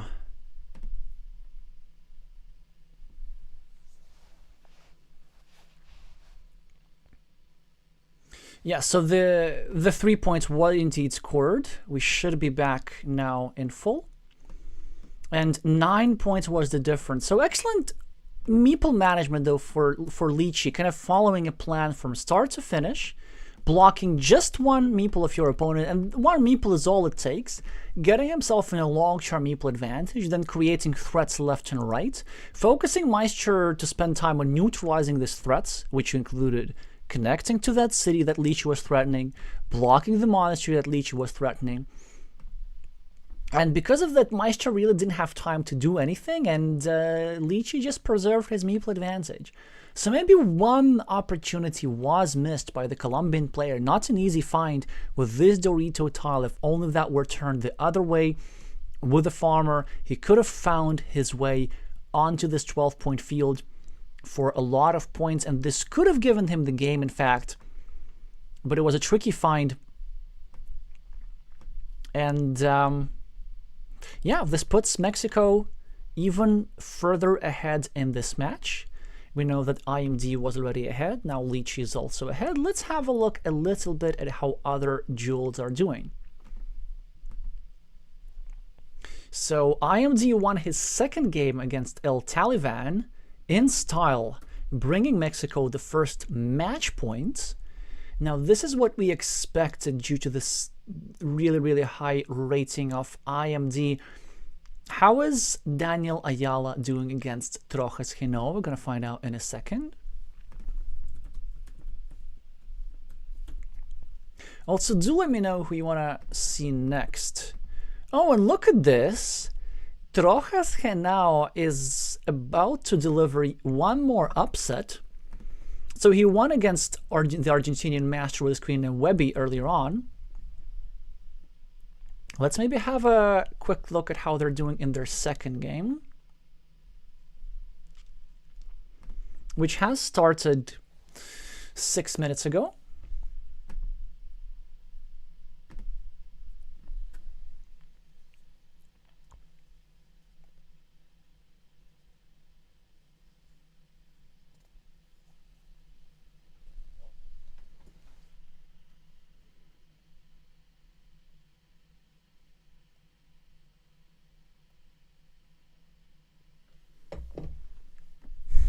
That's a bit unfortunate.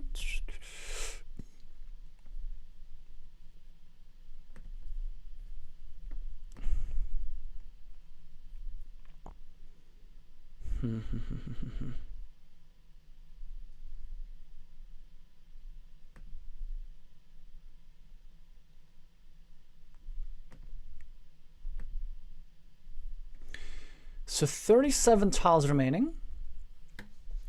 About halfway through. Equalish on the scoreboard.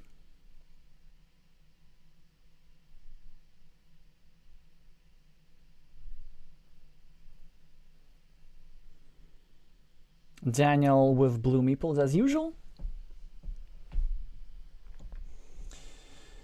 Trojas with green. 2 monasteries for blue, but in a rather dangerous position. There's only one tile that fits into this square. No guarantee that Daniel's going to draw it. Actually, you know what? Let me just come back to you in a couple of seconds. I want to check something in my settings. Let me just... So, Daniel here is behind on the scoreboard. But one good news for him is that he draws a road Dorito, and the reason why this is important is because Green, his Colombian opponent, is the one who wants the road Dorito over here for this 14-point city. The problem for Daniel is that there's still multiple tiles available to fit into that square. There's still one more Dorito available in the deck, plus 2 splitter tiles. So still very likely that this guy's going to be completing the city. And this move by Daniel, I have to say, I actively dislike. So if I'm not mistaken, I think Daniel really sacrificed an unnecessary amount of point for some dubious gain. So there was a blue meeple here and a green meeple here, and there was really an option that Daniel could draw a splitter and separate the 2 cities. Well, now, with the intention of dropping this farm right here to support the main farm, all he did was just exacerbate his meeple disadvantage, because Green got this tile to shield off this guy. This guy is not really going to end up scoring all that much. In fact, he's probably trapped with 3 points for the rest of the game, unless he can find a splitter and maybe another splitter and try to perform some miracles, which are incredibly unlikely. Now, Daniel has still the control of the main field, but he does so with only 1 meeple. And it's still quite easy for T. Rojas to invade. So, for example, here, very easy farmer to drop like this. Now, Daniel's going to prevent this, so that's something, but there's still an invasion possible here. For example,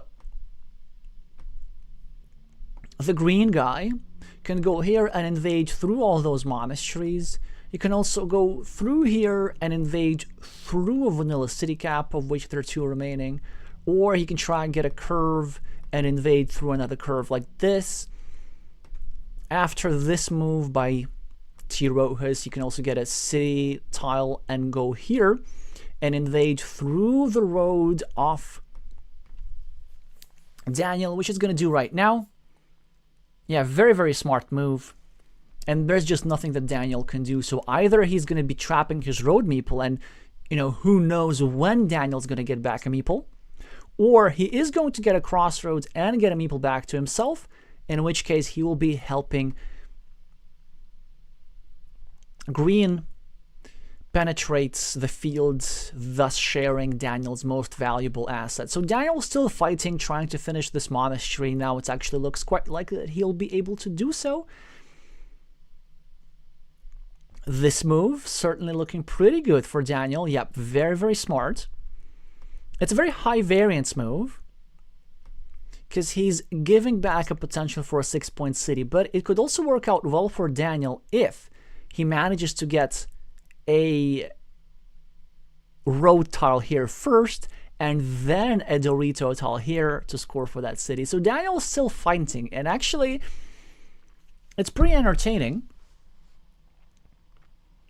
Because look at this. Okay, road tile for Daniel. Now 9-point monastery completed. Only 24 behind on the scoreboard. And I say this unironically. T. Rojas starting a new road. Daniel gets a splitter tile. Which, by the way, he should have waited and he could have used it over here for a very, very different outcome. But then if you take those points, I still think you should take those points, right? You're kind of leaving a very easy platform to reinvade. So I'm thinking for Daniel, is it crazy to go there and just use the last meeple on the farm? It might not be all that crazy. And then the idea is that as Daniel were trying to get a monastery meeple here, yeah, okay, that's an option. He's trying to develop his field on the left. It's not going to be successful as T. Rojas does clean off that city cap. So Daniel apparently is waiting for a Dorito, and it works. That's unbelievable. I mean, you should go for it. I mean, it's 9 points.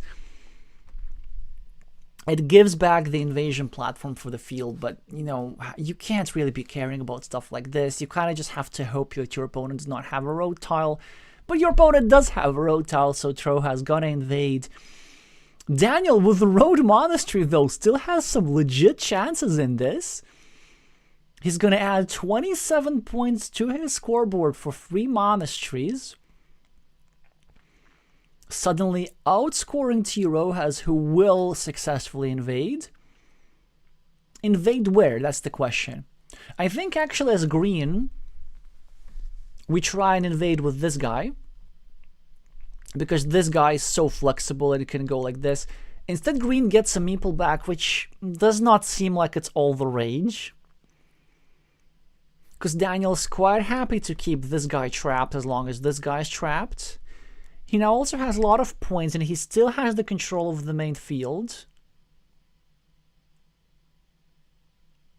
And we're also running very short on road tiles. For example, there are no curves remaining. And there's only one straight line remaining. So it is not impossible for green to simply not draw any single tile to connect to the field. Daniel, in the meantime, can create multiple counter threats. He can maybe drop a farmer here that doesn't look all that bad, just for insurance. He can also go here and drop a farmer like this, with the idea of getting a crossroads with a city cap in particular, and connecting to the field in this manner. The only reason why this is too risky is because there is a quadruple crossroads, which would cut off his farmer and only allow T. Rojas to invade.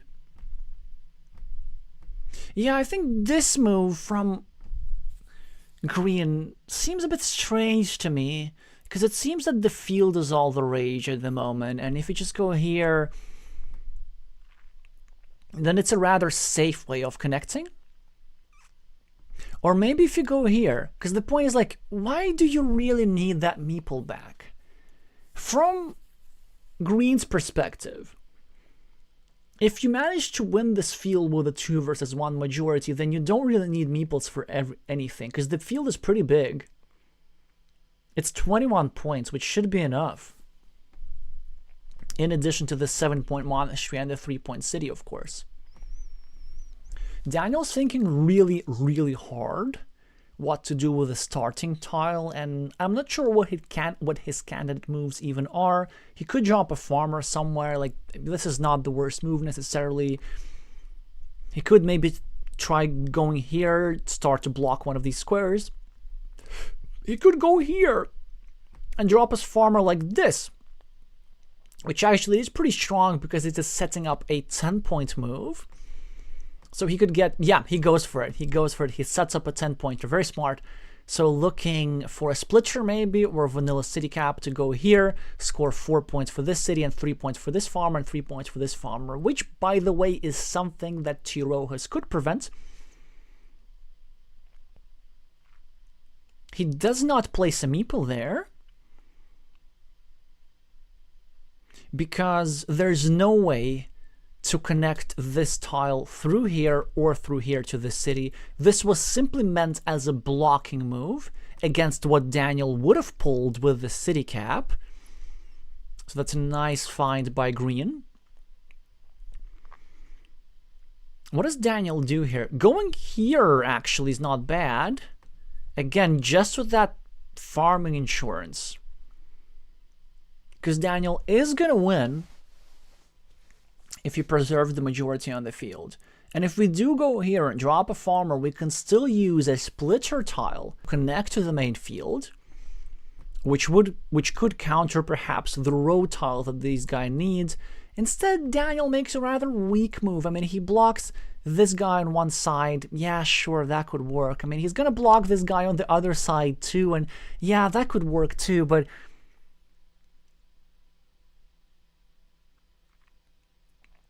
he doesn't, and T. Rojas connect. Yeah, so that's the thing that I was talking about. Like, what's the point of blocking on one side if there is the connection on the other side available?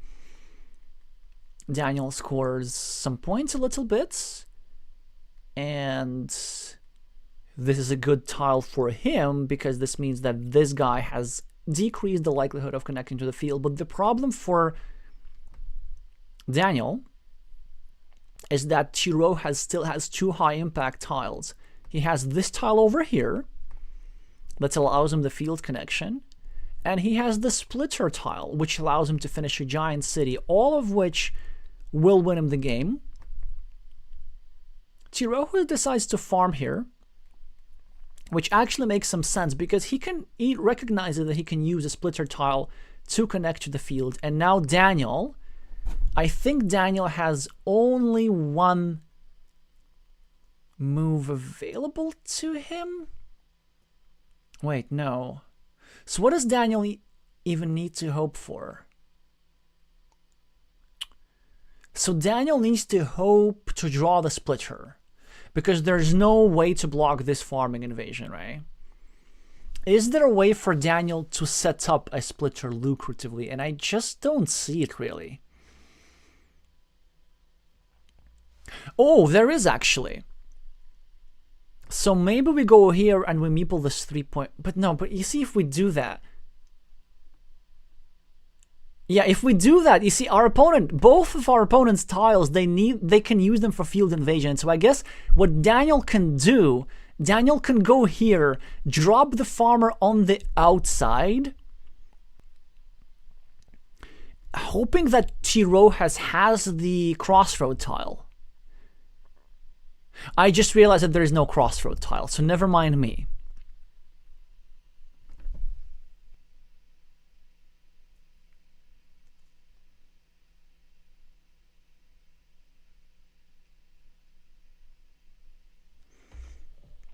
So what is the other tile? I'm not sure. Let Daniel figure this out. But it does look like he's gonna lose this one in all likelihood unless he makes a move right now. Well, he takes a 4-point road, but Tiro gets a splitter, and he can take his pick of winning moves. Invade the field, that works. Finish the city, that probably works, although invading the field scores a little bit more. What was that other tile, though?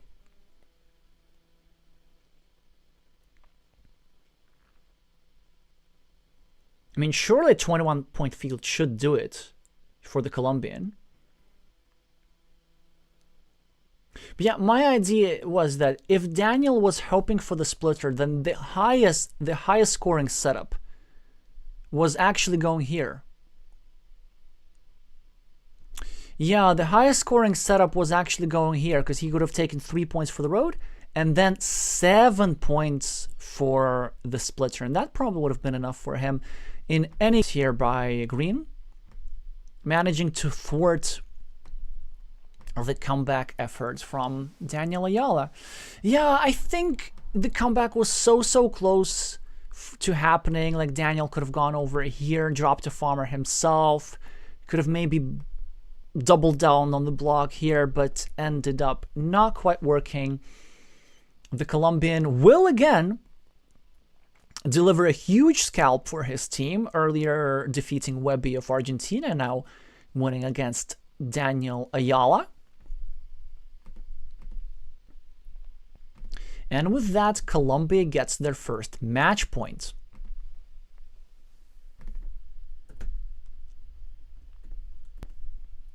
So how are other players doing? Wait, that was the first game between Leech and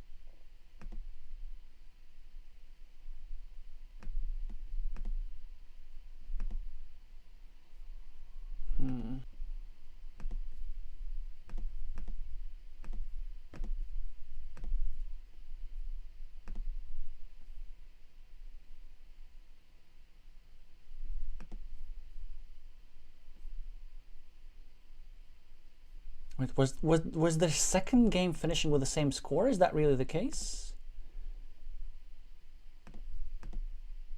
I don't think that was the case.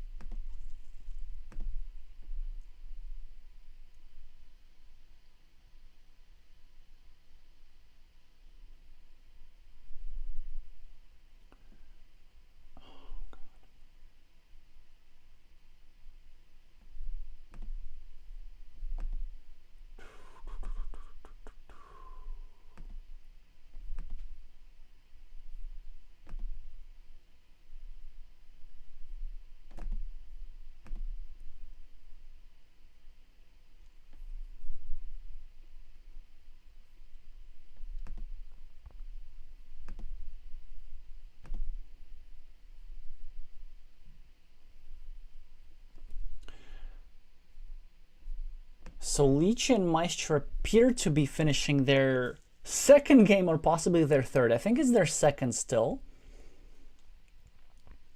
And this looks very good for Lychee on the scoreboard, but very good for Meister on the monasteries. We see 4 yellow monasteries right over here.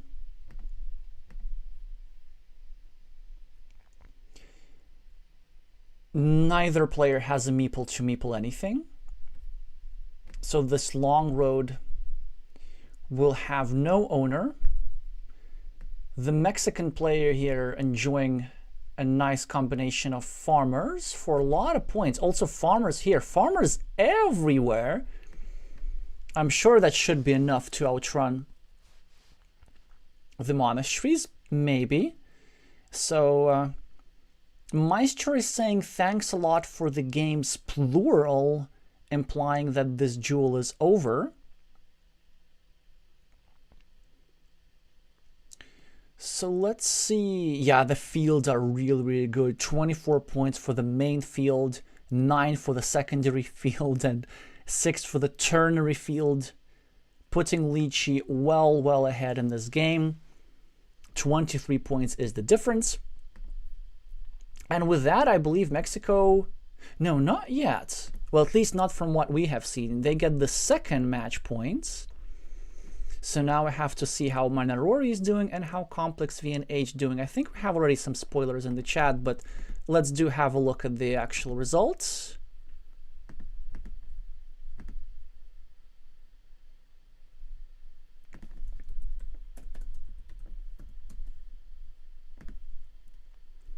So Complex has already won 2-0 against Exter, as we predicted, which does give Mexico the 3rd match point. So Mexico will be our gold medalist this year. And finally, Manarori. Is this going to be 4-1 or is it going to be 3-2? And it looks like it is going to be 4-1 as Manarori managed to defeat Tatandi in a decider. So Mexico won, no, Mexico 4, Colombia 1. The only player who was able to deliver an upset was Trojas Genoa of Colombia against Daniel Ayala that we saw on the screen, but every other Mexican managed to prevail.